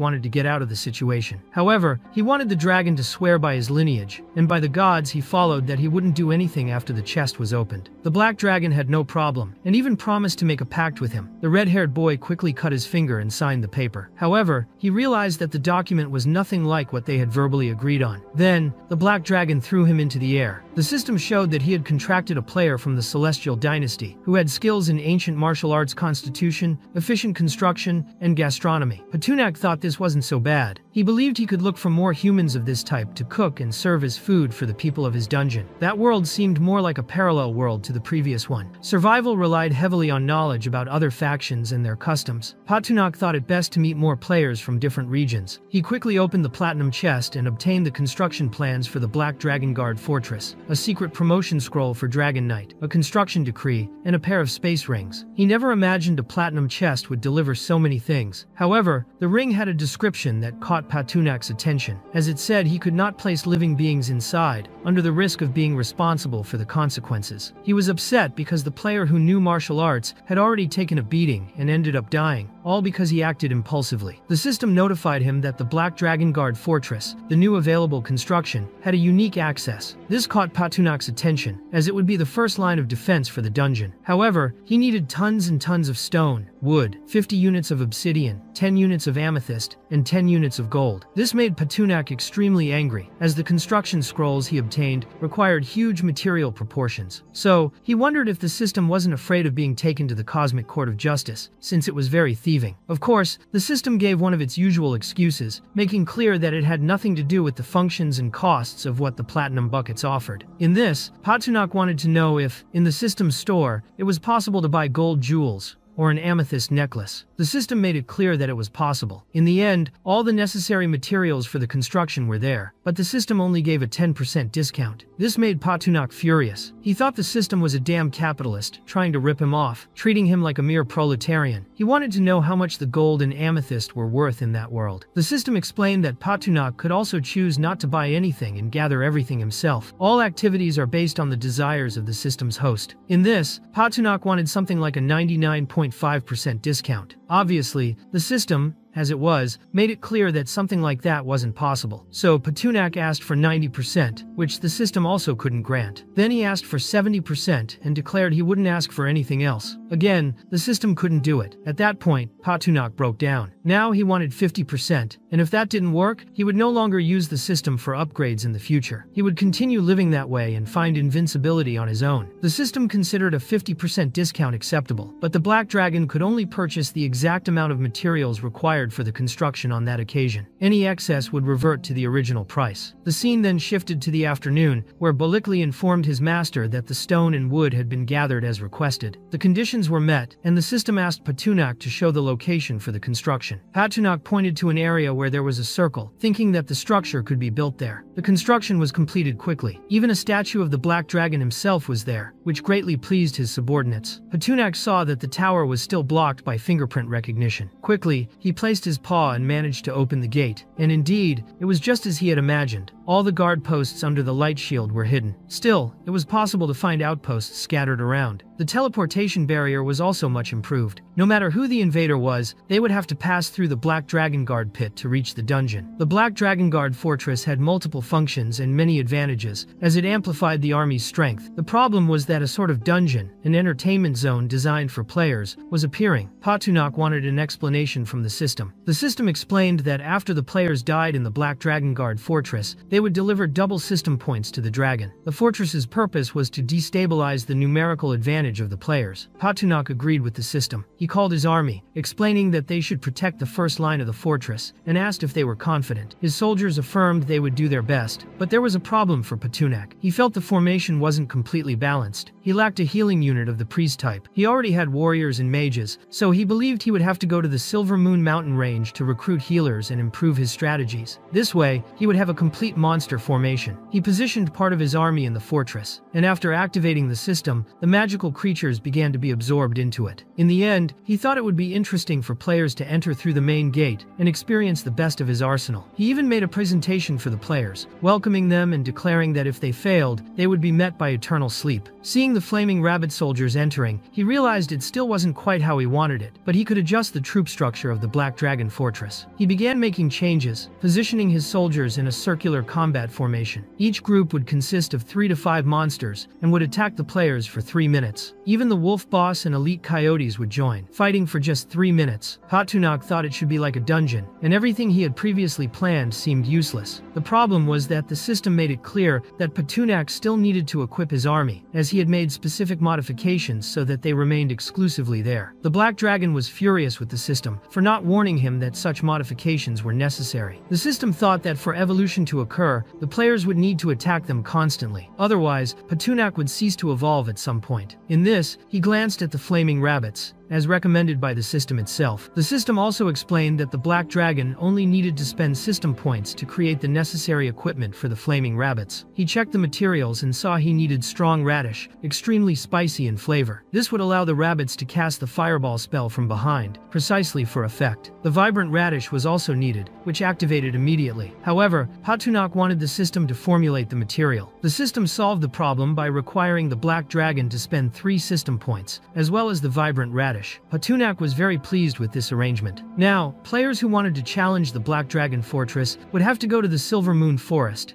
near the country of Andalus. There was an announcement that this dungeon had just been released and caught players by surprise, as it promised generous rewards that would aid their growth. The red-haired swordsman saw this and became very angry, having missed a resurrection opportunity and lost points. Still, he had a plan, as it seemed the local natives' abilities were much greater than their level suggested. Additionally, using the contents of the chests was valuable information he could share. The scene then shifted to Anna, who had her outfit changed and didn't understand what was happening. It was as if a force was emanating from within her. She told the black dragon she couldn't stop it and felt extremely hot. Patunak wanted to understand the reason for this reaction, as he was only looking at the Dragon Knight scroll. Suddenly, Anna underwent some kind of evolution. She grew wings and horns. Patunak knew that the Dragon Knight profession focused on amplifying the dragon's power and gaining defensive skills, but he didn't expect a physical transformation. She also received a protective shield from the dragon spirit, which increased her maximum health by 10%, and a skill called Devastating Strike, which dealt high melee damage and reduced the opponent's damage by 20%. Additionally, she acquired Dragon Race Procreation, increasing the probability by 50%. Patunak was very surprised when he saw this description in the system. Then the brass dragon appeared and told his master he had something to say. The black dragon thought he spoke too fast and allowed him only 10 words. Tolmarine got flustered and now only had 8. He began thinking about how to convey what he needed in so few words. Patunak believed that players with low pain tolerance were the most stubborn. Therefore, he handed Tolmarine a construction improvement scroll and explained that he should enhance the dungeon and then lock it, trusting that the brass dragon would know what to do. Patunak praised Anna, saying the armor looked great on her, and gave her a ring, explaining that it was just a gift. However, the real gift was inside the ring. Tolmarine, seeing how she looked, gave a mischievous glance. The black dragon, jealous as always, kicked him and expelled him from the cave. He hated dragons without limits. Then he looked at Anna with a goofy expression, acting like a beta, and told her she could open the gift. Anna, however, felt he didn't need to treat the brass dragon that way, since he hadn't done anything wrong. But Patunak explained that the gift was meant to be just between the two of them. Anna opened it and saw a black nightdress. She blushed deeply, while Patunak asked if she liked it, as he had chosen it himself, and the dress helped regulate temperature. Anna found the black dragon very playful. He, acting juvenile, excused himself by saying he was just a dragon and she was an elf, so there was nothing he could do. He thought the summer was too hot and that the dress could help her sleep well. Still, she remained suspicious. He, being clever, gave his word. Still pouting, she flew away with her new wings. The scene then shifted to Patunak, who was irritated because there was a door he couldn't open. He tried to force it, warned Anna that he was coming, and found her lying on the bed. He ends up breaking the door to get in, causing the entire building to shake. Meanwhile, the scene shifts outside, where the brass dragon does not understand why his master slapped him. It hurt both physically and psychologically. Still, he starts to believe that the black dragon did it as encouragement. Therefore, he decides to stand out even more to impress his master. The scene then shifts to the interior of the dungeon's lair. The leader of the human group that had tried to invade earlier, the metrosexual with blue hair, was very afraid of the brass dragon. He promised he would help make weapons and just didn't want to be mistreated. The scene suddenly shifts to Anna, who was with the black dragon. He could only think about the Bible while spending a moment with her. Then, Tolmarine arrives and informs his boss that he spoke with the leader of the captured humans. He shared information about the humans, wanted to help with weapon making, and could also obtain the necessary materials because he knew of a mine to extract ore. However, he arrived at the wrong time and disrupted the moment between Patunak and Anna. Furious, the black dragon's paw begins to catch fire. Pretending that Tolmarine had done a good job, he comments that it was like the Pomona car, showing up at the right time to cause trouble. Then, he punches Tolmarine with great force, sending him flying. The scene shifts to the coastal division of the Silver Moon Forest, where some humans are gathered. They find a portal, and upon crossing it, arrive at the black dragon's fortress, without understanding how they got there so suddenly. A girl consults the map and realizes they are in an advanced area of the black dragon's territory. The description indicates that this was the first defense post before reaching the dungeon, and they could only reach it by passing through the fortress. The players are confused, no longer sure if this is a game or the real world. One of them, however, believes they should be excited, as they are the invaders of this world and should explore it to the fullest. They enter the Black Dragon Fortress's purple portal, which would teleport them. After entering, the group's captain positions himself at the front, while the others show fear, finding the place dangerous. The captain, however, fears nothing, as he desires the rewards. Suddenly, a muscular rabbit appears with an axe. The captain manages to block the attack with his sword, but the others start running. Various magical creatures appear and begin killing the humans. Additionally, the players fall into traps scattered along the path. Without lifting a finger, Patunak gains 17,000 system points. The scene shifts to the Grand Hall, where Salist appears with a book in her hands and a completely different appearance. She is there to teach the Black Dragon a lesson. Seeing her, Patunak is surprised and wants to know if she is truly the woman who thought he had killed her sister. Salist clarifies that it was all a misunderstanding. She understood the truth when the Black Dragon showed her sister's tomb. As a mage, she felt that her sister's soul had departed in peace. Remembering Evelyn's tomb, Salist apologizes for the mistake and offers to help the Black Dragon by teaching magic to the magical creatures. Patunak informs Anna that from now on, she would learn magic from Salist every day to become stronger. Anna begins to cry, believing she has no talent for it. Before arriving there, she had tried to transform into a light elf in the Emerald Forest. She tried more than 10 times and never succeeded. Patunak explains that perhaps her talent does not manifest in this specific area, but by learning a new way to use magic, she could unlock her full potential. Suddenly, the system alerts that a special NPC is calling Patunak. He wants to respond quickly, but the system requires the Black Dragon to choose between real descent mode or split descent mode. Patunak has no idea of the difference. Real descent transmits the host's body and causes them to receive damage directly. Split descent transmits only part of the soul, forming a bilocation and reducing the risk of being transported far away. Patunak chooses split descent mode, although it costs 2,000 system points, leaving him frustrated. The scene then shifts to the Colosseum of the Illyrian Empire. A long-haired, brown-haired woman wearing a hat is in the arena with a massive lion. She commands it to completely destroy her opponent, a poor, weakened human. The lion seems more like a cat playing with a mouse, quickly starting to chew on that piece of ham. The woman seems to take pleasure in watching the lion eat a person. Her name is Dana, the third princess of the Illyrian Empire. Seeing the way the lion chews the woman, a subordinate asks Dana if she would really let the lion eat her. Dana demands that he be quiet, stating that the woman is an inferior being, and it makes no difference whether she lives or dies, as she is just a commoner. Moreover, the woman has a healing ability, so no matter how oppressed she is, she would survive in the end. Dinah then calls her secretary, Ulbricht. She explains that she wanted to see the dragon in action, as it would be more interesting. Quickly, Ulbricht brings her dragon. The creature releases a large cloud of vapor over the girl in the arena. For Dana, the real spectacle is about to begin. She wants to see if the woman can recover after being completely mauled by a dragon, laughing at the situation as if it were comical. The woman, completely weakened on the ground, begins to beg for a demon or angel, any being who could save her. In exchange, she promises to be their servant for life. It is at this moment that the Black Dragon appears right above her, and feels very embarrassed by the situation. He wants to know if she was the one who summoned him. Dana's dragon, upon seeing Patunak, begins to tremble in fear. The Black Dragon then realizes he has been summoned inside a Colosseum. It is the first time he has been in such a place. People are terrified and start fleeing. Patunak doesn't understand what is so frightening until he notices something sticky on his paw and becomes confused. It is the flesh of the woman who summoned him, although he is unaware of it. She is still alive but can barely speak. Just trying to communicate terrifies him. He thinks her will to live is incredible, as she looks like a completely crushed cockroach on the ground. Soon, he realizes that the girl, apparently unrecognizable, was the one who summoned him. Seeing this, the dragon becomes angry and decides to have a barbecue with the other dragon. The terrified onlookers recognize that this is the true Black Dragon and cannot understand how he appeared there. The people present try to warn Dana, saying it is time to flee, as the Black Dragon is in the Colosseum. But she pretends to be calm, claiming that his appearance was an accident. One of the subordinates asks her to order the Colosseum guards to stop the dragon before it is too late. Dana, however, does not like being pressured at all. Although her soldiers are the best in the region, she is not sure if they can face the Black Dragon. She believes it would take a 6th level Golden Knight to defeat Patunak. Quickly, she uses her spatial ring, takes out a scroll, and sends a pigeon with a letter. It is an urgent request for help, with the coordinates of the location from where it was sent. Since there are a total of 4 Golden Knights in the Illyrian Empire's capital, she believes they will arrive in time, and that the Black Dragon will have no chance against them. Meanwhile, Petunak consults the system to see if there is any way to restore the woman's consciousness. He also wants to know if he could give her a healing potion, but the system informs him that the only option is to give his own blood. Quickly, he follows the recommendation, and the girl begins to glow, being completely restored. Soon after, some knights arrive at the site and want to know, through the captain, whether they should attack. The Black Dragon's claws are heavier than their swords, but even so, they believe they should face him. The captain orders the beasts to be ready and in position. Petunak is not at all pleased with the shouting. The captain orders the beasts to attack, and he himself tries to strike the Black Dragon with his sword. Petunak finds the knight's arrogance excessive, considering him a worm. Wasting no time, he uses the language of dragons and disarms all the enemies. In the end, all the swords fall to the ground. However, the captain ends up without his clothes, embarrassed as he tries to hide his tiny member. Still, he does not give up. He grabs his sword again, intending to attack, but soon realizes that Petunak's skin is extremely resistant. Petunak wondered whether he preferred to be turned into barbecue or to fly straight to the 5th circle of hell. Suddenly, another metrosexual appeared, long-haired, mounted on a horse. He charged quickly, trying to attack the protagonist. Petunak was even surprised by the rider's speed, but the opponent hadn't expected that his strike would only penetrate a few centimeters into the Black Dragon's skin. Petunak seemed to lack the aura of an adult dragon, yet his resistance surpassed that of several veteran dragons. This was the Golden Order Knight of Paracord, level 59, an extremely difficult opponent to defeat. Seeing the knight's stats, Petunak understood why he had been able to injure him. Since the first attack hadn't caused enough damage, the knight tried again. The Black Dragon, however, didn't want to leave anything to chance. He tried to block the strike, but the sword pierced his paw. Quickly, Petunak began to fly, realizing that the Golden Knight would be very troublesome. But a new attack came from the air. It was Krogan, an aerial knight. Petunak decided to flee, only to be surprised multiple times by attacks that could track him mid-air. He was shocked at how little he could evade the arrows. He tried using the language of dragons to disarm his enemies, but the spell failed miserably, leaving him incredulous. Suddenly, he was hit hard and fell to the ground, unable to understand what had happened. Soon after, another attack grazed him. Realizing it was just a simple wooden spear, he understood that the dragon language had completely failed. He considered it a disaster. The worst part was that he hadn't even summoned his real body at that heated moment. Seeing that knights of this level were already causing so much trouble, he preferred not to imagine facing even stronger opponents. Without wasting time, Petunak returned to his cave, swearing he would not be discovered there. Yet he felt he was forgetting something. Then he realized there was something sticky on his hands. It was the girl, who looked like a smashed cockroach on the ground. He had been in such a tough fight that he had completely forgotten her. Quickly, he placed her on the floor. She was missing her arms, coughing, and he couldn't believe she was still alive. He thought there was a high probability of inheriting the self-healing ability if he killed the summoner or looted her skill. That way, he would become invincible. He even tried to loot the girl, but failed. Petunak couldn't believe his luck, as this could have been his trump card. He tried again, only learning useless things, like how to hold his urine. The system warned that the NPC was special, and his looting ability was inferior. Therefore, it was impossible to steal her main ability. Quickly, he considered killing her, but couldn't bring himself to be so cruel. He preferred to let her rest for a bit. He also believed that Kyle had already recovered after so many days. He wanted to see if the recovery skill could accelerate the growth of the dragon's heart. The scene shifted to him observing Kyle, curious about his condition. But Kyle was extremely angry and just wanted his powers back. In the end, the Black Dragon found it amusing to see Kyle like that. Kyle wanted to know what Petunak intended for him. The Black Dragon made it clear that he wouldn't take the healing ability, as it only reaches its full potential in Kyle's own hands. Kyle asked if the Black Dragon wanted to be healed by him, but said he was unwilling to do so. Then, he thought it best for Petunak to kill him, as he wouldn't help. The Black Dragon believed Kyle didn't understand the severity of the situation. That prison was no ordinary one. If Petunak wished, he could increase Kyle's suffering. He called Bolikli, who arrived in a panic, eager to know his master's wishes. Petunak explained that Kyle was dissatisfied with the dungeon service and wanted Bolikli to encourage him to see things differently. In the end, Bolikli was willing to make the dungeon system's guests feel at home. Quickly, he grabbed a chest and opened it, revealing various items. Bolikli picked up a chair filled with beams, showing the first part of the service. Petunak thought Bolikli was truly very professional.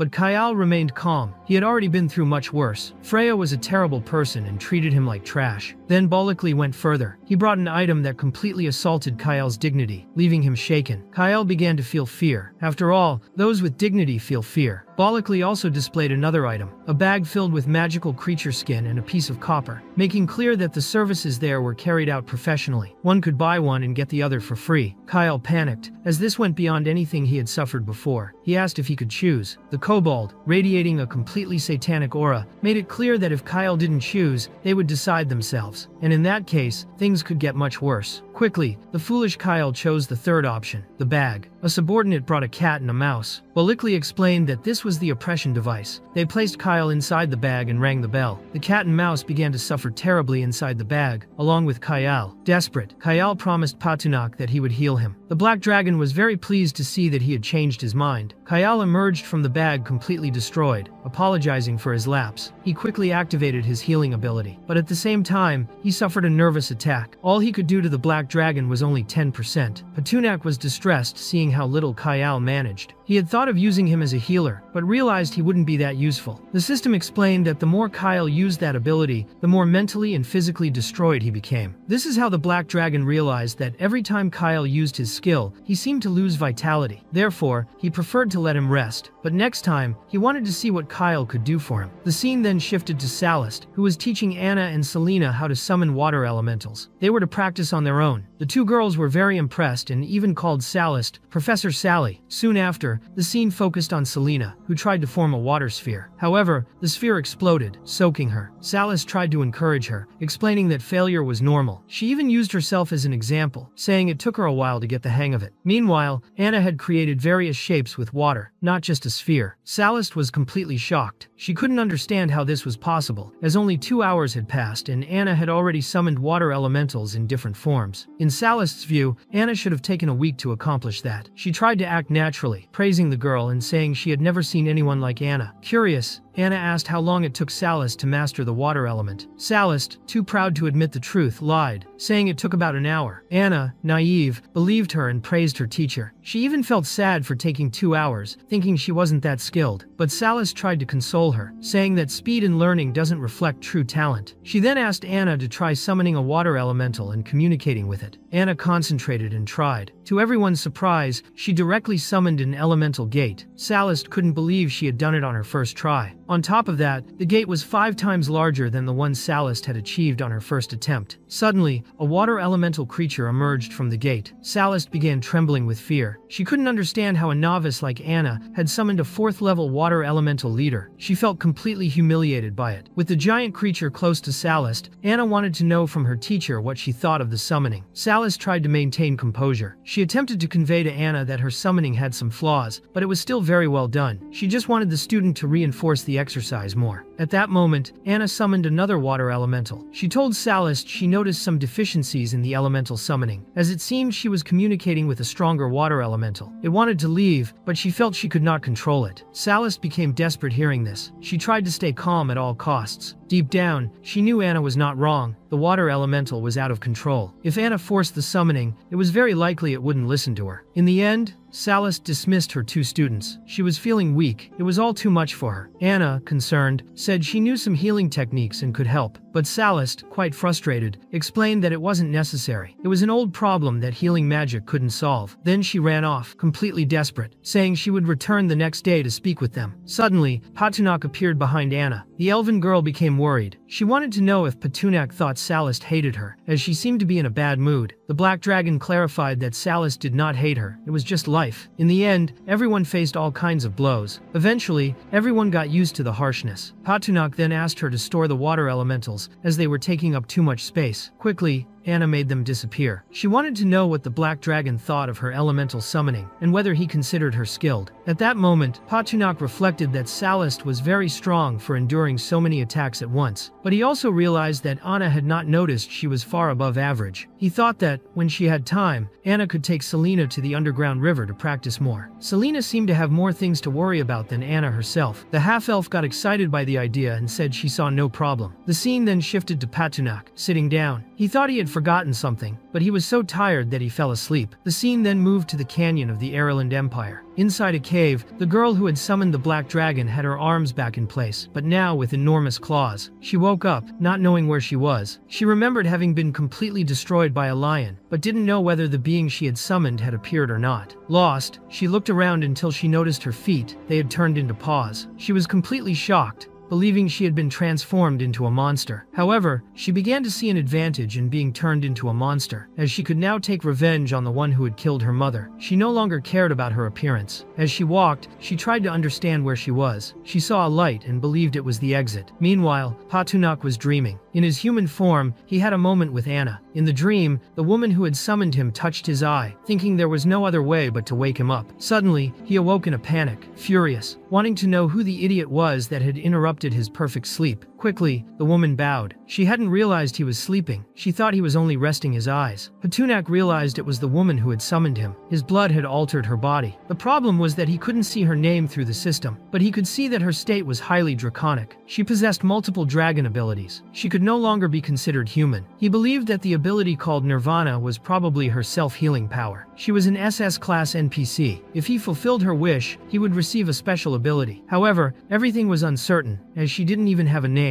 Patunak was suspicious, but also excited. Perhaps the reward was linked to Nirvana, and even if it seemed suspicious, he could not refuse the draconic girl's wish. Since it was her first time doing something like this, he wouldn't correct her mistakes. As a summoner, he would grant her wish. She was very happy about that. With a dark gaze, she revealed that she wanted the person who killed her mother to die. She wanted revenge. That was her greatest desire. The black dragon accepted the conditions, but wanted to know who was responsible for such misfortune. The woman revealed it was the king of Ireland. She explained that her mother was a simple seamstress. The king had spent one night with her. As she was a commoner, when he discovered she had given birth to a daughter, he forcibly took the girl's mother and ordered the soldiers to brutally kill her. She remembered the scene clearly. The king set everything on fire. The soldiers were just following orders, with no real desire to kill. Since royal blood shouldn't be shed unnecessarily, the girl survived. All this was done to silence her mother. Over the years, the king lived peacefully in the palace of Ireland. She didn't know why he hadn't secretly killed her. Perhaps it was related to her body's healing ability. Upon reaching adulthood, she was rendered unconscious and taken to the Colosseum. They thought this would allow them to kill her. Patunak was frustrated. He couldn't simply fight the king of Ireland. The draconic girl recognized that it would be complicated to get past the king's army and reach him. After all, he had every possible defense. When she escaped, she noticed walls equipped with special crossbows designed for dragons. The scene shifted to the Grand Hall of the Ireland Empire. The king was furious. He slapped Dinah's face, thinking all of this was endless nonsense. Dinah admitted she had made a mistake.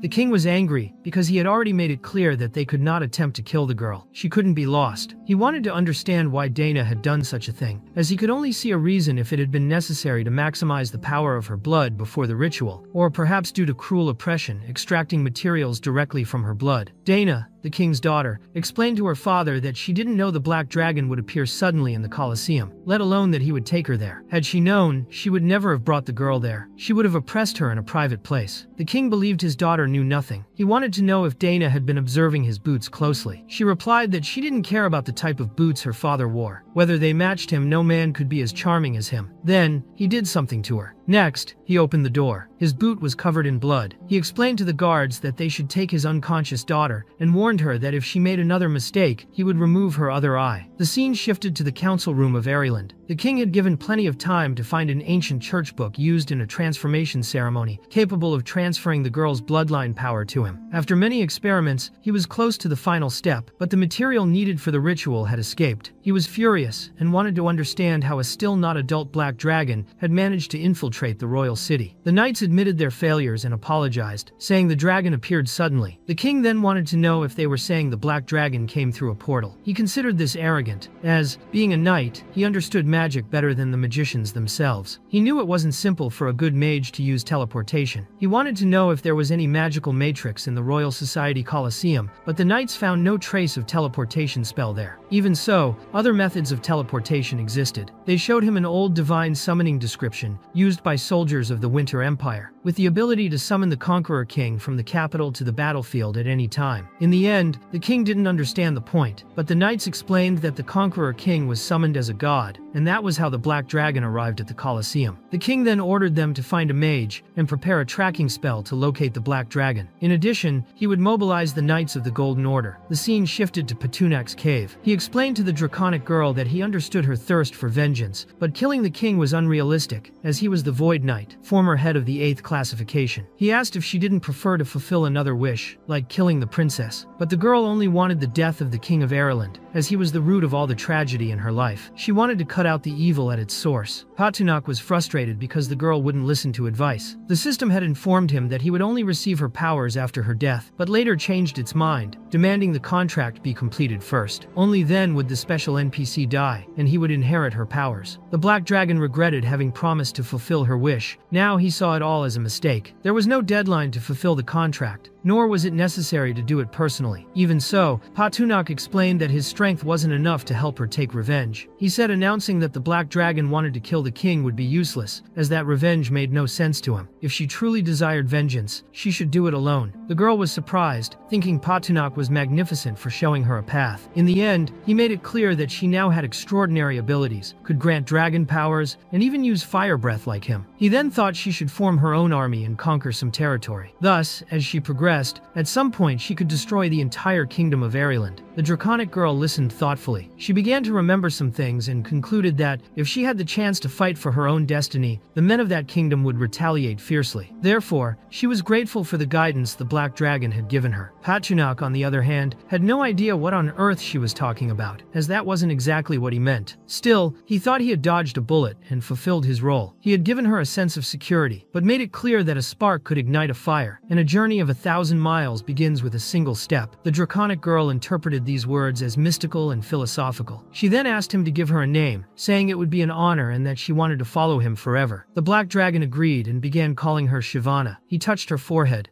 making a light shine. He hoped this would help her remain calm, cool, and composed when facing her enemy. He said he would wait for her action. Shivana began to cry and thanked him, as this was the first name she had ever received in her life, and she would treasure it. However, the system began mocking Patunak in every possible way, calling him a failed Mary Sue and a beta, saying that if he were strong enough to fight an 8th Order knight like the king, he would do it with pleasure. In response, Patunak demanded that the system teleport him immediately back to the Dragon Guard. However, since the contract had not yet been completed, the system made it clear that he would have to return to the dungeon on his own. This made him furious like a steam engine. He called the system trash and decided he would leave by flying, since Ireland was not that close to Anlius. He then checked the map, realized he was surrounded, and grew even more frustrated, as the system had given no warning. The system explained that Patunak could switch to his true form and spend points to transport Anna with him, which could help in that situation. Since the most dangerous enemy there was a Knight of the Golden Order. This made the dragon roll from side to side in desperation, as there was no way to defeat someone of that level, and the system said all this as if it were simple. The scene then shifted to a mountain, where an archmage in a black robe watched Patunak, whining like a spoiled child on the ground. She didn't understand why he was so agitated. A knight informed her that the dragon's crossbow was ready. The archmage ordered it to be moved slightly to the left and pointed toward the mountain. The knight asked if she really believed the dragon's crossbow could hit the black dragon. She confirmed firmly, as the arrows were engraved with 5 magical threads. These threads formed a set of enchantments: sharpness, speed, tracking, explosion, and armor penetration. Together, these magics were strong enough to pierce a mountain. The archmage knew the arrow was designed to pierce stone, not necessarily to kill the dragon, but she still ordered a second arrow to be prepared, as she trusted the targeting device fixed directly on the target's head. The tracking rune was considered useless in this case. The knight then asked if the spatial prohibition magic formation was ready. Everything was prepared, but the sorceress warned in advance. The area covered by the magic was vast, and they would only have 10 minutes to capture the black dragon. During this short period, they had to restrict his movements as much as possible. The captain simply asked the sorceress to ensure safety, as his knights were ready, and he intended to contain the dragon as quickly as possible. Thus, the great mage ordered everyone to prepare to fire the giant arrows. Quickly, one was launched, causing a massive explosion. Patunak was startled, while the draconic girl was certain something was surrounding them and about to attack. Wasting no time, Patunak began to fly, carrying the 2 girls in his arms. The mountain was collapsing, but the problem was that the black dragon felt his wings couldn't sustain flight. He then saw in the system that he was under the effect of a spatial prohibition magic for him. This battle held no honor. Suddenly, a gigantic arrow struck his dignity directly. He crashed to the ground, but never released the two girls. Now, he desired the death of all humans for doing this. The sorceress in the black robe was extremely pleased. The first arrow had brought down the mountain. She didn't believe the black dragon was so foolish. If he hadn't been holding those girls, he could have defended himself. She then ordered another arrow to be reloaded, now with precise aim. It was meant to hit his heart. Patunok was now face to face with the army of knights. He was already preparing to breathe fire, so they raised their shields. Patunok tried to turn them into barbecue, but the captain ordered them to increase their distance, weakening the range of his flames. The rest of the knights were to handle him with chains. The black dragon used the dragon language to disarm them, but a mage was already preparing a superior purification spell, nullifying his tricks. Then, a knight made a cut across his neck. This made Patunok even more furious. Even chained, he unleashed flames at the knights, who defended themselves easily. He realized he couldn't break those chains with just his bite, as they were specially made to restrain magical creatures. With great effort, he managed to break them, driven by the fear of losing the battle. Half the time of the spatial prohibition spell had already passed. Several knights began to surround Patunok, provoking him, but he knew this was just a distraction, while they prepared more chains to immobilize him. The captain grew frustrated with the intelligence of the black dragon, and desperately searched for a weakness. He believed a crimson crystal on Patunok's chest was his vulnerability. If he could hit it, the dragon would lose concentration. He then advanced to attack, but Patunok used his tail to defend himself. He declared that their despicable behavior had provoked his wrath, and without hesitation, unleashed his fiery breath at the knights. The captain was surprised, but still believed the dragon's resistance was futile. He then used the Dragon Slayer technique, a power so strong that even Patunok felt apprehensive. He was struck directly. This was the light of the hidden sword of laments, charged with the fury of the souls of fallen companions. The blow was devastating. Patunok at that moment saw vivid images, memories of the lost souls, and then, in that instant of pain and transcendence, he mastered the dragon word, the power of the king. He recovered quickly. The captain couldn't believe what he was seeing. Patunok let out a brutal roar that shook the entire region. He had been promoted to a young fifth-order dragon, and along with it, awakened a new draconic language, something he didn't even know how he had acquired. The king's power was an ability that granted Patunok absolute sovereignty within a 100-meter radius. Within this domain, his willpower and resistance increased exponentially, while those of his enemies were drastically reduced. During this effect, he became practically inviolable. Additionally, he became immune to attacks from the dragon's soul-destroying sword. Although he had advanced suddenly and didn't fully understand it, he soon grasped the effects of the dragon language. Within the royal domain classification, neither physical nor mental damage could penetrate his defense. Even attacks like the Dragon Soul Destroyer launched with full force by Jingsun would have no effect. Patunok knew Jingsun wanted to kill him, but now, at this new rank, that was increasingly difficult. Without hesitation, Patunok declared to all the knights, calling them worms, that they would face all of his fury. The mages, desperate, activated their elemental fire shields, but they were weakened and on the verge of breaking. They needed something to save them. Suddenly, an immense explosion occurred. When the dust settled, one of the knights charged at Patunok with his sword, but could do nothing and was brutally struck. Before falling, he shouted for everyone to flee as quickly as possible. Patunok began to fly, showcasing all his strength before those knights. He made it clear that none would escape. He wanted them all to taste his dragon breath bomb. He was preparing an attack completely different from anything he had done before, when he was suddenly trapped by a spatial confinement. Not understanding why he couldn't move, he realized that the formation had been created by the great space sage, the most powerful mage of the Aurelian Empire. An old man appeared. It was Angus, the mage of the Stellar Circle, who declared himself deeply disappointed. Around him, several fallen individuals tried to justify themselves, claiming they hadn't expected the dragon to have an opening or be so strong. But Angus saw this only as another reason to condemn all of the King of Airland's subordinates. Then,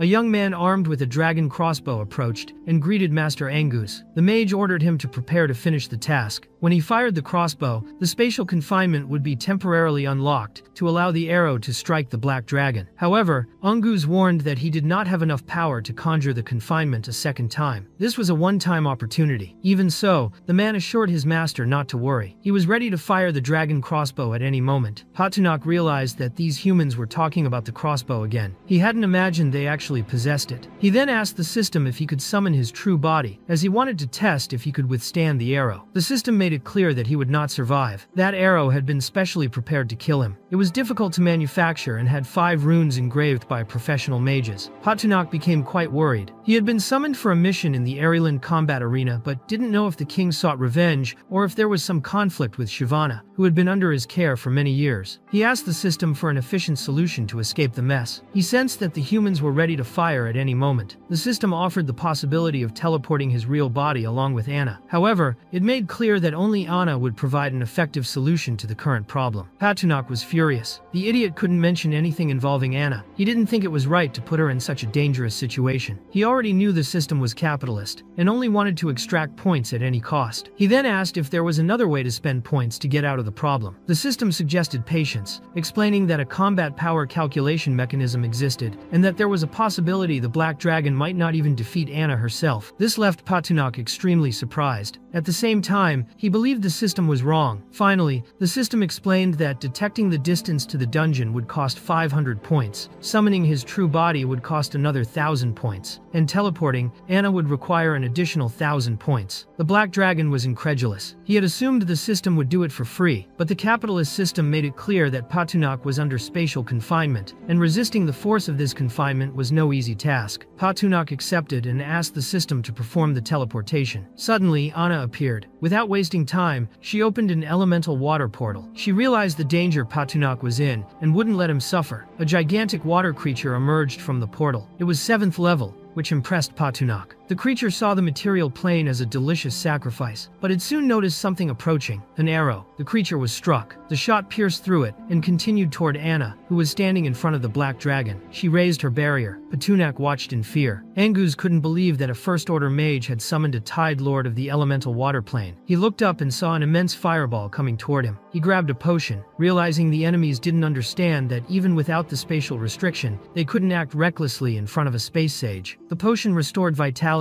and accelerated the recovery of all bodily functions. With it, he easily defended against the fireball. However, it was Anna who was launching those fireballs. She couldn't believe the old man had managed to defend himself. She made it clear that anyone who tried to harm the Black Dragon could no longer exist. She seemed to have already mastered elemental fire magic extremely well. Angus's eyes widened at the display of her abilities. He realized the half-elf was a genius, and such a genius could become a great threat to the human race if converted into a familiar of a Black Dragon. Therefore, she needed to be destroyed as quickly as possible. He didn't know that Anna had only recently started focusing on learning magic. Had he seen what Salist witnessed while teaching her, he might have collapsed. After realizing this, Angus used a spell called Spatial Lock, creating several walls around the elven girl. Quickly, Anna sent everything upwards, causing a massive explosion. She then turned to the Black Dragon, wanting to know what they should do next, demonstrating her bravery on the battlefield. However, Patunak quickly used the language of the dragon from the true domain. Angus couldn't understand what in the world was inside the Black Dragon's body. As a sorcerer who cast spells from the spatial cube, he could feel that whenever the Black Dragon approached, magical abilities lost their potential. The stability of the spells dropped drastically, and he watched as several fireballs dispersed. Angus simply couldn't comprehend it. He and the Black Dragon were within the same magical environment. The elemental conditions were exactly the same for both. To Angus, it was impossible for Patunak to be absorbing all the spatial elements around him. If the dragon could get that close, he couldn't understand why he still looked so pitiful. Then, he was nearly struck by a fireball, and that was when Angus realized that Patunak's field moved along with him. Angus's spatial confinement was larger than that field, so he managed to keep the Black Dragon's domain under minimal control. In the end, Angus didn't have much magic left, but he had many years of experience fighting giant magical beasts. He trusted his ability to hunt down that Black Dragon in no time. Patunak tried to strike him swiftly. Angus defended himself with his shield. At the same time, he felt the oppressive sensation vanish, and began to think that the Black Dragon's domain didn't last forever. Thus,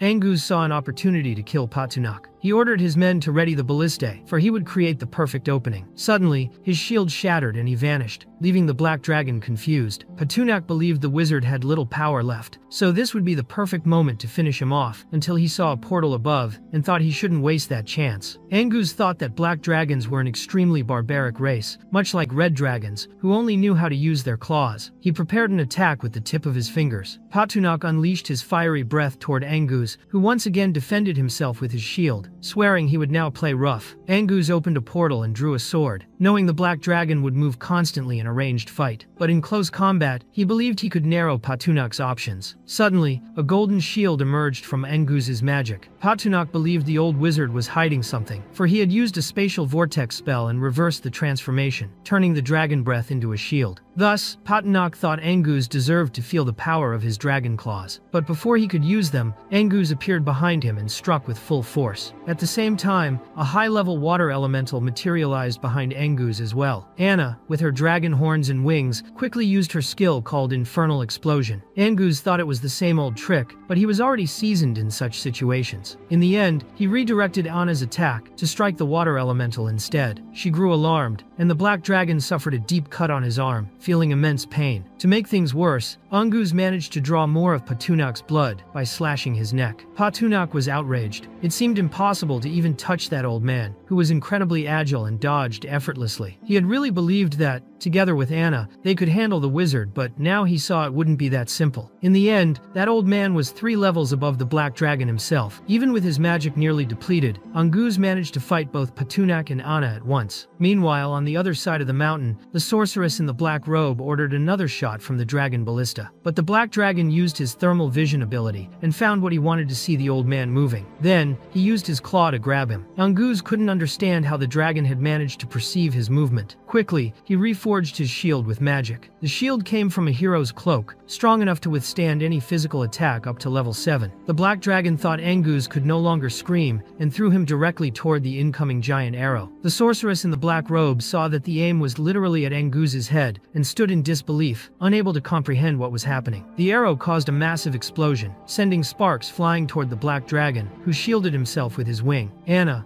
worried, asked if Patunak was all right. He assured her he was. The two flew toward where Enguz had fallen, for he had given them a lot of trouble. Although the sorceress's aim had been at his head, the arrow had struck the old man's chest instead. Surprisingly, he was still alive. The scene then shifted to the king, who was reflecting on the destroyed soul statue. When that happened, it was a sign of death. He wanted to understand how a level 4 black dragon could have killed a spatial mage. Quickly, he grabbed an item resembling a bell and threw it to the ground. From it, several people appeared. The bell was a kind of summoning artifact. Furious, the king ordered them to find out who had killed the spatial mage and to bring the body back. He also commanded that the black dragon be slain immediately and that the woman who had managed to recover be brought back alive. Next, the scene shifted to the Arelin Mountains. The sorceress in the black robe was fleeing. The 3 people summoned by the king wanted her to stop hiding, so they cast a powerful spell that struck her completely. Soon after, the scene changed to the palace of Arelin. The group explained to the king that, using fragments of Enguz's soul, they had uncovered his past life. He had been killed by a bolt from the dragon ballista, fired by none other than the sorceress in the black robe herself. Desperate, she tried to explain to the king. She said it wasn't her intention, that she had aimed at the dragon, but somehow Enguz had ended up in the arrow's path. She believed the black dragon had manipulated everything. The king couldn't understand how that woman could think a black dragon had manipulated the situation. To him, it was impossible. Enguz had been far ahead of the dragon. Enraged, the king kicked the sorceress in the black robe and ordered her taken to the purgatory. He didn't want to see her face ever again. Desperate, she insisted she was telling the truth. Frustrated, the king demanded to know why they hadn't brought back the girl who could recover, nor the black dragon himself. The woman from the trio explained that when they arrived, the black dragon had already escaped. They believed it to be an extremely cautious creature. They found no way to track him, for both his scales and blood had evaporated in the flames. As for the girl, the sorceress believed she was dead. The king doubted that was possible. They tried to track her using the blood soaked into the arena, but found nothing. That could mean she was dead, or that if she was alive, her bloodline had transformed, preventing any tracking until they could obtain a new blood sample. The king began to suspect that Patunak was sabotaging his plan. Then, the scene shifted to the first fortress of Andalus. The black dragon returned with Anna and the draconic girl. He stepped on a tomb and felt pain in his feet. The girls were startled to see a decayed corpse. The draconic girl noticed, from the insignias on the clothes, that they were soldiers of Anlius, soldiers of the strongest royal army in the kingdom, according to the records of the royal library. She found it strange that the bodies had been manually buried. Patunak Patunak didn't understand. He thought all corpses were buried that way. But the girl meant something else. She believed that whoever buried those bodies was an undead. She also sensed a strong smell coming from the bones and the gravestone. The black dragon found it very strange that spirits would bury the dead so carefully, and even place a tombstone over them. To the draconic girl, the fact that an undead buried corpses and performed all the burial rituals without using necromancy could only indicate high intelligence. Therefore, she supposed it was a high-ranking creature. She wanted to know how those soldiers of Anlius had died. There were many wounds not only from weapons but also signs of magic. Patunak believed the soldiers had been slain by someone from outside the kingdom. The girls wanted to know if it had been the work of people from beyond the domain. Patunak explained that outsiders were also known as the Chosen Ones, humanoid beings who had recently appeared on that continent. They were arrogant, and most importantly, had the power to resurrect. A place with numerous Anlius soldiers' bodies and traces of magic, without any evidence of another group suffering damage or leaving tracks, could only be the work of those foreigners with resurrection abilities. Anna then wanted to know what had happened in the Dragon's Cave. Patunak said that the ones who had planted the potatoes there were the outsiders. He said he had even left kobolds to guard the area, to prevent those humans from taking their own lives and resurrecting again. He explained to Anna that the human villages they had destroyed, and those that attacked them with strange firearms, were actually invaders from another world, humans capable of resurrection. The draconic girl was utterly shocked. She wanted to know if that was truly possible. Patunak didn't want Shivana to worry so much. Those invaders couldn't resurrect indefinitely. There was a limit. The more they resurrected, the more energy it required. Shivana wanted to know if they were the true enemies. The Black Dragon made it clear that they always had been. There was no changing that. Whenever they met,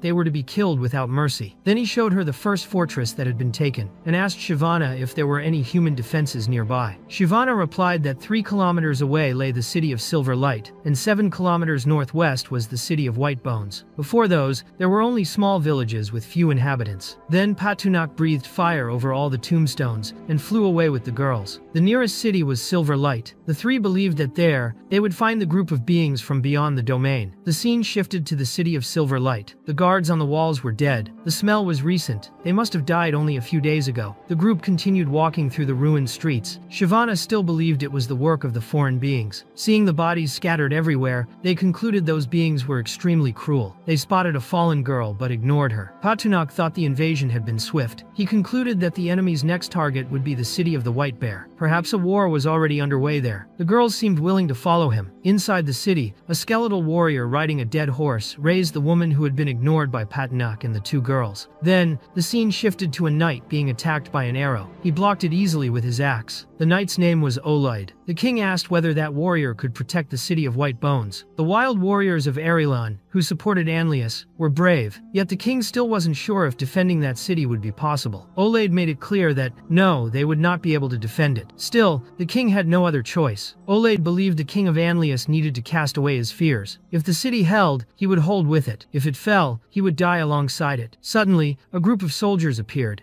informing the king that the enemy was already attacking. They had reached the walls. The king grew furious. The subordinate's tone almost made it sound as though he were blind. The king grabbed him by the collar, ready to scold him. To make matters worse, the enemies were nearing the trenches. Mages were everywhere, trying to contain the situation. The king of Anlius saw several warriors being swept away by a current of water, and demanded to know where it came from. Olaid believed the waters came from the broadleaf forest behind the city of the White Bear. He had secretly ordered Kalel's soldiers to dig a canal to redirect the water, but he had not authorized it to flow all the way to the trenches. Meanwhile, the scene returned to Patunak, who was watching with the girls. He hadn't yet realized that the soldiers of Whitebone were still defending the city quite decently. Shivana wasn't sure whether they should attack, since rescuing the defenders of Whitebone City could make everything easier through that alliance. She believed in the Black Dragon's power and knew he could turn the entire situation in their favor, but Patunak wasn't in any rush. He also thought their appearance at that moment might be beneficial for the city's people, but preferred to wait a little longer. Then the scene shifted to the invaders, who made it clear to the cunning soldiers of Anlius that no strategy would be enough to counter their absolute strength. The invaders' leader ordered some mages to separate and use ice magic, sending freezing shocks through the water, taking advantage of the river's flow. The king of Anlius noticed enemy mages approaching, but couldn't comprehend how there were so many. Olaid saw an opening to attack, while other invaders declared that the king should be killed. Quickly, the king fell to the ground in terror, and several knights approached as he wet himself. In utter shock, one of the warriors tried to strike him with a sword, but before he could, Shyvana appeared and caught the blade. She asked the king if he needed help, and without hesitation, flung the enemy's sword away. Using her dragon claws, she tore off the man's head. The king, his voice trembling, quickly thanked her and even called her beautiful, promising to grant her whatever she wished for, saving his life. The lion had turned into a soaked kitten, the king of betas. Oleg didn't like that one bit, and demanded to know who Shyvana was. She explained that she had come to save them and warned that they shared a common enemy. Oleg found that strange. He had no idea who she meant. Just as she was about to explain, a warrior tried to strike her from behind, but she easily knocked him down as if he were nothing. She pointed out that their enemies were the foreigners, beings from another world, and more. They were also facing another enemy, the king of Erilin. Oleg quickly grew wary. She knew too much, even things he himself didn't know. Moreover, she knew who he was and who his enemy was. Still, he concluded that the enemy of his enemy was his ally, and chose to acknowledge her. He told Shyvana that it was difficult to deal with so many enemies and, while blocking an attack, admitted that fighting on was useless. He'd rather die there, seeing no way out. Shyvana made it clear that when she said she could save them, she meant it. She slit her own arm and leapt high into the air. From above, she invoked the king who slumbers in darkness, for her blood cried out for the one who brings death and plague to all enemies. The humans below were astonished by her movement, and began plotting to capture her. As her blood touched the ground, the earth began to quake. The soil expanded rapidly, and suddenly, the black dragon emerged, making it clear he had answered her call. At last, the city's wall completely collapsed, shocking everyone. In Whitebone City, the attack was real, and many believed that the black dragon summoned by the enemy had helped to break through the defenses. Therefore, they thought he was their ally. However, not everyone shared that view, as they noticed Patunak's health bar glowing red, signaling hostility toward them. Patunak grew extremely frustrated, for he had just arrived and everything they had done had been carefully planned, yet it all spiraled out of control. He also explained that, in the end, the wall was already collapsing, and that he had only simulated the accident. Wasting no time, he used his fiery breath to roast them all. Despite bringing down several soldiers, those still standing quickly regrouped, forming a strategy to attack the Black Dragon. They couldn't allow Patunak to hinder the great Sakura Empire's advance. But Patunak approached and found it utterly pathetic that they would try to attack him in such a disgraceful way. So he simply decided to crush them all, earning a few system points. The surviving soldiers told the general, named Gusi, that their battle plan had failed, but the general wasn't blind. He recognized the dragon's intelligence and ordered everyone still standing to retreat. There was no longer any reason for useless sacrifices, and the lives of the remaining warriors were precious. Those still present saw the general leaving, and started running too, trying to stay alive. Patunak, of course, was furious that the humans were attempting to flee, and showed no mercy, roasting most of them. The scene suddenly shifted to the desert, where the giant infernal bird ridden by the Sakura army's general came to a halt. He wasn't sure whether the creature had run out of energy or something else, for the massive bird buried its head into the ground like an ostrich. He couldn't understand why the creature had suddenly frozen, until he saw a hurricane approaching, and felt chills down his spine, as the event looked like an imminent storm. Then he realized the bird was afraid. Treating the creature as a mere object, he began whipping and cursing it, demanding it move faster as the tempest drew near. The bird, however, glared at him menacingly. Frustrated, Gusi was thrown off its back as the bird bolted away at incredible speed. The general of the Sakura army was furious, thinking that stupid bird was trying to turn itself into roasted chicken. The problem was that the system items weren't that good. They were all temporary. Suddenly, the ground began to shake. He thought it was an earthquake, but in truth, it was countless undead creatures emerging behind him. They began chasing him as Gusi panicked and warned the others to retreat immediately, for a horde of undead was heading their way. The others didn't take him seriously, as they were in such a remote place that not even birds defecated there. It seemed impossible for undead to exist in that area. Gusi didn't care if they believed him or not. He kept running. By the time the others realized he was right, it was far too late. The horde had already struck. Few managed to escape, while others decided to fight, believing they would revive anyway. Their strategy was to think of the Black Dragon and lure the undead army toward his location. Gusi kept running without stopping. He had reached that level, become a general and a mayor, enjoying all kinds of privileges. Every life was precious, and he couldn't afford to die so easily. However, the system revealed that he had been affected by the wind of the undead, and was now under judgment. The judgment succeeded, granting him immunity to the wind but not to the wail of the undead, which which left him paralyzed with fear and reduced his speed by 8%. This frustrated him even more, as escaping had now become much harder. He tried his best to keep running, but even a snail could have moved faster. His legs felt almost bound by the overwhelming sense of shame radiating from the undead. On top of that, he began suffering mental weakness, losing the will to fight. Goosey's body was completely out of control. Seeing that immense horde of undead before him, he realized they were his own relatives, killed earlier in the city of Silver Light. Goosey spotted the tailor's daughter and wondered if she had become an undead to seek revenge. Still, he felt somewhat at ease, believing he couldn't die, unlike those who were neither human nor spirit. But soon, he realized there was no point in speaking, since the undead had no minds, and any words were useless to beings who couldn't understand them. Suddenly, the tailor's daughter shoved her hand into her own chest, ripped out her heart, and placed it inside his body. The system immediately warned that he couldn't remain alive after such mediation. Goosey panicked as the system showed that he should have purchased items from the shop to escape the curse. This confused him, as everyone believed resurrection could fix any problem after death. He began taking constant damage. The curse afflicting him was known as the Curse of the Afflicted Souls, which locked his spirit and couldn't be removed by physical resurrection. The only way to rid himself of it was by buying the Divine Purification Potion from the system shop, but it had to be consumed 3 times to fully eliminate the curse. To make matters worse, he now had a necroplacenta, a new organ that, every 10 hours, would incubate a necro baby, absorbing 50% of his blood and destroying a random part of his body.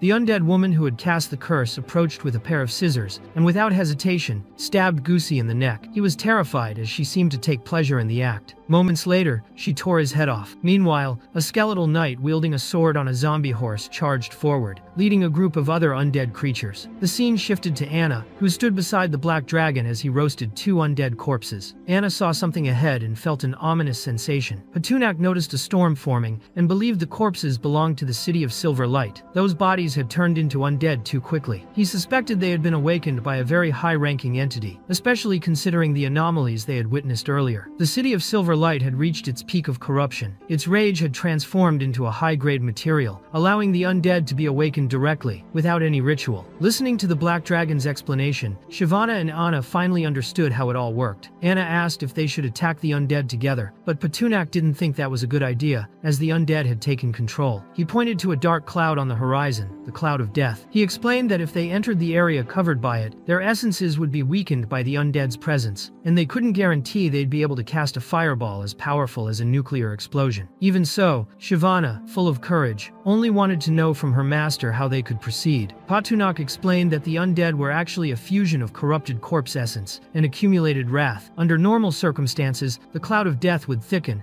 as more deaths occurred. But this time was different. The fallen players weren't turning into undead, and the rage couldn't be sustained. Over time, death itself would dissolve into the air. Taking a deep breath, he revealed that he already had a plan. He told the girls that the first step was to rally the soldiers and repair the Whitebone City's walls. Anna was to use her earth magic to reinforce the defenses. The effect of those walls against undead would be excellent, increasing the humans' chances of survival. Shyvana then explained everything to the king, asking if he understood that she could solve the problem. The king again thanked her for saving the city and promised to keep his word. He raised his hand and declared that she would be the master of the state of the kingdom of Anlius, sharing his rank and offering her all the nation's power and wealth. However, since his hand was still soaked with urine, Shyvana refused the gesture and changed the subject, explaining that the cloud was the plague of the undead, a legion formed from the civilians who had died in the city of Silver Light and were now marching toward them. The king couldn't comprehend how the dead could walk, and worse, that they had come from so far away. Shyvana explained that a high-ranking undead had awakened them all. The purpose of these undead was still unclear, but she wanted the king to start building a new defensive system for the walls immediately. She mentioned that there was a girl named Anna who would help using earth magic. Hearing the name, the king was shocked. It sounded familiar. He recognized her as the elf slave he had once used to lure the Black Dragon's attention a month earlier. There was also the matter of Anna's terminal illness, which made it impossible for her to have survived, much less become a mage. Moreover, it was absurd to think that the Black Dragon could have advanced to rank 5 in just a month. In the end, the king concluded that the dragon and the elf girl couldn't possibly be the same ones from the Silver Moon Forest, that it had to be a coincidence. The scene then shifted to a warrior hurling a zombie's head away. He thought there was nothing else to be done when they were alive. Defeating them was easy, but now that they were dead, it had become far more complicated. Suddenly, he saw a green energy leaving the corpse and heading toward him. Confused, he watched it enter his body. The system warned him that he had failed the trial of will and had been cursed. Every 5 minutes, he would face a new trial. If he succeeded, he'd gain immunity to execution effects. If he failed, he'd feel the pain of death from every undead who had cursed him. Resurrection wouldn't remove the effect. The only way to break it was by buying specific items from the system shop. The player panicked. He knew solo players only felt 10% of real pain, but even that frightened him. He chose to believe it was just a simple execution and wouldn't hurt much, but when he failed, the effect hit him in full force. He collapsed, screaming in agony as if he were about to be decapitated. Suddenly, a centipede made of bones appeared and began circling him. Meanwhile, Patunak flew overhead, observing the situation. He found it strange that nearly the entire army of players had been wiped out, yet the accumulated wrath hadn't dissipated. He wanted to know whether the real target of all this was the people of Whitebone City. So, he decided to use an item he had kept, the Ring of Necromancy, a gift from Selena. He still didn't understand why she had given it to him, as it seemed too precious to part with, but now he saw its purpose. The item could absorb the wails of the undead. Patunak felt lucky for foreseeing he'd need it, and also thought Selena was an idiot for giving away such a valuable artifact. Elsewhere, Selena sneezed, wondering who was badmouthing her. Patunak descended into the infested field and activated the ring's power, beginning to suppress the undead energy. He was thrilled to see it actually worked, but suddenly, the skeletal knight appeared, riding his undead horse. His aura was entirely different, so intense that even the other undead recoiled in fear. His power was so overwhelming that the ring of necromancy began to crack. That's when Patunak realized the item wouldn't be enough. To make things worse, the system alerted him that he had been affected by the wail of the undead, reducing his flight speed by 8%. That alone was enough to make him lose altitude. Patunak tried to stay airborne but began falling, unable to understand how so many undead could exist in one place. Fear took over him. Falling there would mean becoming one of them. The scene shifted to Whitebone City, where some people thought the skeletal knight on the undead horse looked familiar. They even believed it was old Bob. Anna saw Patunak descending from the sky and sensed that things were going well, so she thought it was the perfect time to test her upgraded Hellfire. However, before she could act, a man appeared, asking her to wait a second. She had no time for that and wanted him out of her way. The man explained to the elf girl that the undead's name was Bob and that he was his friend, so he didn't feel right attacking him directly. Anna tried to convince the man that the undead were creatures with distorted memories, a result of the very author who had spawned them. The man knelt before her, and she told him fine, she would give him 10 minutes to resolve the situation. If he couldn't, she would use her own powers to handle it. Quickly, the man went up to Bob and greeted him. His name was Ludley, and he was trying to remind Bob that they had been through many things together. Meanwhile, Anna warned Shyvana that perhaps they should attack directly, since it was unlikely that the method of awakening the undead would work, but 10 minutes would be enough to find out. Bob quickly recognized Ludley and replied. Ludley was so moved that tears fell from his eyes. He wanted to know if Bob remembered when they went to the bathhouse together, or when they used to sneak into the widow's house next door to watch her bathe. That made Bob extremely embarrassed, so he said Ludley must be mistaken, as he had never done such a thing, and rode off in another direction. Shyvana realized that was how things worked, while Patunak looked around, unable to remember clearly, but he thought that must be the player village of Sakura. In the end, he realized those people were indeed in trouble. The scene shifts to the Whitebone Castle, where the soldiers were watching everything. Realizing they were still alive, they felt grateful and began making promises to their creeds. The king thanked the girls, since without them the city of Whitebone would not have been able to defend itself. He even considered recruiting Shyvana, as there was a chance to expand the territory. At that moment, Patunak appeared and asked if King Anlius still remembered him. Feeling awkward, the king pretended not to know what the Black Dragon was talking about. Patunak found it curious, and insisted on refreshing the king's memory, asking if he remembered a month earlier, when he had proposed to capture and kill the Black Dragon. The bait was the Princess of Andalus. Trembling, the king admitted he still remembered that incident, and with a trembling voice, asked whether the dragon before him was the same one from that time. Patunak pretended it wasn't, saying that this was his junior. Pretending to be another dragon, Patunak explained that his junior often complained about the atrocities committed by King Anlius, and that he had been ambushed and seriously wounded by his army. He stated that the king should offer some kind of compensation for having even sent a third-level mage against his junior. The king was terrified upon hearing the word compensation, but he fell to his knees, saying he was willing to grant the dragon the status of National Protector of Andalus, a title equal to his own, worshipped by all the people. Patunak thought such ridiculous ideas should be kept to oneself, and warned that the king had nothing of value to offer. He also said that if the king refused anything, he would be killed. Desperate, the king began begging for his life, and even offered to become a puppet, renouncing his power. power. Patunak declared that the king had made the right choice and, because of that, would live. He then handed the king a contract to sign. The king signed it, trembling with fear. As soon as he did, a bright light began to flash. In the end, Patunak received a system notification congratulating him for taking control of a human nation. He earned about 200,000 system points for his good calculation, the largest amount he had ever received. However, the Black Dragon's exposure level increased, and Shyvana shared part of the explosion's load with him. Patunak's lore also increased. He now had two familiars, Anna and Shyvana. The Black Dragon hadn't expected such a positive surprise. He began to wonder whether King Anlius truly controlled the country, or was merely a symbolic figure, with the real power in the hands of others. He also reflected on whether it was madness to go on expeditions when one couldn't even maintain one's own kingdom. Shyvana noticed that the army of undead had changed direction. She wanted to know what they would do next. Patunak thought that everyone believed Shyvana had been the one to summon him and Anna, and that King Anlius might therefore wish to recruit her. In the end, he decided it would be better for Shyvana to stay low-key and try to persuade some of Karel's soldiers to join her cause. But she wanted to know what her master planned to do. The Black Dragon intended to visit a place before meeting them in Andalus. The scene then changes to the novice village number 2, Sakura. In the council room, Gusi was drinking several divine potions worth a total of 50,000 points. He was furious,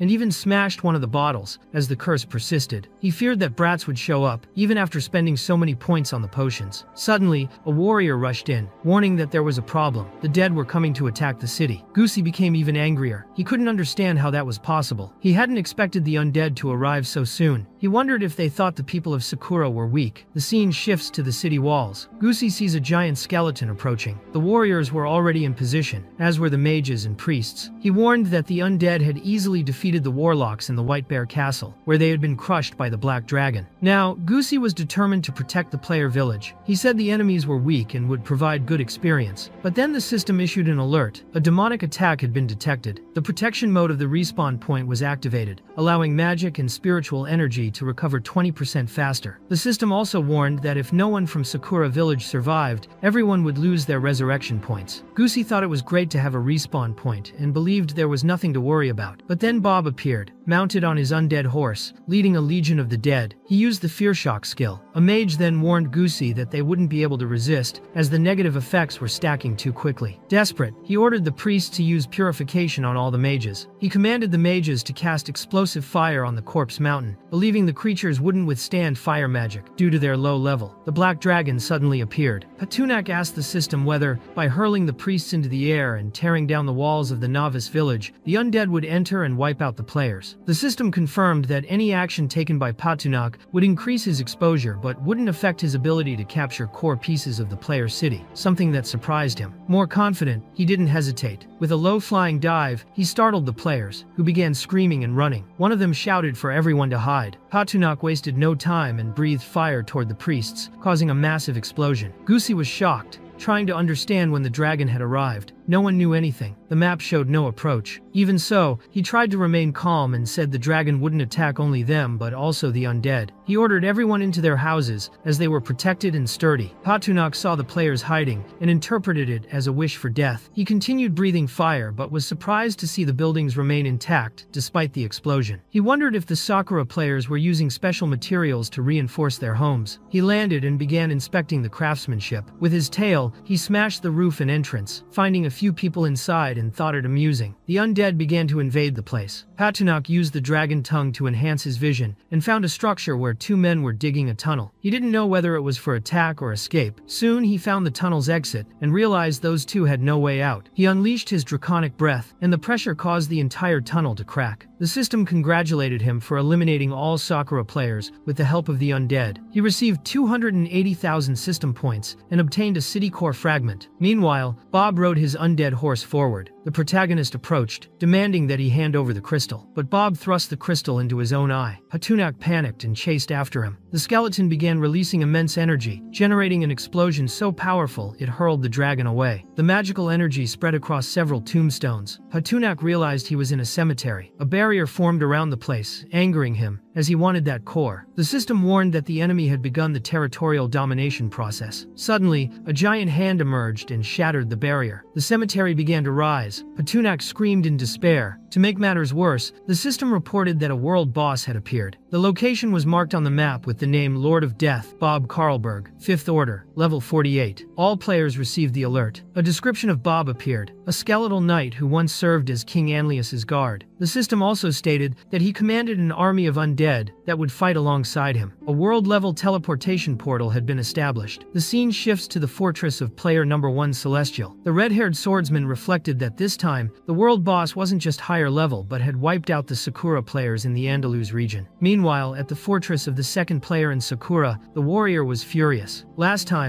they had taken the world boss reward, and now he would do anything to seize the treasure vault, stepping over anyone who got in his way. At the fortress of the beautiful nation, the players were heavily armed and already organizing to fulfill the objective of eliminating the world boss, Bob Carlberg. At the Annalise camp, the king slept peacefully. Outside, Olaid stood guard. He heard a noise and immediately asked who was there. Shyvana appeared, admitting that he was the strongest warrior of Kale, and more than that, a vigilant one. She believed Olaid had already seen what she was capable of, summoning the great black dragon and the spirit of the dragon. Therefore, she wanted to know whether he would join her in her quest for vengeance against the Aurelian Empire. Olaid found the proposal tempting but said he would never join her. Shyvana asked whether his refusal had to do with his son. At that moment, Olaid was shocked and demanded to know how she knew that, and if she had seen the boy. Shyvana explained that she had never seen the boy, but once witnessed a teenager in King Eralin's private interrogation chamber, speaking a strange language. She remembered clearly what she had heard, Hedereb Okeno. She didn't know what it meant, but the phrase stuck in her mind. In shock, Olaid grabbed Shyvana by the arms and revealed that the language was from his clan. He demanded to know where his son was. Shyvana said the boy was still in the king's interrogation room, but she didn't know whether he was still alive. Olaid threw Shyvana against the wall, furious, thinking it was impossible that his son was dead if she was still alive. But Shyvana explained that she had survived because she was King Eralin's illegitimate daughter. She asked if that wasn't reason enough for her to still be alive. Olaid released her, trembling, unable to believe what he had just discovered. The revelation shocked him. Shyvana said she had spent years in the palace as a bastard daughter. She felt like a bird trapped in a cage. She had never met Olaid's son, only heard about him from the interrogation room reports. Deep down, she knew he would understand what that meant. Olaid began to despair, thinking she was trying to summon her father. But Shyvana denied it. She only wanted that man dead, nothing more. If Olaid was that much of a coward, then he wasn't the kind of ally she was looking for. Before she could leave, Olaid called out to her and accepted her invitation, but said he would not fight the king until he saw his son's body. Shyvana replied that he need not worry, there would be no battle, as long as he helped train her soldiers. She wanted him to train them as true warriors of Kael. In exchange, she would send men to investigate whether his son was still alive. She also reminded Olaid that the king had sent him to Andalus with no intention of letting him return alive. Once he came back, he would be executed. So she thought it best for the king to believe Olaid was already dead. Without that threat, his son might still have a chance to live. Finally, Olaid showed her a necklace, the Beast Pendant, which a warrior of Kael only abandons after death. With it, she could prove to the king that Olaid had perished. He hoped her plan would work. 3 days passed. The scene shifted to the capital of Andalus. Anna was delighted to see that the Black Dragon had returned. The king welcomed Petunak joyfully but explained that he had arrived so suddenly that there hadn't been time to prepare a welcoming parade. Petunak didn't mind. He said gold, silver, or jewels were all the same to him, which relieved the king. The hall was empty, and the dragon wondered if this was truly the royal palace. He found it strange. He imagined the queen would have taken some things with her, but hadn't thought she'd be cruel enough to leave even the walls bare. The king asked the dragon to wait a moment. He said there had been a misunderstanding and that he would check what still remained in the palace. He walked to the royal chambers and felt relieved to see that the portraits were still there. Using a hidden mechanism behind one of them, he revealed a secret wall. Inside was a vault filled with treasures left by the former King Anlius. Treasures even the queen didn't know existed. He called for the dragon, who somehow had already entered the room, bringing several subordinates carrying a massive chest. The king explained that no one had ever managed to open that vault, and asked Petunak to use his strength. The chest was made of star-forged iron and extremely heavy, but that wasn't a problem for Petunak. He touched it and shattered it effortlessly. Gold coins and jewels spilled across the floor. He picked up a ruby and found it interesting, the kind of crystal that suited him perfectly. He already knew what he would do with it. The king,